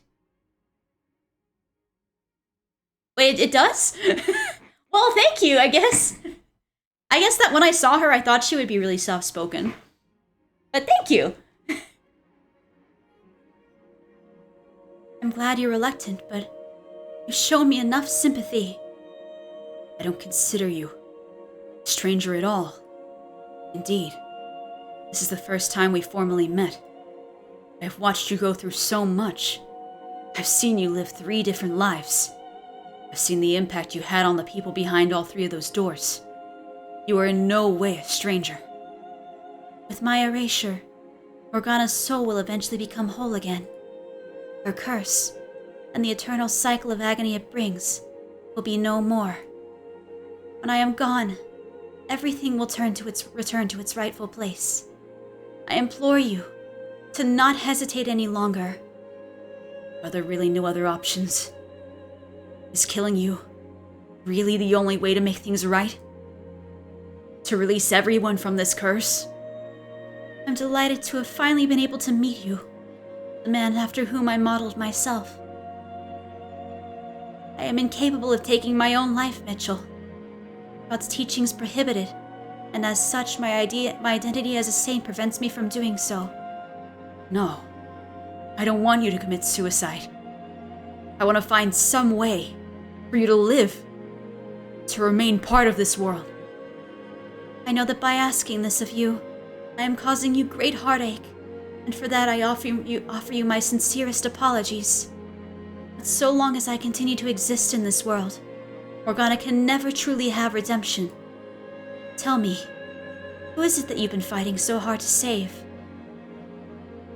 That doesn't mean that I didn't want to save you too. I believed I could save everyone summoned to the mansion.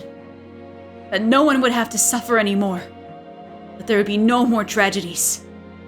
Mitchell, take the sword, please. I'm just gonna go for a no ending where we don't take the sword. I'm sure this might actually be a bad end.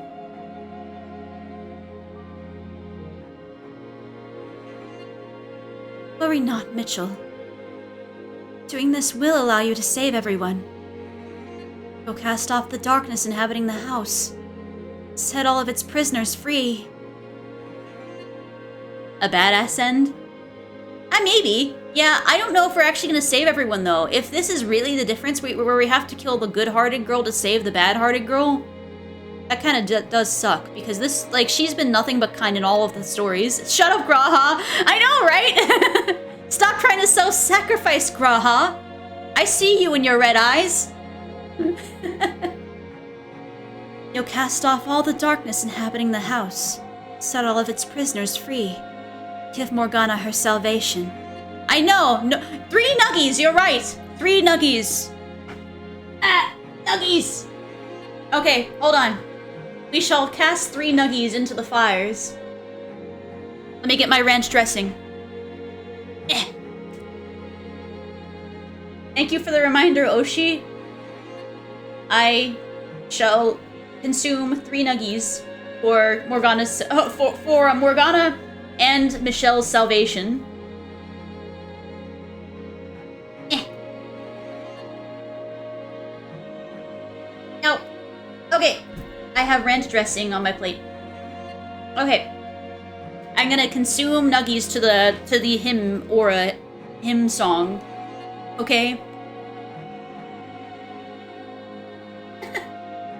This is the most anticlimactic finale you've ever seen in your life. Unsweet chili? Wait, why did I read that in, like, Kingdom Hearts 1 Sora's voice? My friends are my Yoshi! 1 nuggie.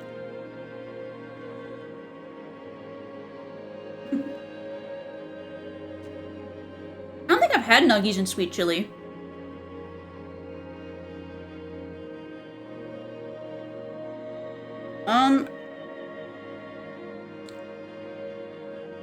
I guess 1 nuggie. It's gone already. 2 nuggies.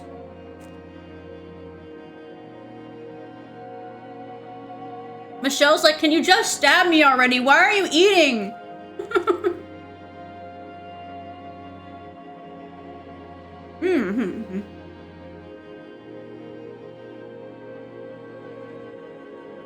I don't actually have a really high spice tolerance, but I'm sure we've been over that kind of on a couple streams before. So it would depend on how spicy it is. Oh. 3 nuggies. Alright. 3 nuggies to not stab Michelle.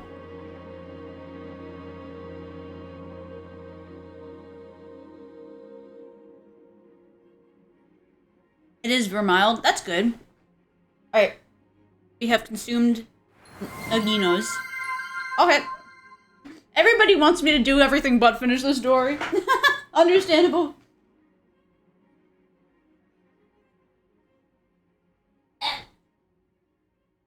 I need to find a place to put my nuggies. I don't have a lot of space on my desk right now.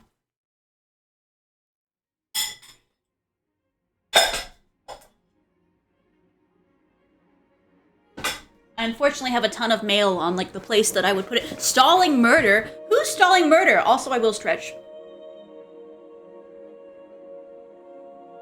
Alright. Oh god, my back actually cracked, so maybe that was for the best. Thank you. Okay. Are you... Like, can you not wait for car? Yeah, that's what I was saying. I remember the tiles. I'm excited for car. I'm excited for PvP. 24-man PvP. I'm ready for it. Alright. We've consumed 3 nuggies. You'll cast off the darkness inhabiting the house, set all its prisoners free, give Morgana her salvation. You saw them and showed your old grade group. Hell yeah. Sorry. And give me mine as well. Extinguishing my soul will be my salvation. Okay, so she's not gonna like it if we don't kill her? This is mean. I've had a full, satisfying life. Girl, you had the worst lives ever. Every life you had was filled with tragedy.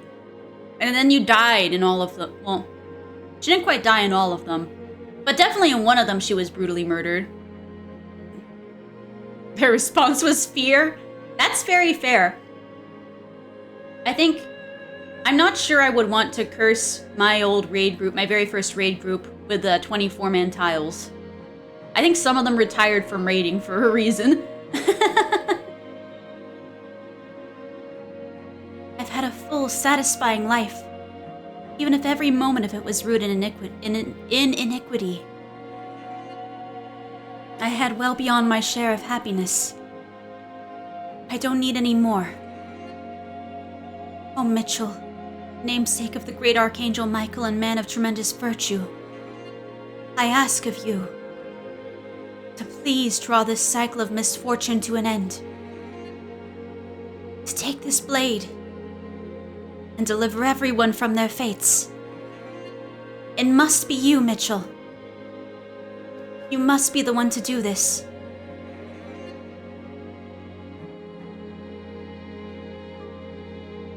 I'm not taking the sword.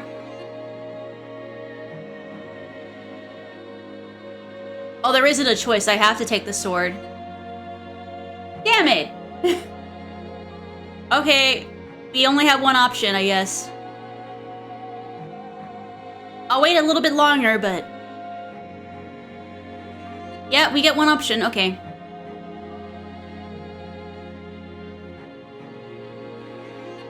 Thank you, Mitchell, for having the strength to do what must be done. Alt F4? Yeah, we can get away from the game if we just don't finish it. Genius. Ingenious. And I apologize for putting you into such a difficult position. Once my soul has been erased, I will be gone from this world forever. Target self? No. I will not return. Not in this or any other form. I feel no woe in that knowledge, though.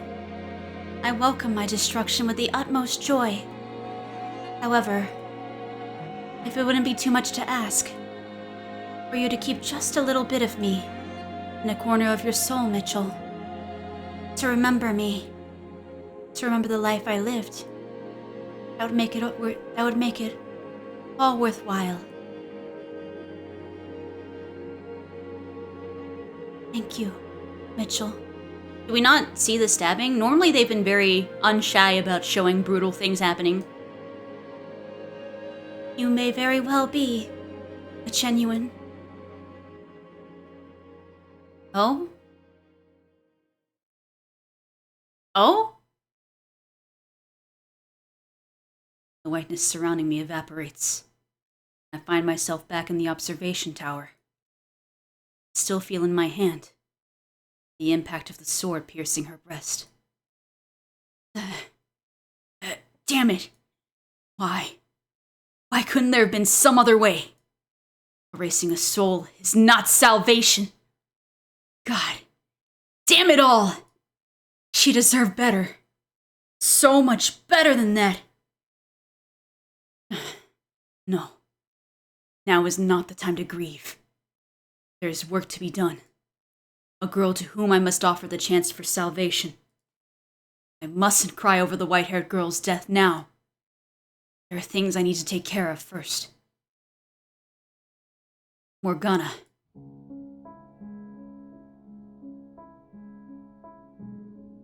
Morgana stands there, staring off absently into the distance. After some time, she slowly turns to face me. What exactly was all that about? Come on, say something. Answer me. Morgana. How? It doesn't make any sense. He and the Lord, they couldn't. There were two different lords. Audra's laughing at something funny. The one at the estate. Sorry, the one at the estate. And the one who locked you in the tower. How? What was he doing there? That's not... I didn't... The man I was trying to curse was the Lord who threw the blood sabbats. How did I... Are you saying I remember wrong? That's ridiculous. I won't hear of it. I won't have it for a second. You're in a very tenuous condition, Morgana. More than even you realize. You can't assume everything you saw in that state of mind to be true. Why? Just why? That only makes it much worse. Why would he do that? How could he kill me? He said he would show me the world. I cried for him. And he turns out to be the one pulling the strings. You saw what led to this. You heard what he had to say for himself. Misunderstandings that went unresolved, that should have been cleared up immediately. What he did was wrong, indefensible as far as I'm concerned. This all could have been avoided if he had told you everything. That said, Morgana, I can somewhat sympathize with how he felt then. You can sympathize with that monster? In what way? He loved you. Sincerely loved you. Yeah, but it was weird. And to be the target of such vitriol from a girl he cared so deeply about, to be mistaken for someone else entirely, I can understand how that would have hurt. It doesn't matter. That doesn't change anything. Like I said before you started all this, it doesn't change anything. Does this revelation change what happened to me?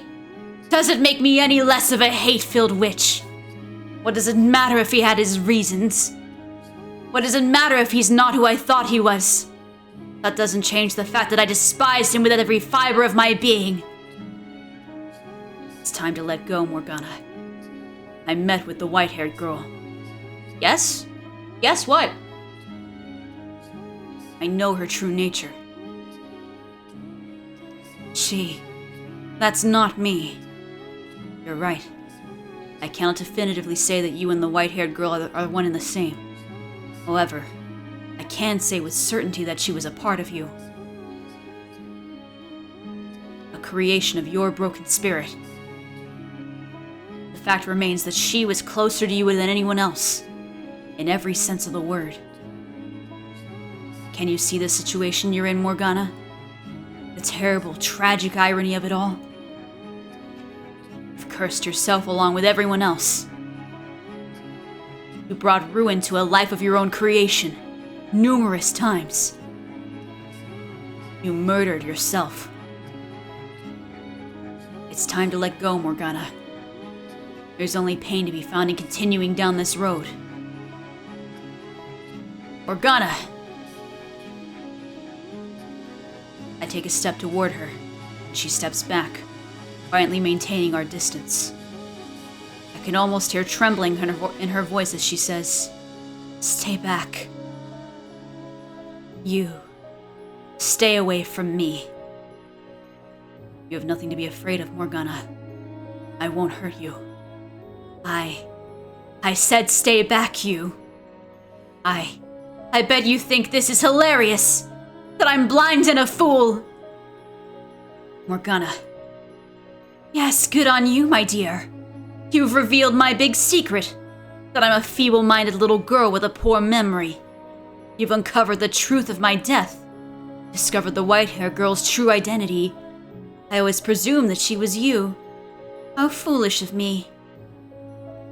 Laughing like I knew anything. Cursing the entirely wrong man. Absolutely brilliant, you might say. I've made myself into quite the laughingstock. I'm not gonna laugh about your pain, Morgana. I've come to realize that perhaps I empathized with you out of more than just our shared loneliness. We were both yoked with unimaginable misfortune, lived our lives in lamentation of our fates. I understand your pain. That boat has long since sailed. You're right. It has. You guys hear that? Audra's losing his shit over there. What's so funny? I wonder what it is. I almost want to go ask, but it's okay. Believe the mystery. I can't believe Audrey can be heard through 2 walls.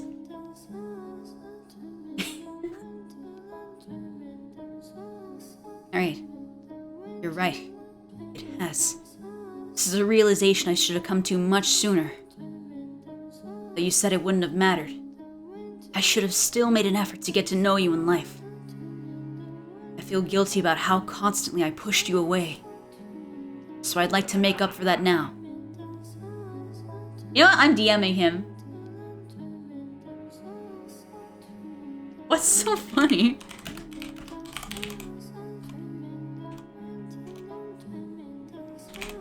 Okay. Maybe he'll tell me what it is.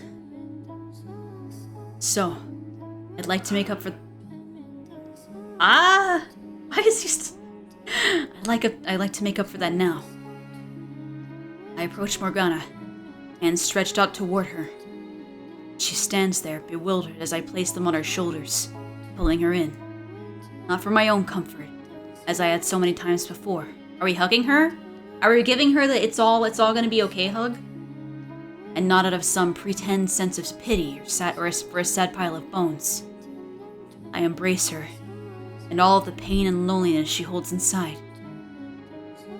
Her body gives off no warmth, and it's as weightless as the skeleton all those many years ago.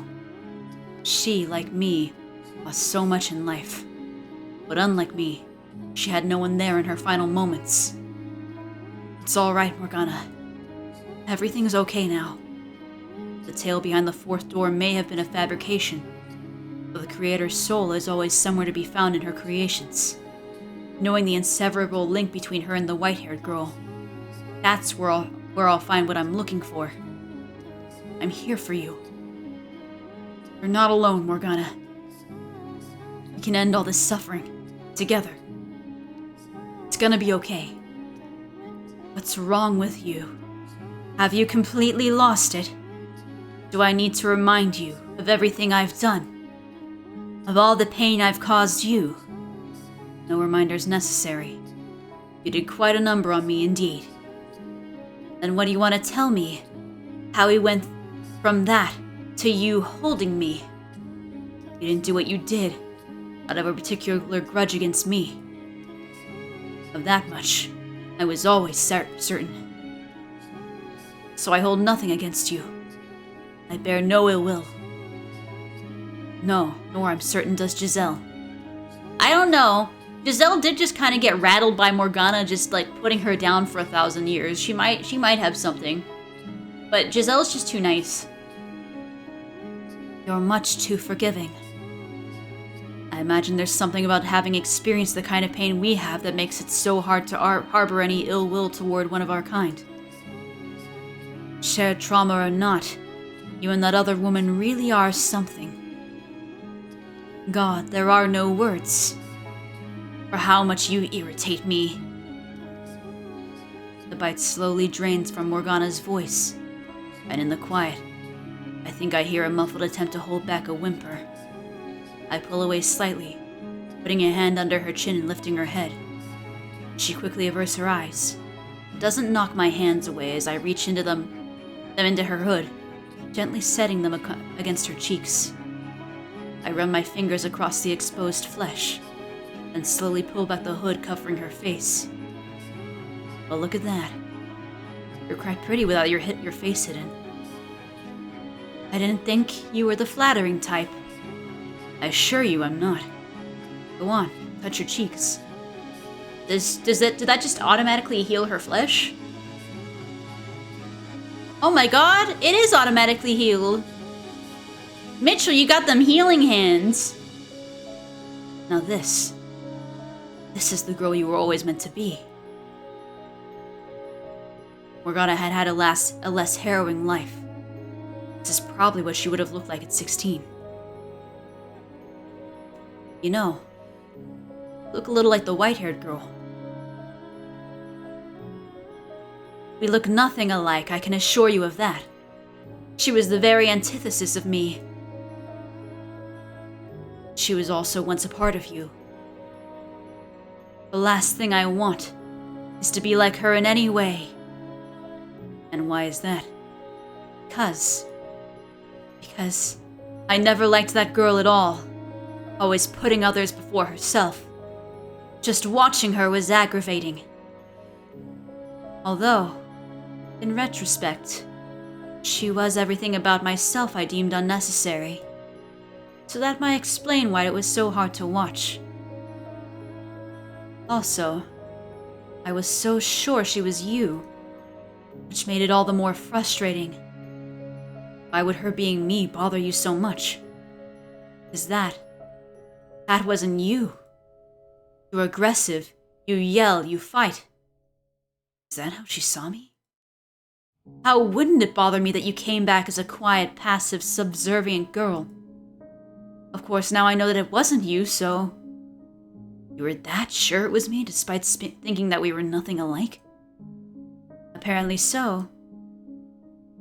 Hold on a second. Why would that bother you? I'll let you figure that one out. It's not important. So you've got my attention. What are you planning to do now? To leave the mansion with you. Set everyone free and break the curse. Setting them free will set you free as well.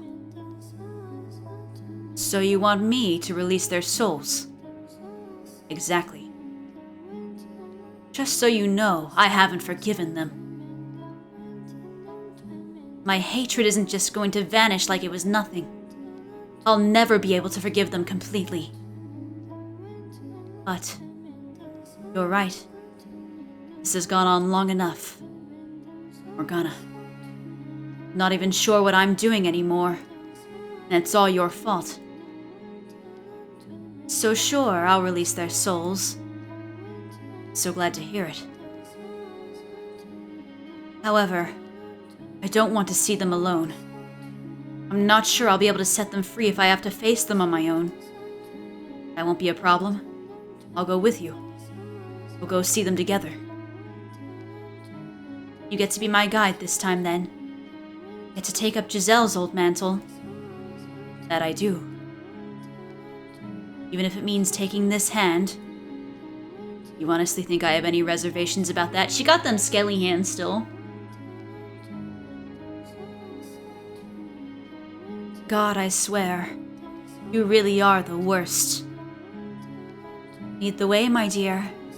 To where their souls wait.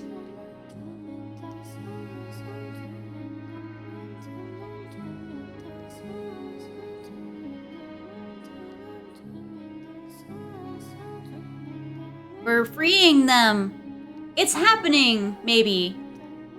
We're just walking, I guess. Oh yeah, I guess we're going down the stairs in the corridor. Hand in hand, we travel the cursed mansion's corridors. The halls overflow with darkness, cut off from the sun and devoid of color. Despite having spent much time in this place, it's never stopped being depressingly gloomy. No one, for any reason, should be left behind in a place like this. Okay. We cross through the living room, making our way over to the back garden door. We're gonna free Mel first. There are no children laughing beyond the door, but I can faintly smell flowers.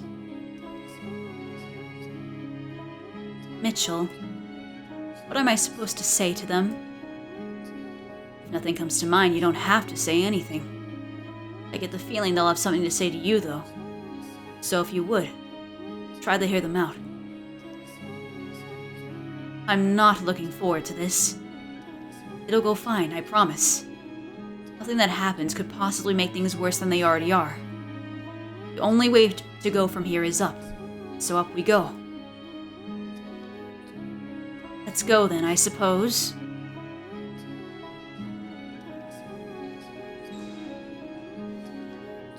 Hi, Mel.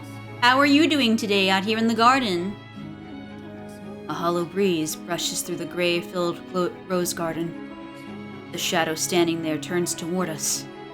It gradually starts looking more and more like the young man it once was. Morgana?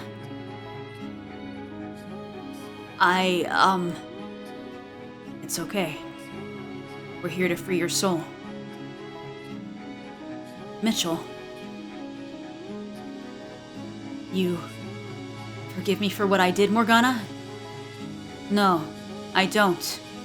All this means is that I'm done cursing you. Either way, I thank you. I know what I'm doing here now. Or I guess, I remember what I'm doing here. I deserve to be cursed after everything I've done to you. It can't have been easy, that's for sure. I'm sorry for all the pain I caused. What's done is done. I guess. Still, I wasn't lying when I said I wanted to be friends. Oh, does he remember now? Oh no, I guess he doesn't remember Mitchell, but he'd remember Morgana. I meant it. I really did. I know now why you did what you did. Why you sold me out. Some people might say you had no other choice. But as the girl you actually sold out, those are words you'll never hear from my lips. Fair enough. Well, fair enough. Nonetheless, objectively speaking, you too were a victim. Do you not resent me for punishing you in spite of that? Huh? I presume you're now able to recall everything, both your first life and the second one I subjected you to when the house was called Rose Manor. Yeah. What happened then was the result of my wish. You have every right to despise me. The way I see it, with or without your curse, Ellie still would have had the same feelings for me. It was my fault for being too dense to realize she thought of me as more than a... You know, this was the first yikes moment in the game. This is a game where people have many forbidden romantic feelings they shouldn't have, and we yell no at them, and we throw things at them. Nellie has problems and she needs to see a therapist. Everybody in this game needs to see a frickin' therapist. Things would have turned out the way they did regardless. The white-haired girl was the spark that set her off, though. And it was because of me that she ended up at that mansion. My wish was to see your life utterly ruined. And in service of that desire, the white-haired girl was born into that era as your half-sister. So I disagree. My curse did play a significant role in your fate. Regardless, I don't feel like it would be right of me to blame you. Things turned out the way they did, because I was weak and ran from the problem instead of facing it. Michelle wouldn't have had to get hurt either, if only I'd had more of a spine. I guess calling her Michelle is kind of confusing with Mitchell here, huh? How should I refer to her then? Girl Michelle? Maybe I should have been saying Michelle the entire time, but it would have been confusing in the same way that it's confusing through text already, and that's got a different spelling. Girl Michelle, maybe? Creativity is not your strong suit, is it? She wouldn't happen to be around, would she?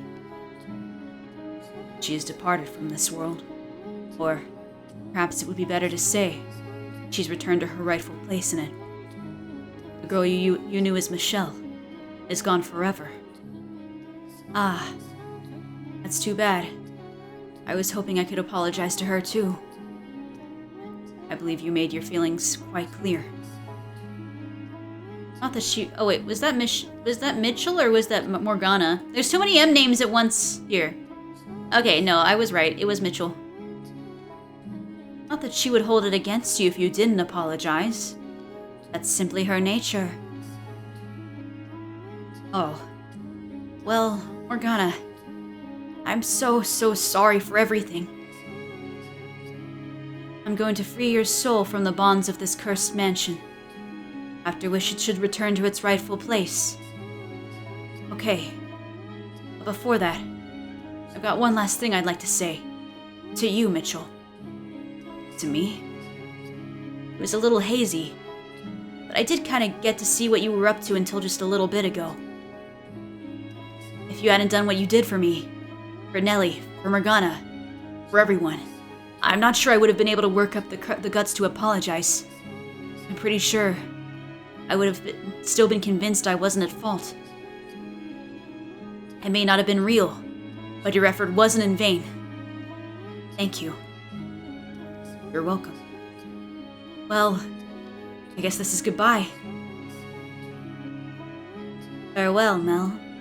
Until our souls cross paths once more in the boundless sphere of fate. Goodbye, Morgana.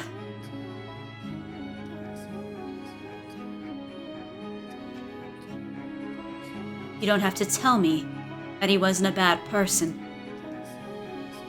But bad people aren't the only ones who do bad things. That's true, yes. But having a conscience can be a double-edged sword. The regret's so overwhelming you don't want to believe you could do something so awful. But some outside force must be to blame. So I hope you're willing to accept at least that part of his apology. At least part of his apology. Lead the way, my dear, to where the next soul waits. We're freeing them! Mel's free!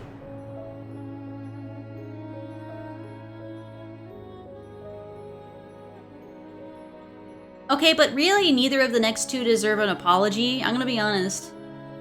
I mean, maybe Morgana thinks she's okay, but she was definitely getting groomed. Not a fan of that. Like, if you're gonna do your age gap, wait till you're older, please. The staircase leading to the cellar is quiet. The air still. No sounds of flesh being devoured. No stench of blood. Just darkness reaching ever downward. I wouldn't forgive Yukimasa either. I'm going to have to ask you to go in first this time. I don't mind. But why? I'd rather not be skewered. He'll be fine, I'm sure. I doubt he'll attack. I can't say I'm anywhere near as confident as you. So you get to be my meat shield should anything go wrong. Ah, so that's what I am to her. We may not have bodies, but we are still capable of feeling pain. You don't have to remind me. I have to say, I'm surprised you actually made it to the top of the tower. Is that supposed to be a compliment? I know, right? She's like, go ahead and get stabbed, Mitchell. Damn, girl. Half and half. Regardless, don't assume you're safe yet just because you're already dead. If you were to attack and destroy your soul, you would be erased for all eternity. There would be no coming back in any shape or form after any amount of time. Just something to keep in mind. I'm not worried. We shouldn't have any trouble talking to him. If you say so, then off we go.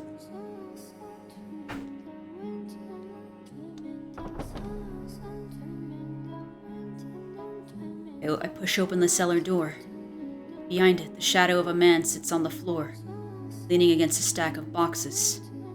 He slowly rises to his feet upon hearing us enter, and as he does, the blackness dissolves away, revealing the man.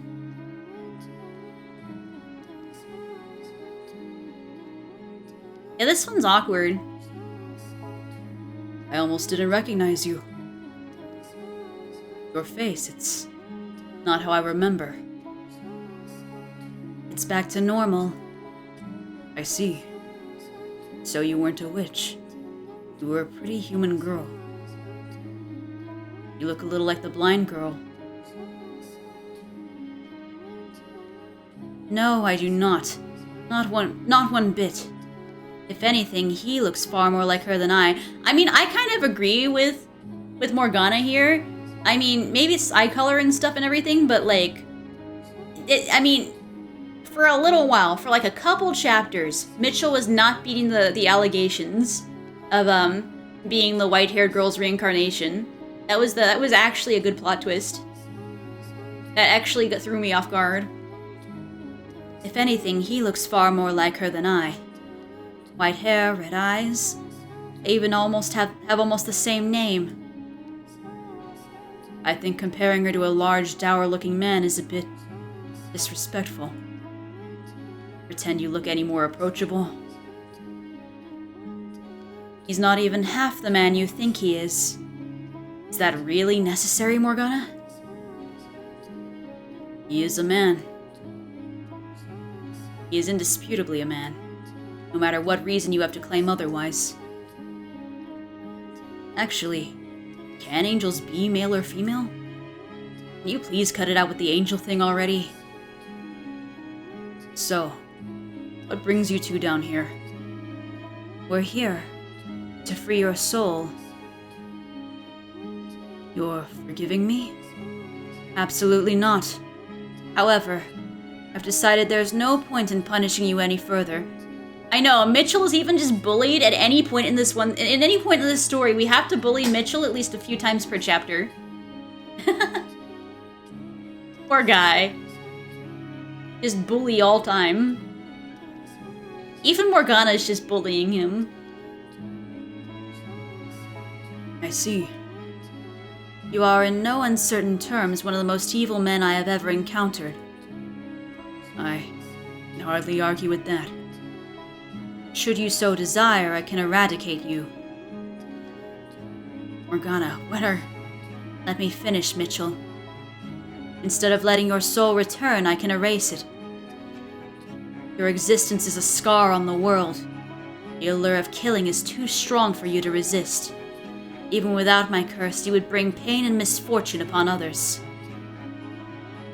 You're right, and that would probably be for the best. The world would be better off without me. Oh my god. She's just gonna eradicate him before he can, like, get reincarnated? Damn. And I know that. I do. I'm sure it won't maybe it won't happen. But I don't want to disappear. As you wish. Then I will release your soul. Before I go, allow me to burn this into my soul. I know, it is. Morgana's just really bluntly honest, and she's probably not wrong. In a way.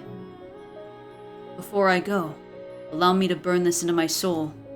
You must resist temptation if you are to blend in. So in my next life, I won't be a killer. I suppose it's worth trying. Do your best. I will. Farewell, Yukimasa. Until our souls cross paths once more in the boundless sphere of fate. Farewell, Morgana.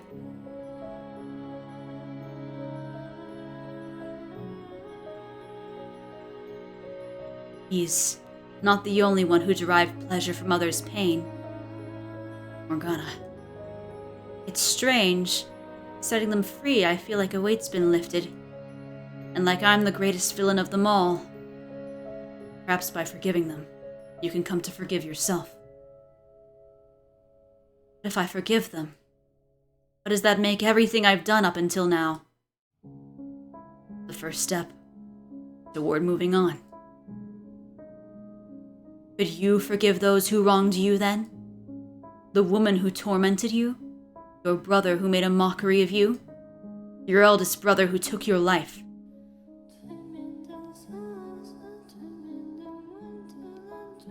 Arguing for Morgana's case? Your mother, so unwilling to accept you she burned you at the stake. The villagers who falsely accused you of being a witch. Your father who... the woman you love. I'm not saying that word on stream. I'm sorry.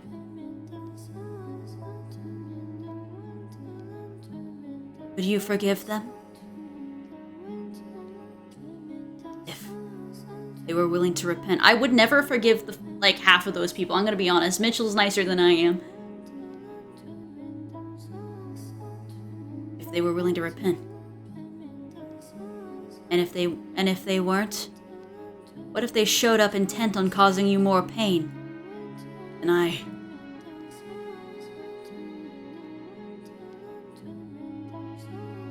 No, basically, they accused him of being, a witch in the actual story, too. It isn't true. He isn't a witch, but he was accused of being one in the same way that Morgana was. And he even, like, used it to his own advantage whenever Giselle was leading him to, like, was leading all the villagers to the mansion. He freed her from them by pretending to be a witch that could curse them. He was like, I'm the witch. And they're like, oh shit, we gotta get out of here, man. And so then all the villagers ran away from the house. And then Giselle was able to escape the villagers. Yeah. Yeah, the story version where his blood was deadly was the chapter 4 one, which was like the red herring. Where it was all made up.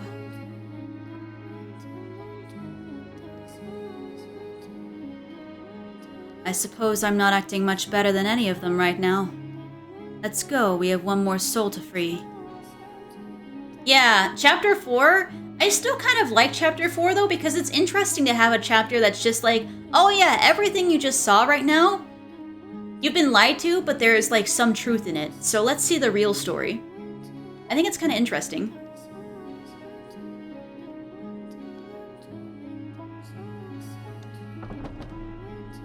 And I admittedly did tear up at that one. I think that's the only one that I've actually cried for, because all the rest of them have been so... That one was actually kind of positive energy until it was sad. And so I think because it let me feel happiness for a brief moment, I actually teared up. Whereas the rest of Fata Morgana has not made me cry, because everything has been so dour the entire time I wouldn't even know what to cry at. I don't know if that makes sense. Like, how do you cry when everything is sad? There's something I've been meaning to ask you. Huh? Is Giselle really there? With you? Because I can't sense her at all. If she were in the mansion, I would know. But I can't feel her presence anywhere. Be honest with me. You can't feel her either, can you? Are you sure? Her soul hasn't extinguished. She's here, I'm certain of it. Lost. Somewhere deep in the mansion's darkness. Once we've purged that darkness, she should be free to return. I have faith in her. I see. Well, I'm not sure how much this means coming from me, but I hope you see her again. I will. And thank you. I'm actually rather fond of her, Giselle. Although I suppose it's hard not to get a little attached to someone you've spent several hundred years with. Just attached? Giselle. She's fairly fond of you herself. I don't know, all the stories were like Giselle saying, fuck off, Morgana. Screw off. Leave me alone. I'm trying to think. I know, maybe Morgana's jealous, but I guess she's about to face the person who I guess she liked. Although once again, nope. I don't like that. Maybe if she was like 30 and he was 40, I'd like be at the point where I'm like, okay, I'll accept it. But like the actual ages they were, I'm not okay with it all.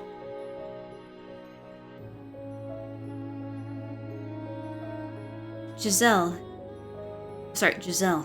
She's fairly fond of you herself. I can only hope.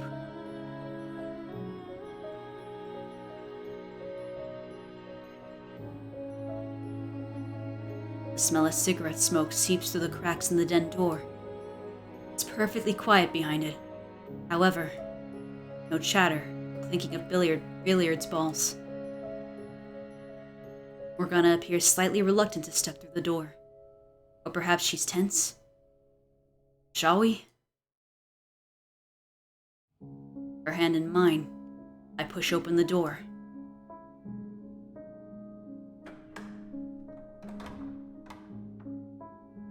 Shadow is perched on the edge of a dark green rectangular table. He freezes for a moment when he hears us enter, quickly finding his composure and marching toward us, determination in his step. The shadows dissolve, revealing the man. Morgana, Your face. It healed. It did. It's been a long time coming. And would you look at that, not a letdown. Was it him that healed you? Yes, it was him. Well, I'll be. I was always hoping I'd be the one to have the honor. You lost that qualification when you... Yeah, I know. I'm the one who made you into the witch. The one who killed you. I don't expect or deserve your forgiveness.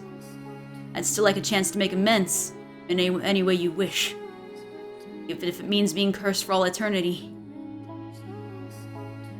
I'm here to release your soul. Once that's done, that's it from me. No curses. No forgiveness. Nothing. Huh. So you're cutting ties completely. Damn. Truthfully, I had no idea how you felt about me. That ship sailed long ago. Far, far too long ago. I know. Nothing can change how I feel about you. Not anymore. I bet. I'm going to release your soul now. Could you hold off on that for a moment? I don't expect you to reciprocate, or even accept. But if I don't put my feelings into words, I'll never get them through to you. I think that's how she put it anyway.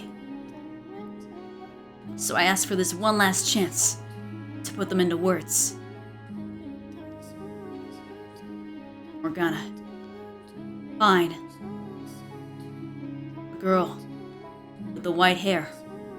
My wife. Michelle? What of her?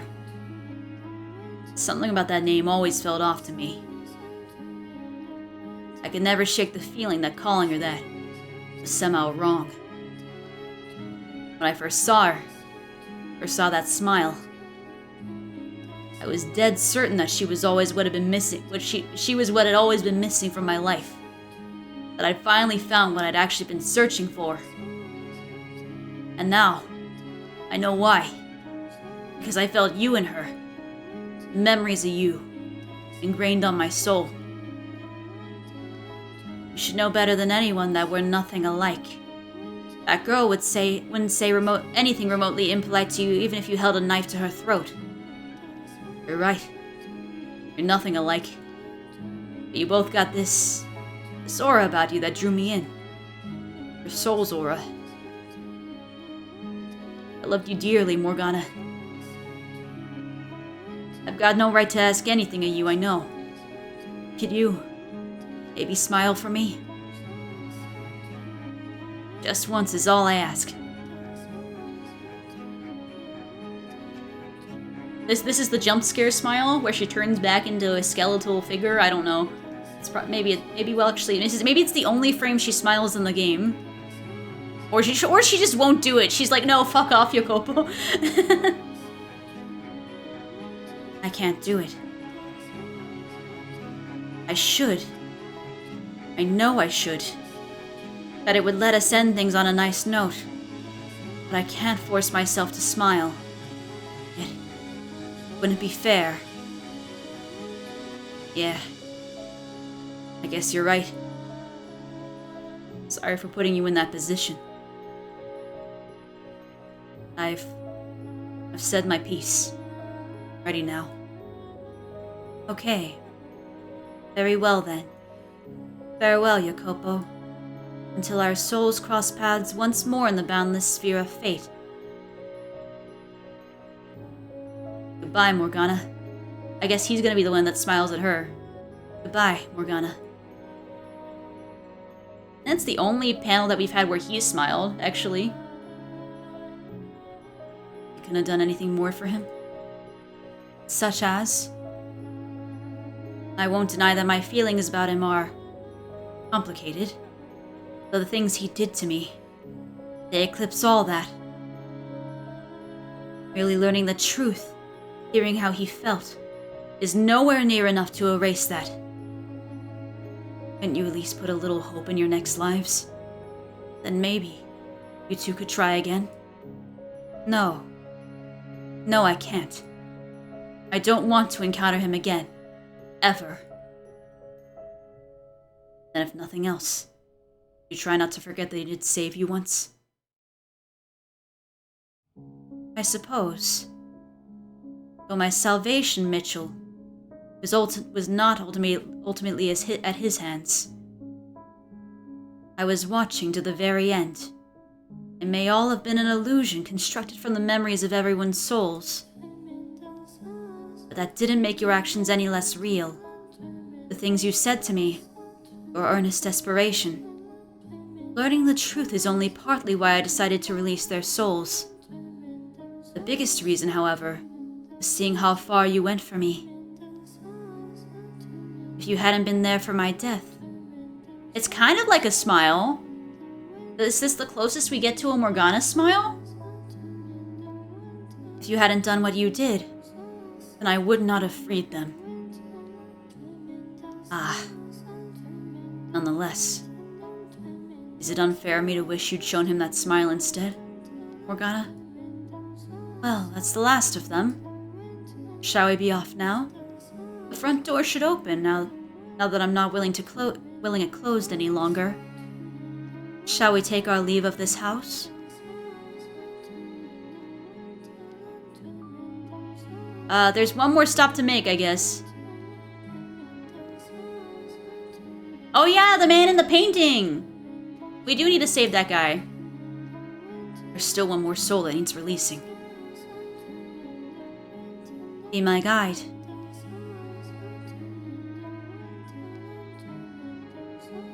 Save Painting Man! Still holding Morgana's hand, I make my way to the wall, where the landscape painting hangs. The man, I'm looking at the man in the painting. You told me to come back if I ever figured out your name. George A. Wait, who's George A again?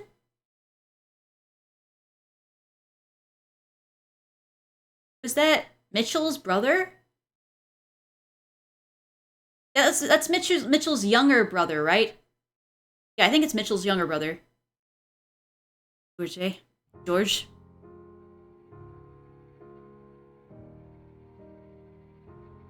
Yeah, the one who made the big promise. Well, both of his brothers did, and then Didier, yeah, Georgie. I just call him, I think it was just George. I'm gonna call him George. Hey, Mitchell. Hello. How'd you figure out it was me? Of course I'd recognize my own brother. Well, granted, I didn't recognize you at first. It's not every day your big bro winds up as a painting, huh? Came as quite the surprise when I finally made the connection. I'll bet it did. Hold on a minute. You two are brothers? I assumed you knew. Oh, hello there. Quite the companion you got there, Mitchell. So what brings you to my little corner of the house? I've decided I'm going to extinguish the mansion. Oh, hold on, guys. I actually feel a little dizzy for a second. I think I need to, take a drink of water.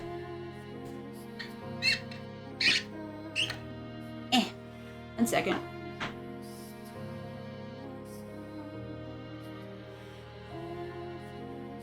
I don't know where that came from. Not drinking enough water. Not drinking enough water, speaking too much, maybe. I don't know. Alright. Oh, really? Well, isn't that something? You act like I just told you what I'm having for supper. This place is going to disappear forever. Weather thing? That's possible. I guess the weather is changing. I mean, I do feel some fatigue for having read a long time. Yeah, I've been going for 5 hours and 30 minutes, so... But we're so close to the end, I'm sure we can finish it out, so... Well, yeah, sure, but what brought about this?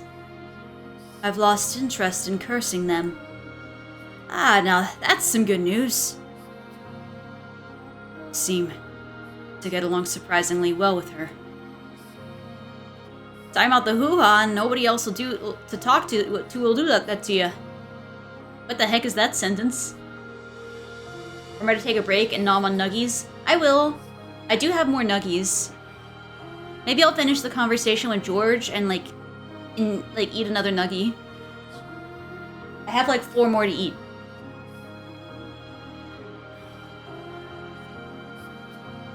Not that she ever gave me the time of day much.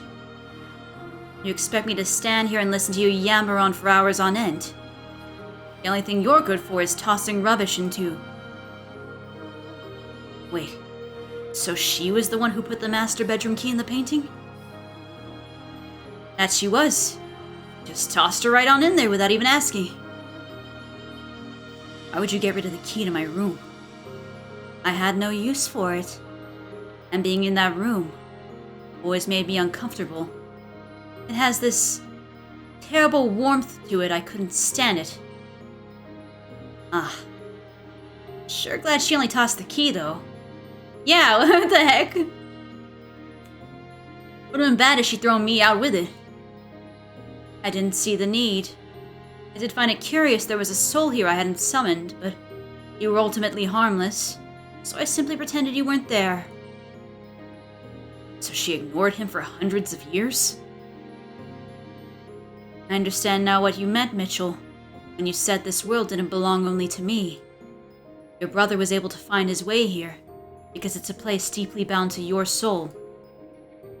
I'm no expert on none of the spiritual stuff. All I know is that one day I was just here. Here and full of regret. So if I had to guess, I'd say that I probably ended up here because I wanted to be somewhere where I could feel you, Mitchell. George, would you be so kind as to let me apologize? I know quite well how sorry you are. And you've already apologized once besides. I went years not seeing you, not hearing from you, not having any idea what you thought about me. So when I got that painting, it was a huge blow to me emotionally. Talking to you again has reminded me what kind of person you really are, George. You didn't mean to hurt me. Nope. Honestly, I had no idea what I was doing. Mom said paint it, so I painted it. And when she told me she sent it off to you, I didn't really think anything of it. Never even crossed my mind to think about how you felt out there all alone. The kind of pain you were going through just because of the way you were born. You're not alone on the receiving end. It's easy to be completely blind to your own actions. George is kind of an airhead, but I kind of liked him in the chapter until he did that thing, and then I was like, George, you bitch! But I guess he was just, empty-headed about it, I guess.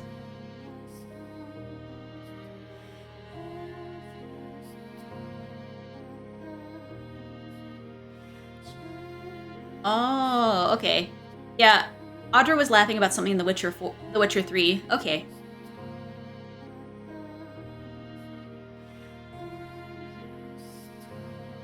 Never even occurred to me that we'd essentially exiled you, Mitchell. Not until it was all over. Really all I can say. Sorry you got stuck with such a dope for a brother. All I had to do was think about it for 2 seconds and I would have realized what we were doing. And you know, at the time I thought, what's it matter if you're a guy or a girl? You're still you. But I was wrong. It's not that simple. I can only imagine someone coming up to me one day saying, nah, you're actually a girl. And everyone I care about suddenly not wanting anything to do with me. What a drag that'd be. I'm really sorry, bro. It's okay, George. I forgive you. Thanks. Wanted so badly to see you and Didier again, George. And while I didn't get that chance in life, I'm so glad to have had the opportunity to talk to you now. To hear the things you never got to say. It pains me to see you reduced to this form. But knowing that it's the result of overwhelming regret, that you were just that desperate to find me again, it warms my heart.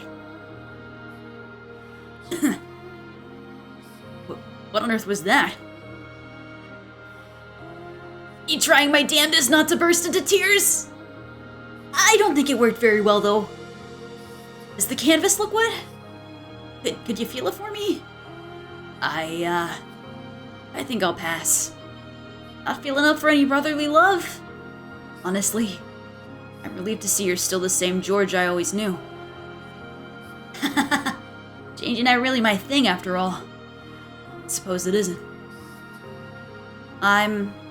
This doesn't sit right with me. Can you even hug a painting? Yes, you can hug a painting. You just have to take it off the wall. It's a bit hard to hug when it's on the wall. But if it's large enough, if it's small enough that you can fit your arms around it, you can absolutely hug a painting. I guess if the painting's wet and Mitchell's like, nah, I ain't up for that, then that's just is what it is. What? Why not? You're letting him off the hook far too easily, Mitchell. I know very well just how much pain that painting caused you. It might as well have been what resurrected me. I've moved past that, though. Make him pay for what he did. Scribble on him. Do what? Scrawl your anger all over that ridiculous painting. But I'm not angry. That's a damn fine idea if I ever heard one. You most definitely need to make me pay, Mitchell. George? Go on, hit me with everything you got. Scribble away. But if I wanted to, I have nothing to draw with. Just use your finger and I'll trace it out for you. Come on, what are you waiting for? Really wants me to draw on him, doesn't he?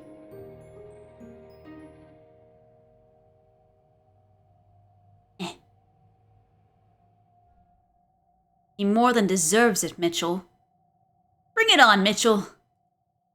This conversation got bizarre fast. Okay. I'll draw on you. Oh no, he made it cute instead. It's a family with a dog. Oh my! Now that is downright ghastly. What?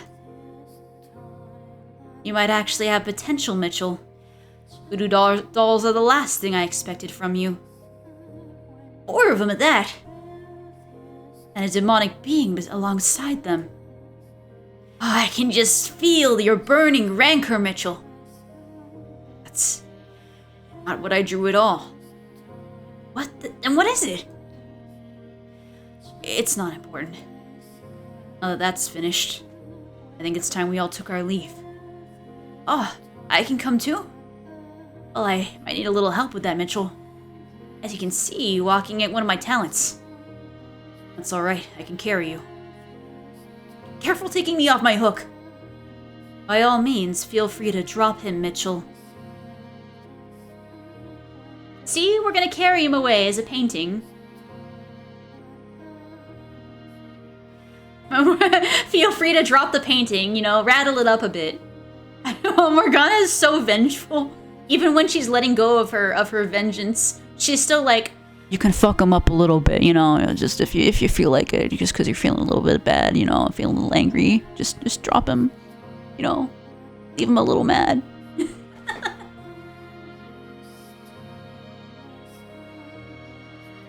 I must say that is a rather amusing sight.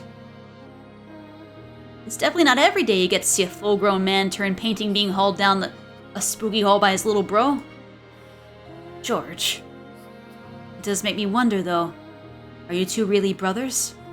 I have a hard time believing you share even a drop of blood with this obnoxious lout, Mitchell. Morgana's like, I know I said you're my meat shield and all, but can you also by proxy mess with George a bit to shut him up? That's true. George is very, very, I think George has got to be the most extroverted character in this game. And he was only in 1 chapter. We are brothers, right, George? Whoa, don't you start questioning it too, Mitchell. We are absolutely, positively, 100% brothers. She has a good point, though. You don't even look that much alike. No shocking family plot twists here. I've known you since you were a baby, Mitchell. Maybe you were secretly illegitimate, George, not me. not gonna let go of this, are you? I'm just playing with you. Oh my god. You just laughed. Yes? What? I didn't even get to see it! What was it like? Give me all the details.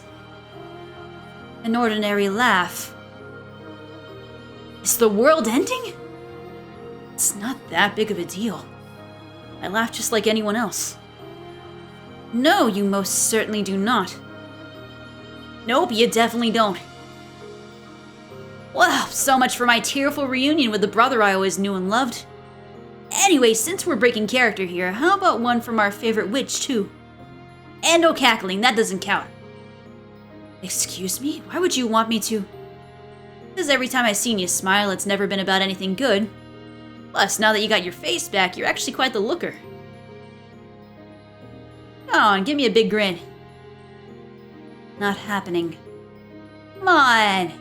Okay, fine. If you don't want to do it for me, pretend it's for Mitchell. What do I have to do with anything? You can do it for old Mitchell, can't you? Show him those pearly whites curly. Oh god, no, not the word girly. I hate that word. Oh, if you insist, I suppose I can smile for Mitchell, but only for him. Excuse me, was that supposed to be my voice? Because I do not sound anything like that. Look at you puffing all your cheeks puffing your cheeks and red in the face. George, try not to tease her too much. I know, George is just like, now that you finished the story, and for the brief moment that I'm back in it, wink, I'm gonna be the comic relief for the next 5 minutes, or 10 minutes or so. I don't know how anyone can stand you. It's like every word that comes out of your mouth exists solely to ruin the mood. No. Maybe it wouldn't hurt to lighten up a bit. This is the end of a long journey. That doesn't mean we have to make it a somber and uptight affair. I'm genuinely not sure how I feel about you, the most somberly uptight man I know, telling me to lighten up. She's got a point. I'm not that bad, am I? Anyway, shall we be off now? That we shall. The witch and her band of merry men departs. I'm not sure if one person and a talking painting constitutes a band. Giselle, I know we'll find each other again. I have faith we will. We'll cast away this mansion's darkness, and then I'll await your return, no matter how long it takes. Yes, I think it's time we took our leave.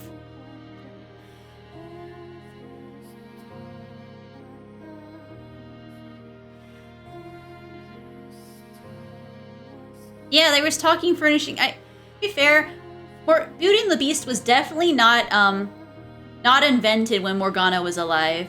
If Mitchell in the future was in 1099, that means Morgana was like below the thousands. Having finished what we set out to do, and retrieved George as well, we make our way to the mansion's entrance hall. The large door stands there, firmly shut, holding in the darkness as it has for countless generations. That time is almost at an end. The door ready to be opened, to end the cycle and begin anew. In a painting for all these years, I never realized just how big a place this was. All I ever got to see was a hallway and maybe a couple of doors. I mean, talk about dull, you know? Feels like I'm on an adventure, exploring a whole new world. A very, very dark world. Mitchell, would you mind shutting him up? If only it were that simple. Can you blame me for being talkative? It was a lonely life. That would be fine if you had any concept of the appropriate time and place to be chatty. Are you aware of where we are right now? The entrance, by the looks of things. Precisely. The end to a centuries-long act of vengeance is but a few feet beyond that door. And you're chatting away like it's another day at the court. Try to maintain at least a semblance of gravity if you would. I'm starting to realize you're rather ceremonious, aren't you, Morgana? This is a day to be celebrated, not to be all stiff and no fun allowed. Are you not at all worried? There's no guarantee any hope lies beyond that door. After all, when the mansion disappears, so too will we. And that is the rightful state of things. Our present forms may cease to exist, but our souls will live on. And so long as they do, we will eventually return to the world. Let us press onward, not fearing a temporary end. Well said, Mitchell. If I had feet, you'd have just swept me right off them. George, I'm beginning to wonder what would happen if I threw you out of the wall. Damn. Now, let's not do anything hasty. Oh, for God's sake. You're the guide, so let's go then, shall we? Morgana's right. There's a severe lack of gravity to the affair. But thanks to George's lackadaisical nature, whatever fear I had is gone as well. His ever-playful interactions bring me back to when I was alive. To when it was me and my two brothers. On memories of the times we had together. Of the admiration I had for them. Of me chasing after them. Nothing could possibly replace those days. And I'm glad I had the chance to reflect on them, if briefly, before the end. I take a few steps forward, stopping just in front of the door, and Morgana steps up beside me. I envision the light that lies beyond it, radiant and white, waiting to rip through the darkness. The light we seek, the light that we've long sought. I take in a deep breath, look up at the door, place my hand on its hard surface, and push it open, welcoming the future it holds.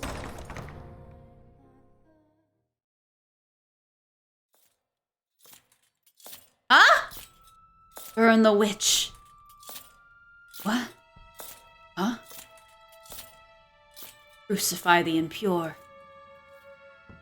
Mitchell has been called Angel, Meat Shield, a liar, a witch, and now a guide, all within the space of like 10 minutes. Well, 15.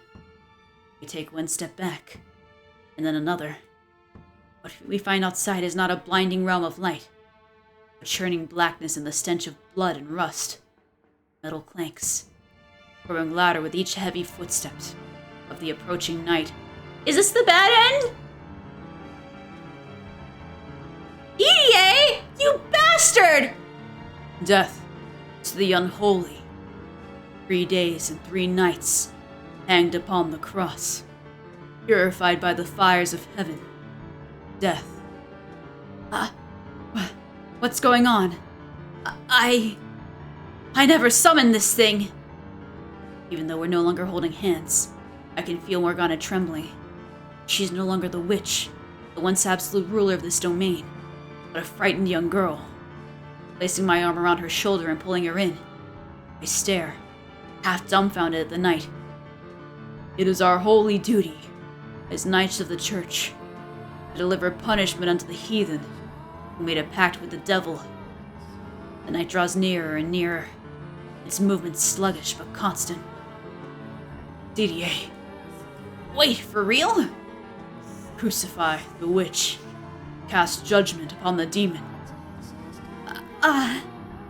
The word witch, coming from the delirious, vengeful phantom's mouth, proves far more distressful for Morgana than me. Whoa, hold on! What's T doing here? Please, come to your senses, Didier. I know it's you. Judgment. Crucifixion. Execution. No, I'm not a witch. The night is partially occluded by the dark, writhing miasma enveloping him, but he bears the same muscular build as the DDA I knew in life, and he's unwaveringly determined to see us executed. DDA, this is not how I hoped our reunion would go, DDA. Why, after so very long, is this how the three of us find each other again? Images flash through my mind. The day I left the Bollinger estate, when Didier promised me we would one day meet again. Him giving me a hug before I climbed into the carriage. First Didier, then George. Is this my fault? Is he here because I wish to be reunited with my brothers? Is this the way fate chose to grant that wish? Burn the witch. Ah, well, you look at that. Guess I'm not your only blockheaded brother, huh? George, where you get any bright ideas, Mitchell? It's not your fault that our long-awaited family reunion didn't go quite as planned. Just like me, Dee cursed himself. Only it seems his was a whole lot more powerful. God, I really didn't pay a lick of attention to either of you, did I? The unclean witch must be purified from this world. It is my duty. Hey, Dee, are you in there? I shoved a whole lot of crap onto your plate. Keeping up the family name, taking care of Mom, just about everything I could leave to you, I did. I must uphold the honor of the family name. And then, when it was all over, I blamed you for killing our little brother. I was convinced you could do anything, that you were stronger than anyone. Crucify the witch. I'm sorry, Dee. Burn the witch. He continues his plodding march forward, seemingly unaffected. It's impossible to tell if George's words are getting through to him. I'm ready for a nuggie. In the face of tragedy, eat a nuggie.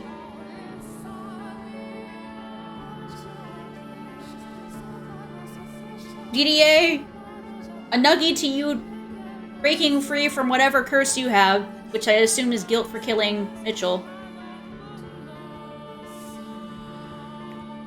Maybe he shouldn't have killed Mitchell if he was going in the first place, you know? Because they're kind of brothers. That's his fault. Ain't nobody else's. Actually, it's partially the mom's fault, because the mom's a real bitch.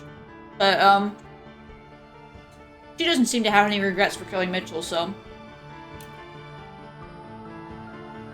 Considering she was convinced he was under a curse and refused to call him her son. Nuggie!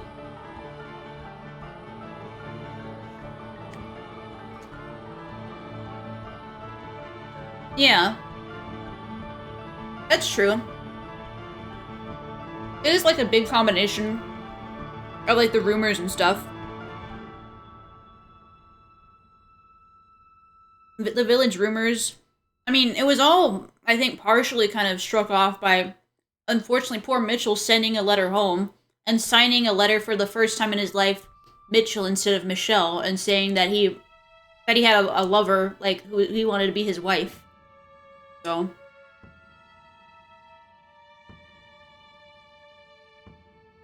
Lucky.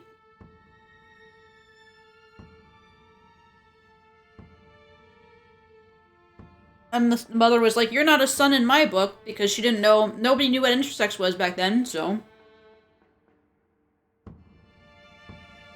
So poor Mitchell just got fucked over.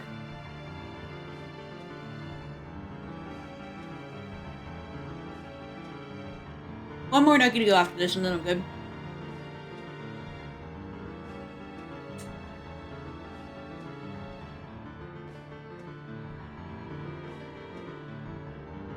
But yeah, Dee Dee is a little fucked. It's funny because I really thought that door that we just walked through would be like near the end. And maybe we'd see Giselle, but I guess we're seeing DDA after this.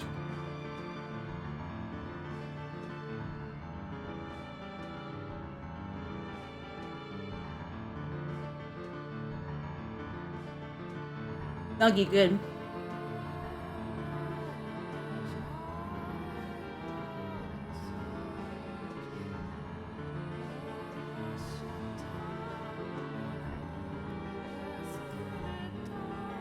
She writes sins, not tragedies. Yeah, it's Nuggie time.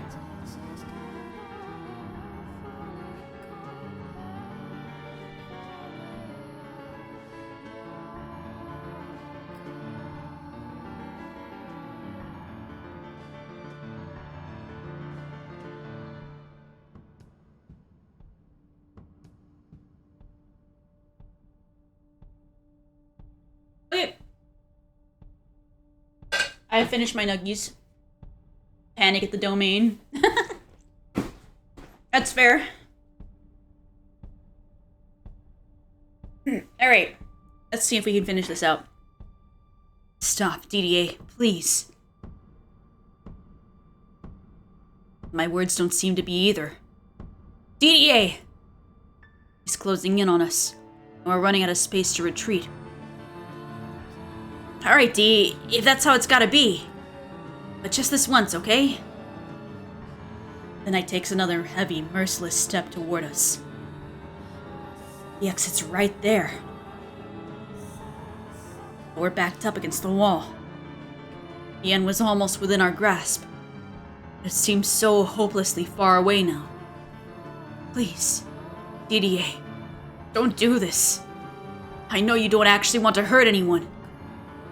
DDA! The knight raises his sword, thrusting it forward with a sharp whoosh.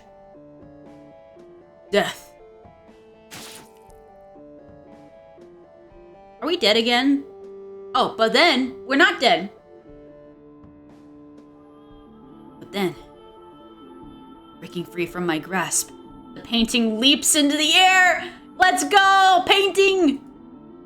Oh, wait. Is George about to let his soul be extinguished for Michael? Well, sorry, for Mitchell? That's so sad, though. I'm really sorry. You got stuck with a pair of dolls for brothers. George! The next second, my eldest brother's blade pierces George. George! George! His form wavers momentarily before fading into the darkness, his voice lingering behind. Don't worry about me, Mitchell. I got my share of redemption already. I know it can be a bit of a pain, but do for D what you did for me, would ya? Now go on. Call out to him. Suck in a big old breath and call out to our brother with everything you got. George!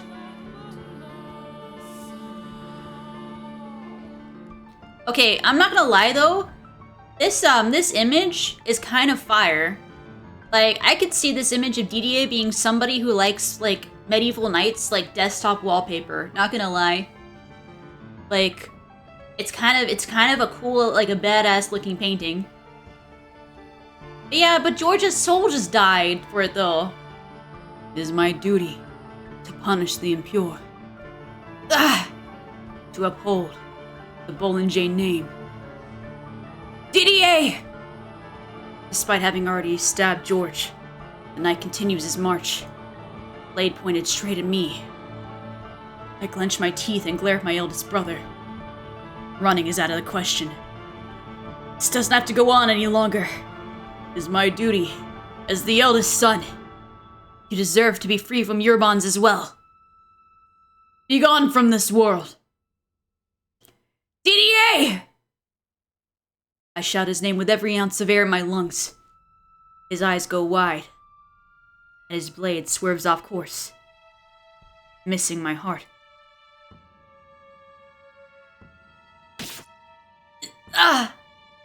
And piercing my gut instead.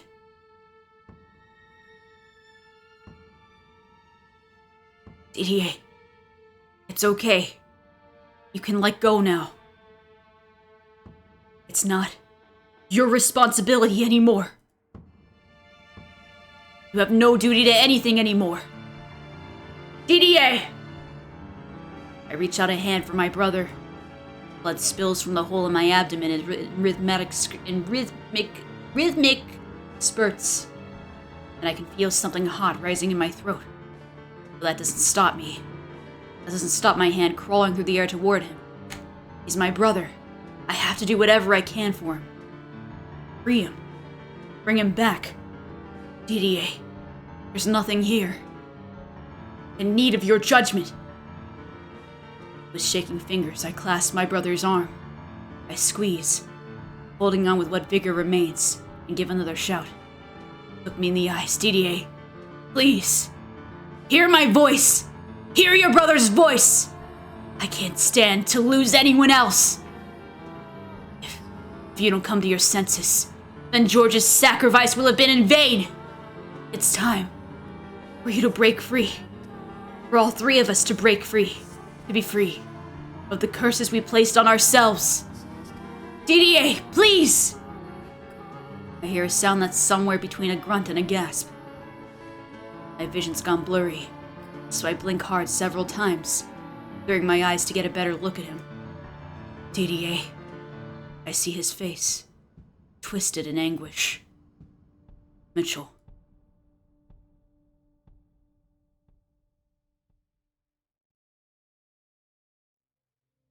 DDA. Oh, thank goodness. You heard my voice. Did I do this to you, Mitchell?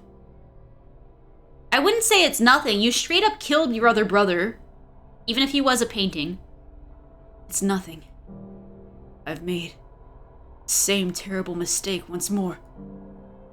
DDA. I caused you harm.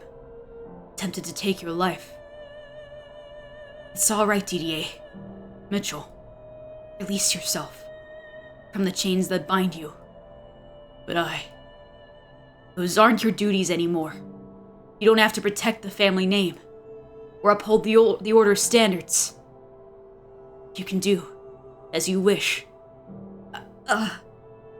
Punish me for my wrongdoing. Please, Mitchell. Punish me.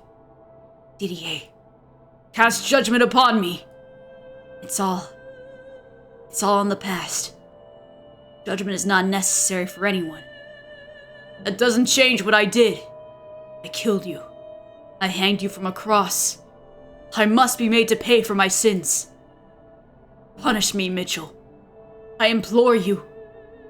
DDA. I think I know now why you never removed your helm that day.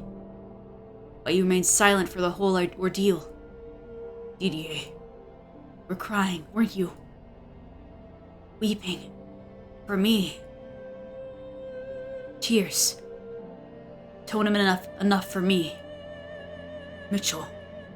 You bore a great deal of responsibility in life. And as the Bollinger's firstborn, you were obligated to protect the family's honor. And as a knight of the church, you were tasked with the duty of my execution. You had no other choice. I sincerely believe there is nothing else you could have done. I bear no grudge against you, though resentment for the decisions you were forced to make. I certainly don't curse you. It's just, forget it all. It's long over and done. Still, it was a mistake I never should have made. I took the life of the purest soul I know. There is no honor in that. DDA. I put protecting the family name above protecting my actual family. You trusted me. You believed in me to the very end. And I killed you. I knew what I was doing. I knew you weren't cursed. I knew you weren't a witch. I knew you weren't a demon child. You were never unclean. You're my brother. Your family. And I robbed you of your life. There's no one in this world more unfit to be a knight than me. You don't have to be a knight anymore. You don't have to be the Bollinger's firstborn son. Deciding not to wear those labels won't make you any less the brother I always loved. I'm honored to have been born into the same family as you. Mitchell, there's something I never had the chance to tell you, DDA. All my life, I looked up to you, admired you. I still do, even now. There's a next life awaiting us. I hope we can be brothers again, DDA. Would you mind if I wished for that? No, of course not. Please do. And I hope you'll allow for me to wish the same. I love you, Mitchell. My dear little brother. I guess I like that we got some sort of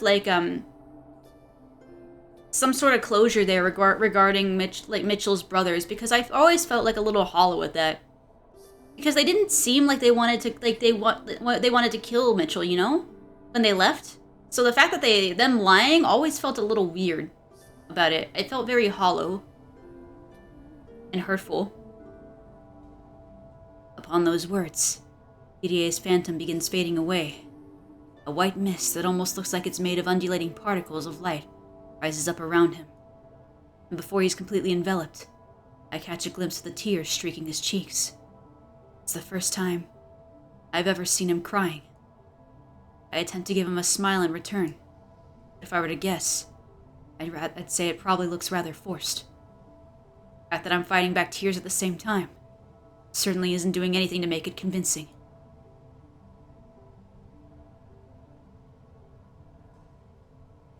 Where he's completely faded away, I wrap my arms around my brother's shoulders, much like he did for me on the day of my exile.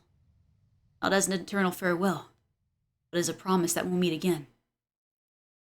Fake Snowfrost? That makes sense. Honestly, like I said, I think that would be like a fantastic wallpaper. If you were into like, you know, what is that game called? Sword and something. You know? Or Chivalry, you know?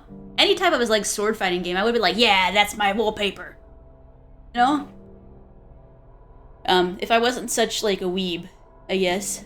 Not Blade and Soul, was it Knight and Blade? Blade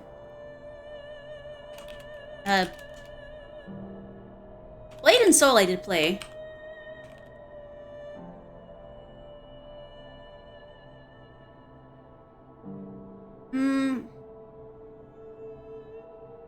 Yeah, it's not coming to me right now. But it was like you played as like medieval knights in combat.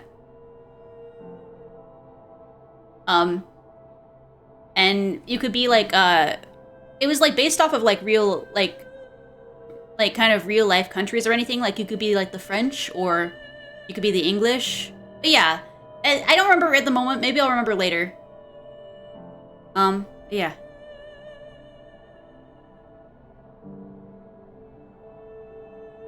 Giselle? Any Giselle? Now I'm just wondering, where's the Giselle closure? DDA. George. Right now, in this moment, I have no regrets about having been born a Bollinger. All I have is great pride. So I pray that one day... You know, it feels weird that, like, Mitchell made a promise to DDA just now, but but for, like, George, he's like, I guess George died. That guy was kind of annoying, wasn't he? No, I know. He liked them both, but, like, the promise with DDA was a lot more impactful, I guess. So I pray that one day, be it 10 or 1,000 years from now, the three of us can be reunited. Morgana just witnessed all of this and just watched like a sword get shoved into like Mitchell's gut. I've got a number of things going on through my mind right now. Morgana, I'm just not sure how to put any of it into words. Don't worry. Those words say everything. You can cry if you want. I won't mock you, I promise. No, I won't cry. I'll save my tears for our reunion. Oh, that painting didn't have to get itself destroyed. It'll be fine, I'm sure. I have faith. And as you know quite well, wishes do come true. Would you mind giving me a hand, Morgana? I'm gonna need a little help getting back up. She given him the skelly hand.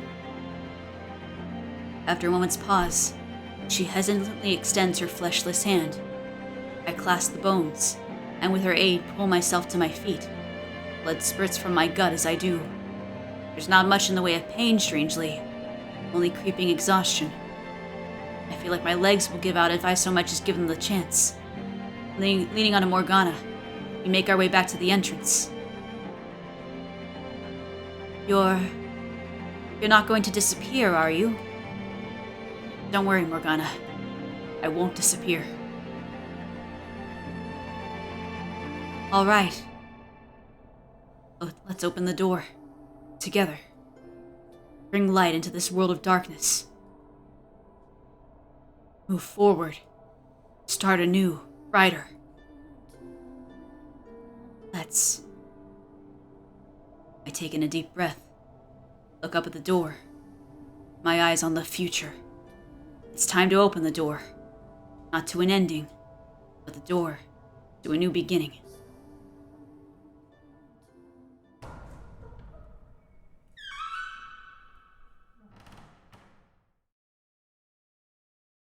May the world that awaits us. Giselle? Hello? Be filled with light. Giselle?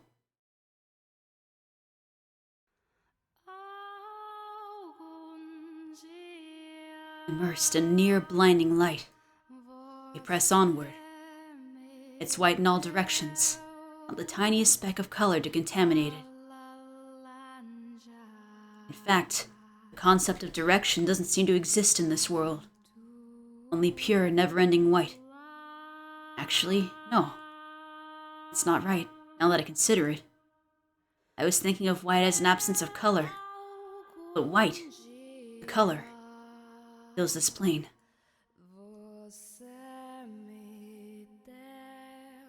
It's all disappearing. We made the right choice, didn't we? Yes, this is how it is meant to be. You're a rather impressive man, I hope you realize. Not only did you free 3 trapped souls, you also saved your brother. I didn't do any of that alone. Without help, I doubt I would have made it this far.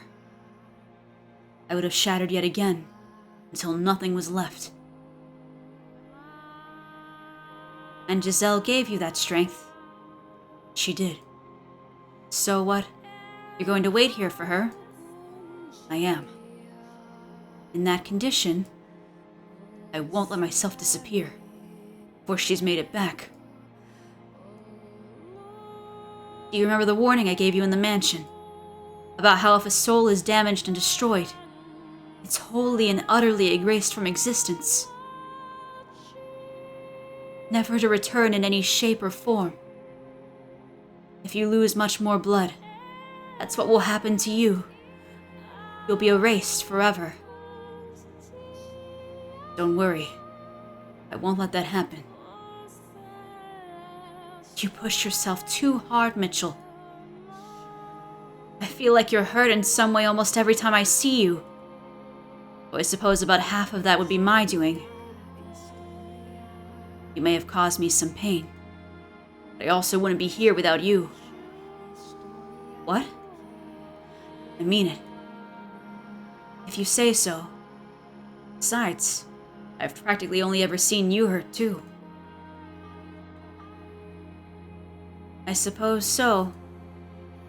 Whatever form your soul may assume in your next life, I'll be praying there's far less pain in it for you.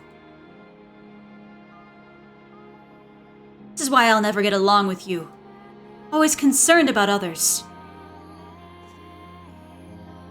Can I ask you something? If you were to be born again, would you want it to be in a fully male body? That's what I've always wanted, so yes, I would. In your next life, if you have one, do you want to see Giselle again? Absolutely, I do. And what if you could only have one or the other? Which would you choose? Do you even need to ask? No, I suppose not. You know, I'm neither a witch nor a saint. Just an ordinary powerless soul now.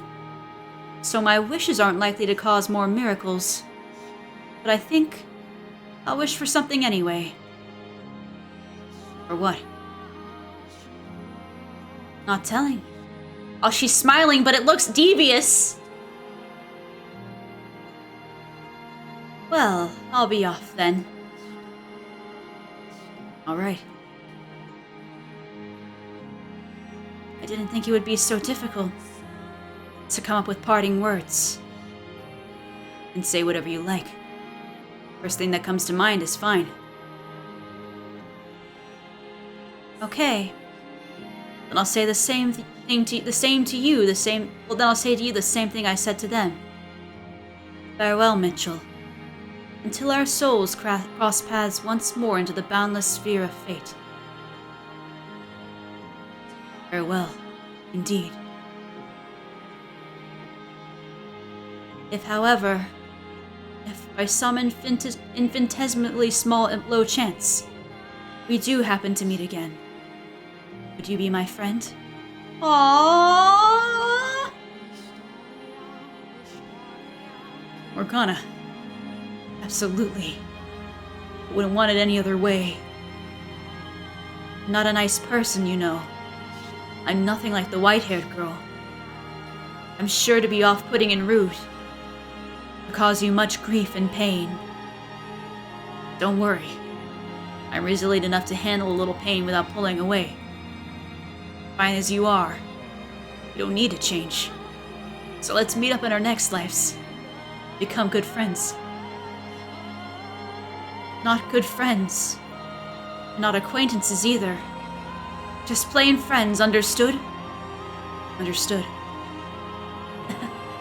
I'm rather looking forward to it. So now this is goodbye for real. I suppose I'll part with some uncharacteristic honesty. I'm glad to have had you in my life, Mitchell. And thank you for everything. Morgana. Farewell. Till our souls cross paths once more.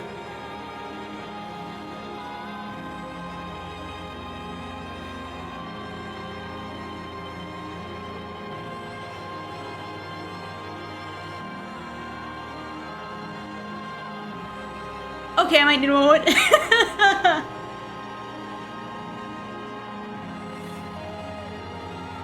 Oh no! Okay, that hit kind of hard, okay. Ah! Nothing's happening. I'm not crying! Who's crying? Not me! Who's crying? Who? No, never. Not me, never.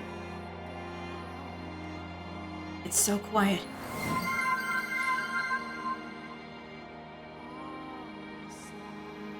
Thank you.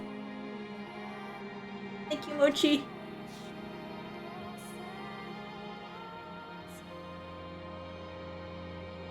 Mute for an ugly sniffle. It's so quiet. So. They ask you how you are, you just have to say that you're fine when you're not really fine, but you just can't get into it because they would never understand. You're not wrong, Oshi! You're not wrong! Ah! So. Unbelievably desolate. Giselle. You endured centuries, waiting for me to return. I'll wait right here, for as long as I must.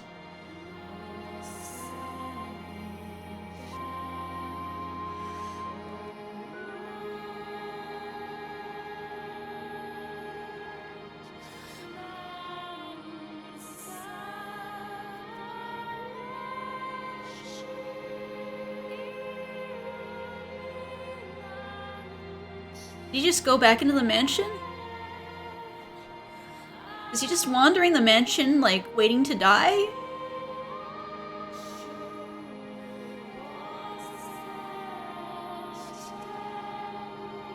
I can feel the mansion. That gathering place for the departed, fading away. I did it, Giselle. I broke the curse. I cast off the darkness. I saved Morgana. And all the other souls trapped there. I couldn't have done it without you. I miss you, Giselle. All I want is to see your face, to hear your voice, feel your warmth, tell you how much I love your smile.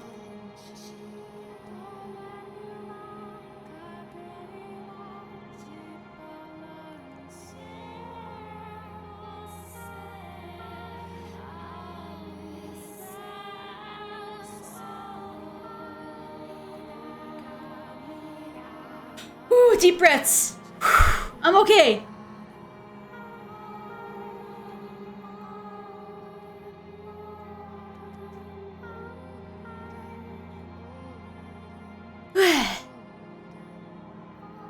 Where are you, Giselle? I know I said I wouldn't let myself disappear until you came back. I'm wishing with all my might for my body to hold out. But it doesn't seem to be working very well. I'm coming to realize as I grow weaker that the will of one man is nothing in the face of the will of the universe. Where are you, Giselle? Can't see you anywhere.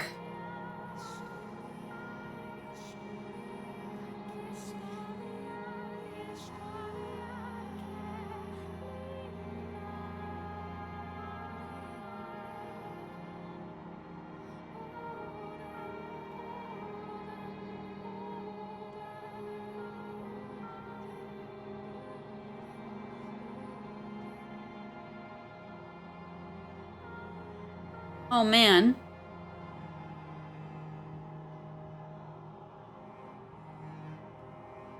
I can see right through my hands, Giselle. My lower body is already gone, and the rest of it is following.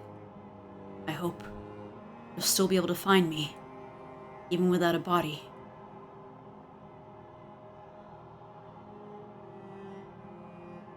Is Mitchell really gonna fall apart? Giselle, come back! Where are you?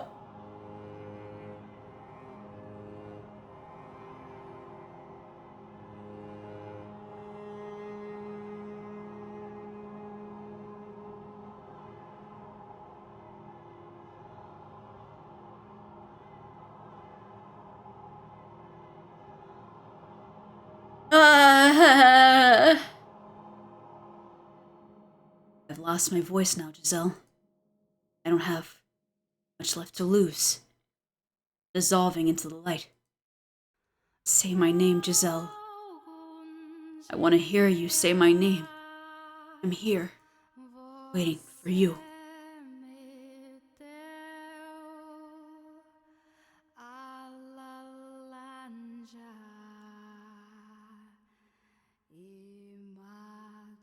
Giselle, what the hell? Come back! Come back! Don't let Mitchell fade away.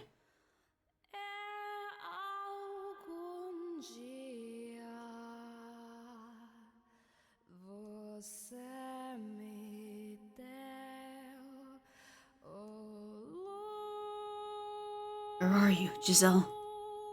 Am I making it through to you? Even a little?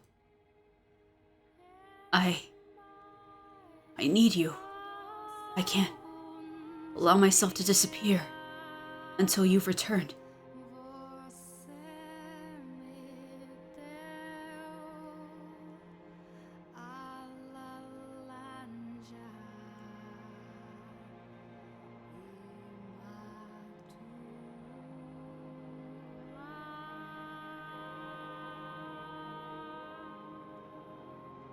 Where is she? Come back! You're killing me here, Giselle. You're killing me. You're killing Mitchell. Stop killing Mitchell.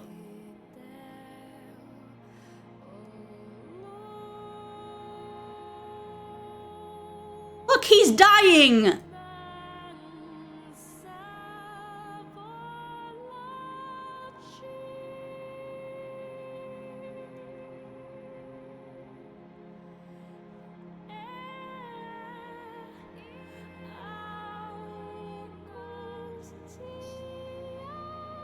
Is that just the end of the game? Him dying, waiting for Giselle? Everybody else leaves?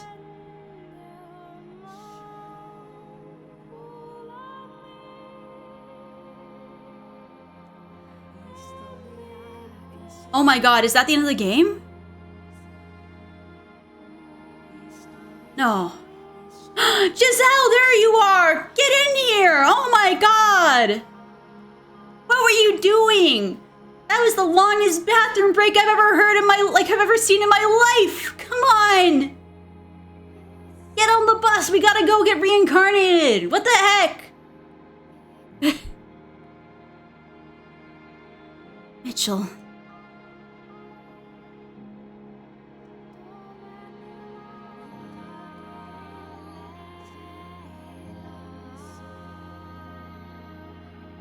Finally. I finally found you. I'm sorry it took so long. Don't worry, Mitchell. I know that's you. I'll always be able to recognize you, no matter what.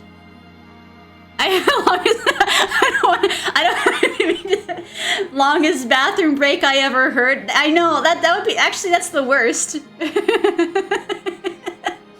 Imagine hearing just the longest bathroom break. I made a mistake. I used the wrong words. She's back though, look at her! She made it back from the bathroom! You don't have to be afraid. I wouldn't have made it out if it weren't for you, Mitchell. A ray of light reached deep into the darkness, all the way down to where I was lost. It was a light more radiant than anything I'd ever seen. So much so that I couldn't hold back my tears. Flushing louder than the Titanic flute noises. Imagine the Titanic flute but made of flushing noises. If somebody hasn't done it, do it already. Why am I ruining the end of the game? The end of the game with this? This is terrible. You fought so very hard. You broke the mansion's curse. Released it from the darkness. I was right about you. You are strong. Immeasurably so. Can you hear me there, Mitchell? I'm sorry for keeping you waiting so long. Letting you deteriorate like this. But thank you. Thank you for waiting. Now it's time for us to return. Back to our rightful places. So please, Mitchell, don't disappear on me. Don't let your soul's flame be extinguished. I beg you, keep holding on. There's still so much I need to tell you. I want to hear your voice. I want to feel your arms around me once more. I don't care when, as long as I can have that someday. So that means I need you not to disappear on me. Mitchell! Mitchell.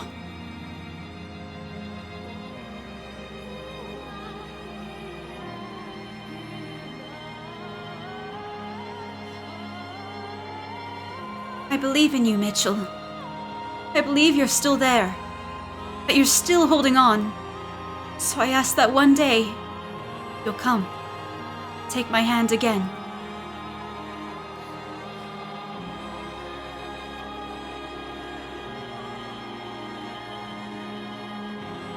Wow. Oh, it's gonna give all their ages when they died? Oh, that's kind of sad too. Oh. This is a weird credit screen to have. I'm not gonna lie.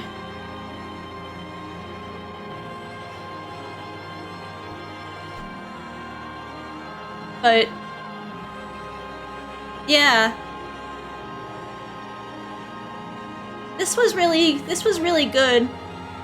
I'm also very sad.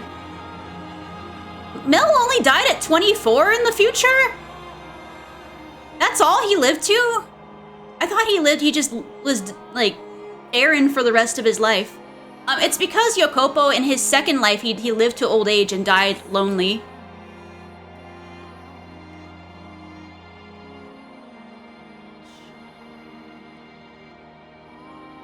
Yeah, this is talking about their first lives and their second lives, the age that they were when they died. DDA died at 37? That's it? Oh my god! They all died so early in life.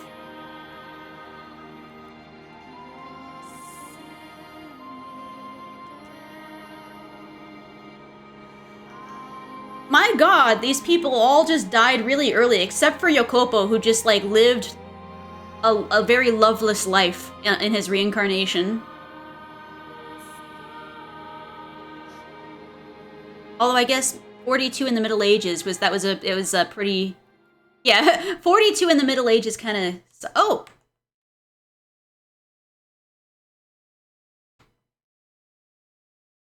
Oh. Reincarnation? Hello? Anybody in there? Class is about to start, and last I checked, the teacher never came through the window. Mel? Mel? Ah, right, just a sec. Been doing that a lot lately, just staring out the window. You watching for something or just spacing out? There's this girl who's usually out there around this time every day. Right over there, see her? That one? Looks like she goes to the junior high a few streets down. That's what I thought. But look at her hair. Oh, no! No! I hope you're not related in this life. Please, dear God, I hope you're not related, at least. I mean, I guess that would fix the problem if you're not related, but that there was a problem to begin with, you guys. Mel, no, no, no, no, no! Don't fall for this again, you bastard! Look at her hair, that flaxen color. It's almost the exact same color as mine. Can't get her out of my mind. Oh, really? If you're that interested, why not go have a chat sometime? I don't know. I wouldn't even know where to begin. Obviously, you gotta go with the old classic. Hey, baby, wanna get some ice cream and hang out? That sounds like a great way to get slapped. I'm not trying to pick her up.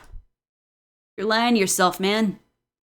Oh, I don't know, like, I'm curious, that's all. No! You live a life where you don't have this problem with Nellie, please. Please live a life where you don't have this problem. Mel's just doomed for all of eternity. They all are. I hope that Yukimasa at least keeps his promises. And I'm curious what makes your head work, because it sure ain't what everyone else's runs on. I think. Now get moving, it's almost time for class. Wait, I'm coming. I wonder what her name is.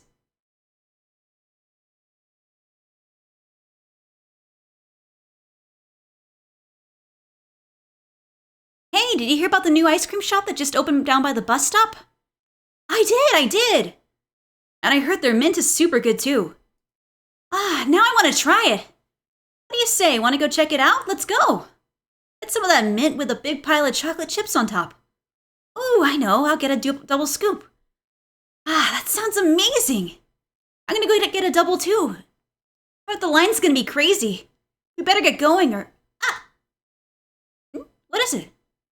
Oh, there's a cute boy who goes to that school out there. I think we just locked eyes for a second. Oh, what's he look like? No, this is a problem! This is a problem!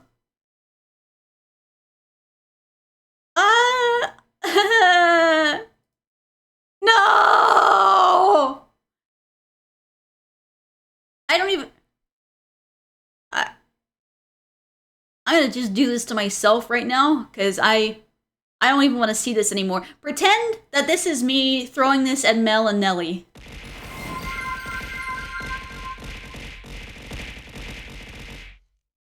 That's how I feel.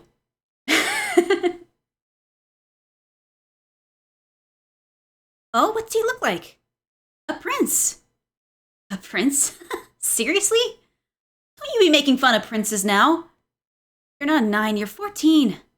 You still haven't grown out of your fairy tale phase? Like, my God. Just you wait. One of these days I'll meet a real prince and then you won't be laughing anymore. Like you'd ever be able to get a real prince's attention. Hey, that's not very nice. Buttered croissant. Jerk. Blockhead. Meanie. Come on, let's get going. Oh, fine. I'll show you one day. That is my prince. Oh,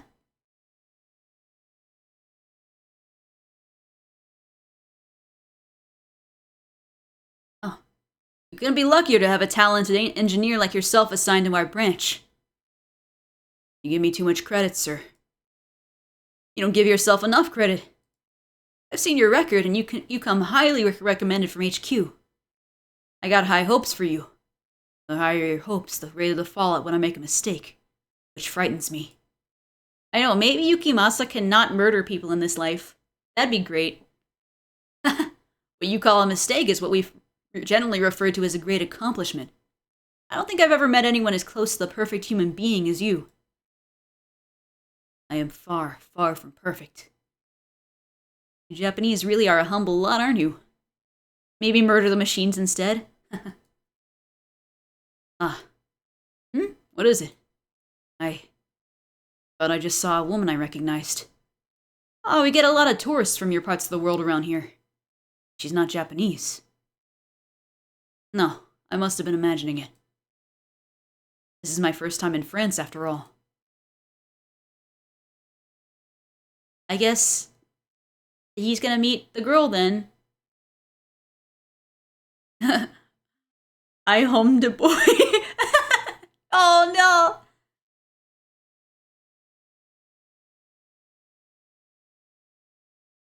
The art museum. Shopping! How can you take a vacation to France and not want to see the art? Oh. You were there all day yesterday. Oh, did they get to reincarnate together, Maria and Pauline? We were there all day yesterday. And you agreed before we left today it would be a shopping day. That was before I realized just how big it was. Just how many beautiful paintings they had on display. There's no way one day is enough to see it all. One whole day of my vacation bored out of my skull. Not like you can eat the stuff, so what good is it anyway? Please. How about this? We go to a different museum. Just no art this time. Oh, what kind of museum? You don't want me to look at art? A torture museum. I think I hate you. Lighten up. You tell me you don't want to see centuries of torture devices from all around the world? Maria is still at it with the weapon fixation. Absolutely not. Then we stick to the plan and go shopping. Oh, have it your way. You didn't have to be so. Watch out, behind you! What? God damn, that hurt. Oh, I'm sorry. Learn to watch where you're walking, why don't you? And if you're so desperate to make a damn ruckus, go find a cafe somewhere out of the way. Well, excuse me, princess. I'm kidding. I apologized, didn't I? You don't need to be such a dickwad.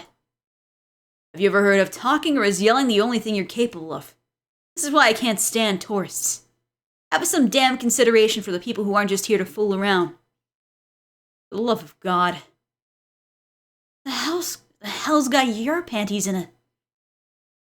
And he's gone. Sure was something. Oh, wait.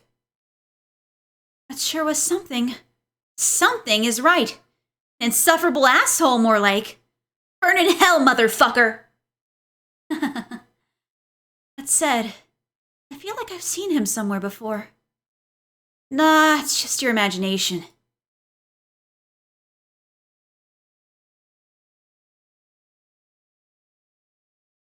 You there, the paper. Good lord, the stock market is a damn mess. What a nightmare. The tourists don't know how to shut up. The French are a bunch of stuck-up snobs. The pizza's awful. Nobody knows how to make spaghetti. Maybe I should just pack up my bags and forget it all. Jacopo is French again. Sorry, no, he's Italian again. He's never beating it. What the hell is this? An article about the human voice? Scientists are studying the effects certain frequencies in the human voice have on the brain. Give this mumbo-jumbo out of the paper, my god. Save it for some paranormal or science magazine. Back to the stocks page. Ah! Damn it, the wind got my hat! What is wrong with today? I believe this is yours. Yeah. Thank you. The pleasure is mine. Have a nice... Hold on a second. Yes? First off, before I say anything, I'm not trying to hit on you. Oh no!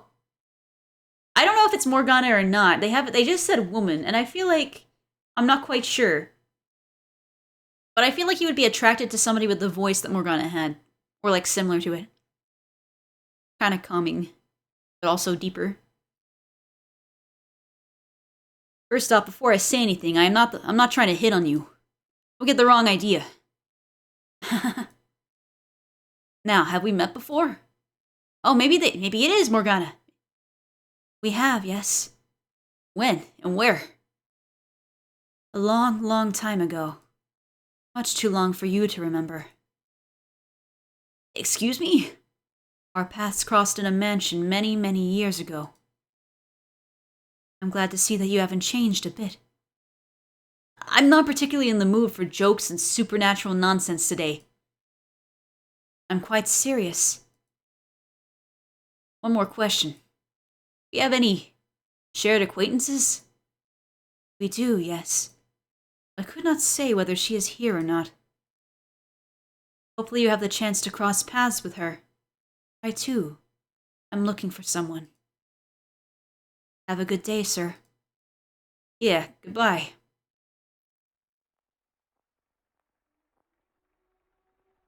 Is that light on a road? There are memories. Memories ingrained in my soul. Over the years, they've grown gradually more distinct. And now, at the age of 21, I remember everything. Were I to tell this to anyone, they would think me mad. So I've kept it to myself my whole life. I remember many years ago there was a mansion. There I met and lost someone dear to me. Are we talking about Giselle or are we talking about Morgana here? Oh no, it's Giselle. Okay. There, I waited for him to return. I remember all the centuries I spent waiting. And I remember he almost lost his soul trying to save me.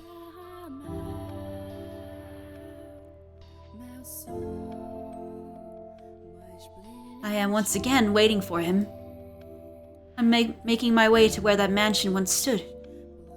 A single red rose in hand. A rose containing all my hopes, my dreams, my love. A prayer that it might one day reach you. Roses make wonderful gifts, after all. I probably sound like I'm out of my mind, waiting for a man who exists only in my memories. A man who, in my 21 years of life, I've never once even caught a glimpse of. But that doesn't matter, because I know how much he means to me. I don't care what anyone else thinks. I will wait. I will trust the memories burned into my soul. I don't know when he'll show up, or if he even will. Maybe we'll never meet in this life. Maybe I'll wait until I've grown old and died. Should that happen, I'll continue waiting for you even in my next life. And the one after that if I have to. I'll always be waiting. No matter how long it may take. How great the obstacles that stand in my way. Or what form you may assume. Oh, is it gonna end with poor Giselle waiting again? I'll wait as long as it takes. Another 100, another 1,000 years. So just promise me you'll come back for me.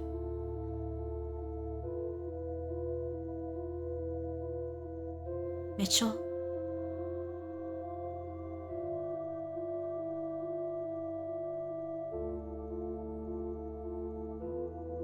Is that the end? No! No! What do you mean? You can't make Giselle wait. She waited 1,000 years. You're gonna make her wait who knows how long again to meet up for frickin' Mitchell again? Mitchell, reincarnate, you bastard! Don't leave her waiting. You guys, I swear to God. Wait. Voices? Oh, that's for the music. God, these people! Is this why I have to play the DLC? Will I only get a happy ending if I do the DLC? That's my question. Or maybe there's something after the credits. I don't know! But I can't believe! These people are hurting me. There's also multiple endings from what I know. But I think most of them are just you chose the wrong decision type of endings. But yeah, no, I really enjoyed this. It's been a long haul. What is it, like 3 months that we've been working on this game? And we finally finished it. So yay, we did it. But yeah, that was... I am very hurt right now. I hope that Mitchell is reincarnated. I hope that he didn't fade away and Giselle got to him in time. Was it mid-August? Mid-August? That would make sense. Yeah, that's 3 months, I think. Almost 3 months.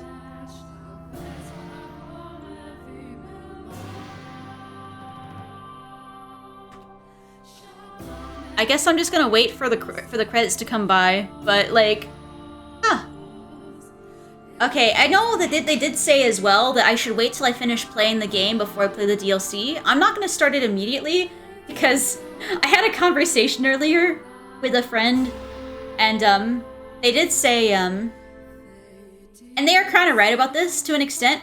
I don't mind deep, dour things like psychological things and dark themes. Morgana!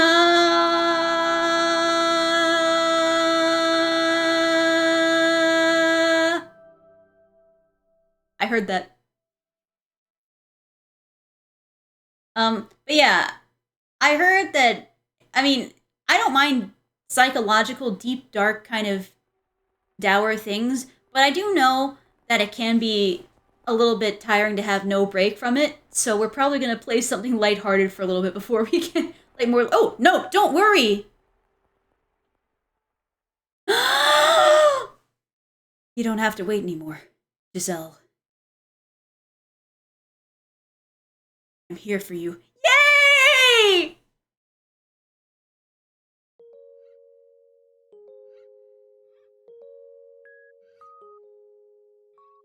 Yay!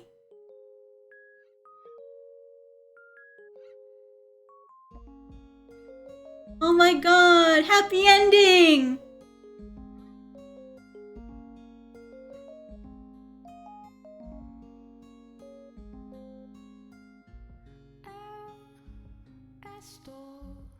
Aww. He does not look like he's in the future at all. There are memories. Memories ingrained in my soul. I remember. There once stood a mansion here, in which many tragedies took place, in which great pain was suffered. Much of what happened in those walls was unspeakable, but they are events I should never have forgotten.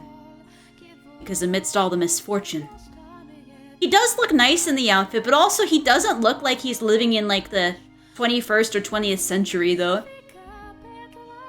I attended something irreplaceable. Giselle.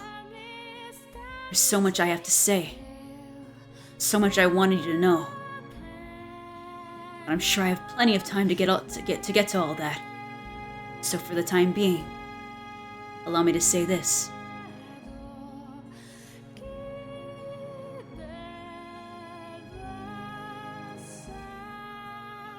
Giselle. He does look nice in the outfit, though.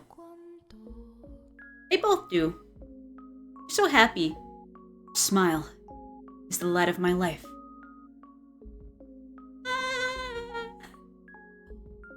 I want to spend my days with you.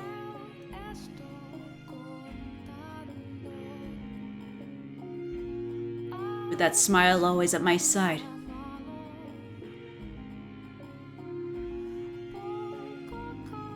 And nothing to get in our way.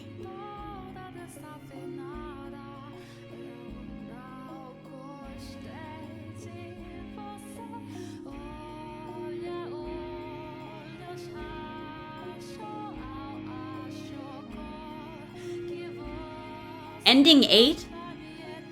Ending 8 of how many? I feel like I got the best ending, though. That's gotta be the best ending, right?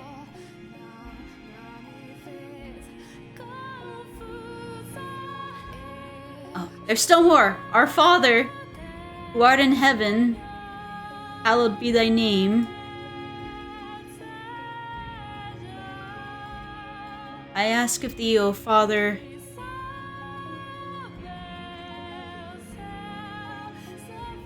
to bestow upon their souls thy blessing.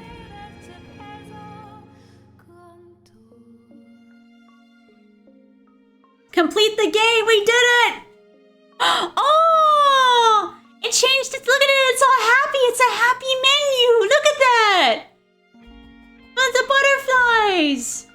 I'm happy. I love it when menus change. Ah! Happy flowers and butterflies. Maybe look at extras now.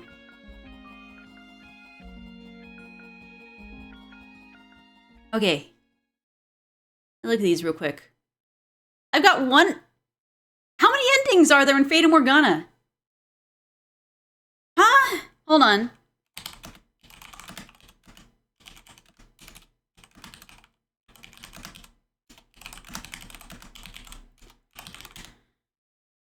There are 8 endings. Okay, so I got the true ending apparently. So I got the last ending, which is the real there, which is the true ending, and the other choices are kind of bad endings. But yeah, I'm really glad about that. Because that was one thing I was concerned about. The entire story was so dire throughout a lot of it that I was worried that they were going to go for a sad ending as well. But I'm glad that all of that sadness led up to, like, real happiness at the ending, though. Like, not everything's got to be dire. At least they had happiness finally. Everybody's finally living like a actually, except for Mel. Mel will never beat the allegations, and Nellie. I mean, at least they're not related anymore, I guess. We think. Hopefully not. Crossing my fingers, but it's still weird. Let's be honest. Everybody else got a happy ending, though. So I'm glad for that, at least. Yeah. Wait. We're still missing 3 here, unless there are any more. I'm just looking at what else there is. But we did it, so I think this is going to be the end of Fata Morgana for now, unless I go ahead and try to get all the other endings, but I might just try to do that by myself. Unless people want me to or something. I'll probably put a vote up for that up in Discord. If people want me to try to find the other endings, I can do that. But I think for now, we did an awful lot. Also, yeah, I really like the soundtrack for this. I know some of the tracks can be a bit repetitive because they loop until you're ready to go to the next mood, like the next mood point in the story. But I really like a lot of the songs. Particularly that ending song, like, was perfect. And the song that they had leading into chapter 8 just built up my hype. And then I was sad that I couldn't play it for 2 weeks. But yeah. Oh, wait.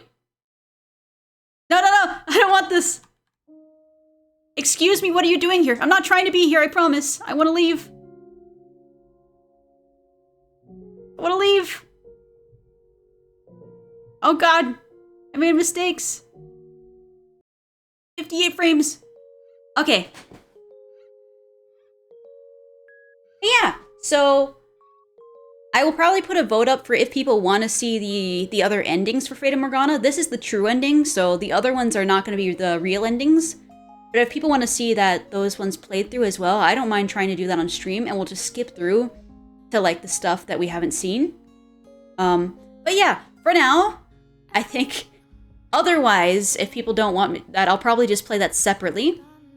And I'll move on to another game for now. I said earlier I wanted to do AI Somnium Files Nirvana initiative, and I'm still planning to do that. I think I'll do that on Monday, but I'll look at my schedule. So yeah, new games and stuff. And I have a lot more planned. I think I said it last night as well, but yeah. But I think for now, we laughed laughed sparingly whenever they did eventually do some comic moments. We cried. We were depressed a lot, but I cried at least at the ending. And then I and then I was sad. I was scared that it wasn't gonna be happy, and then it was happy. And then I was happy about that. So, yay! Happy ending! We stabbed a guy. Wait, no, we didn't stab a guy. We stabbed Michelle, I guess. I guess Michelle got the bad ending. That's unfortunate. But yeah, I think we did pretty well. But yeah, I'm probably going to call it here. I say probably. I'm definitely going to call it here myself. Let's see who's on right now. See who we can raid. We really swept her head off her shoulders? No! We stabbed her in the chest. Remember? It said, I slid my sword into her breast. And I was like, wait. It's okay, I'm even more in bad taste, Mochi. Apparently. But yeah. Why don't we say hi to Ryo? He's been popping by. Yeah. I'm not beating the allegations. I read the word breast and I didn't forget that I read the word breast. I'm gonna be honest. But yeah. Why don't we raid my sibling, Ryo? He's currently doing Rivals of Ether 2, which I've never heard of. But yeah, I've recently been able to meet some of my siblings, and they're really nice. So, we'll go ahead and we'll say hi to him, support him. I will go ahead and release my schedule before I go to bed for next week. So, I'll put that on Twitter and Blue Sky, and it'll also be in my Discord. Yeah! Thank you for coming, Mochi. Thank you, Oshi. And thank you, Yatsu. And Audra as well. I appreciate you guys. Let's go ahead and start up the raid. I will put raid message in chat. And we'll go ahead and say hi to Ryo. And wish him good luck with his stream too.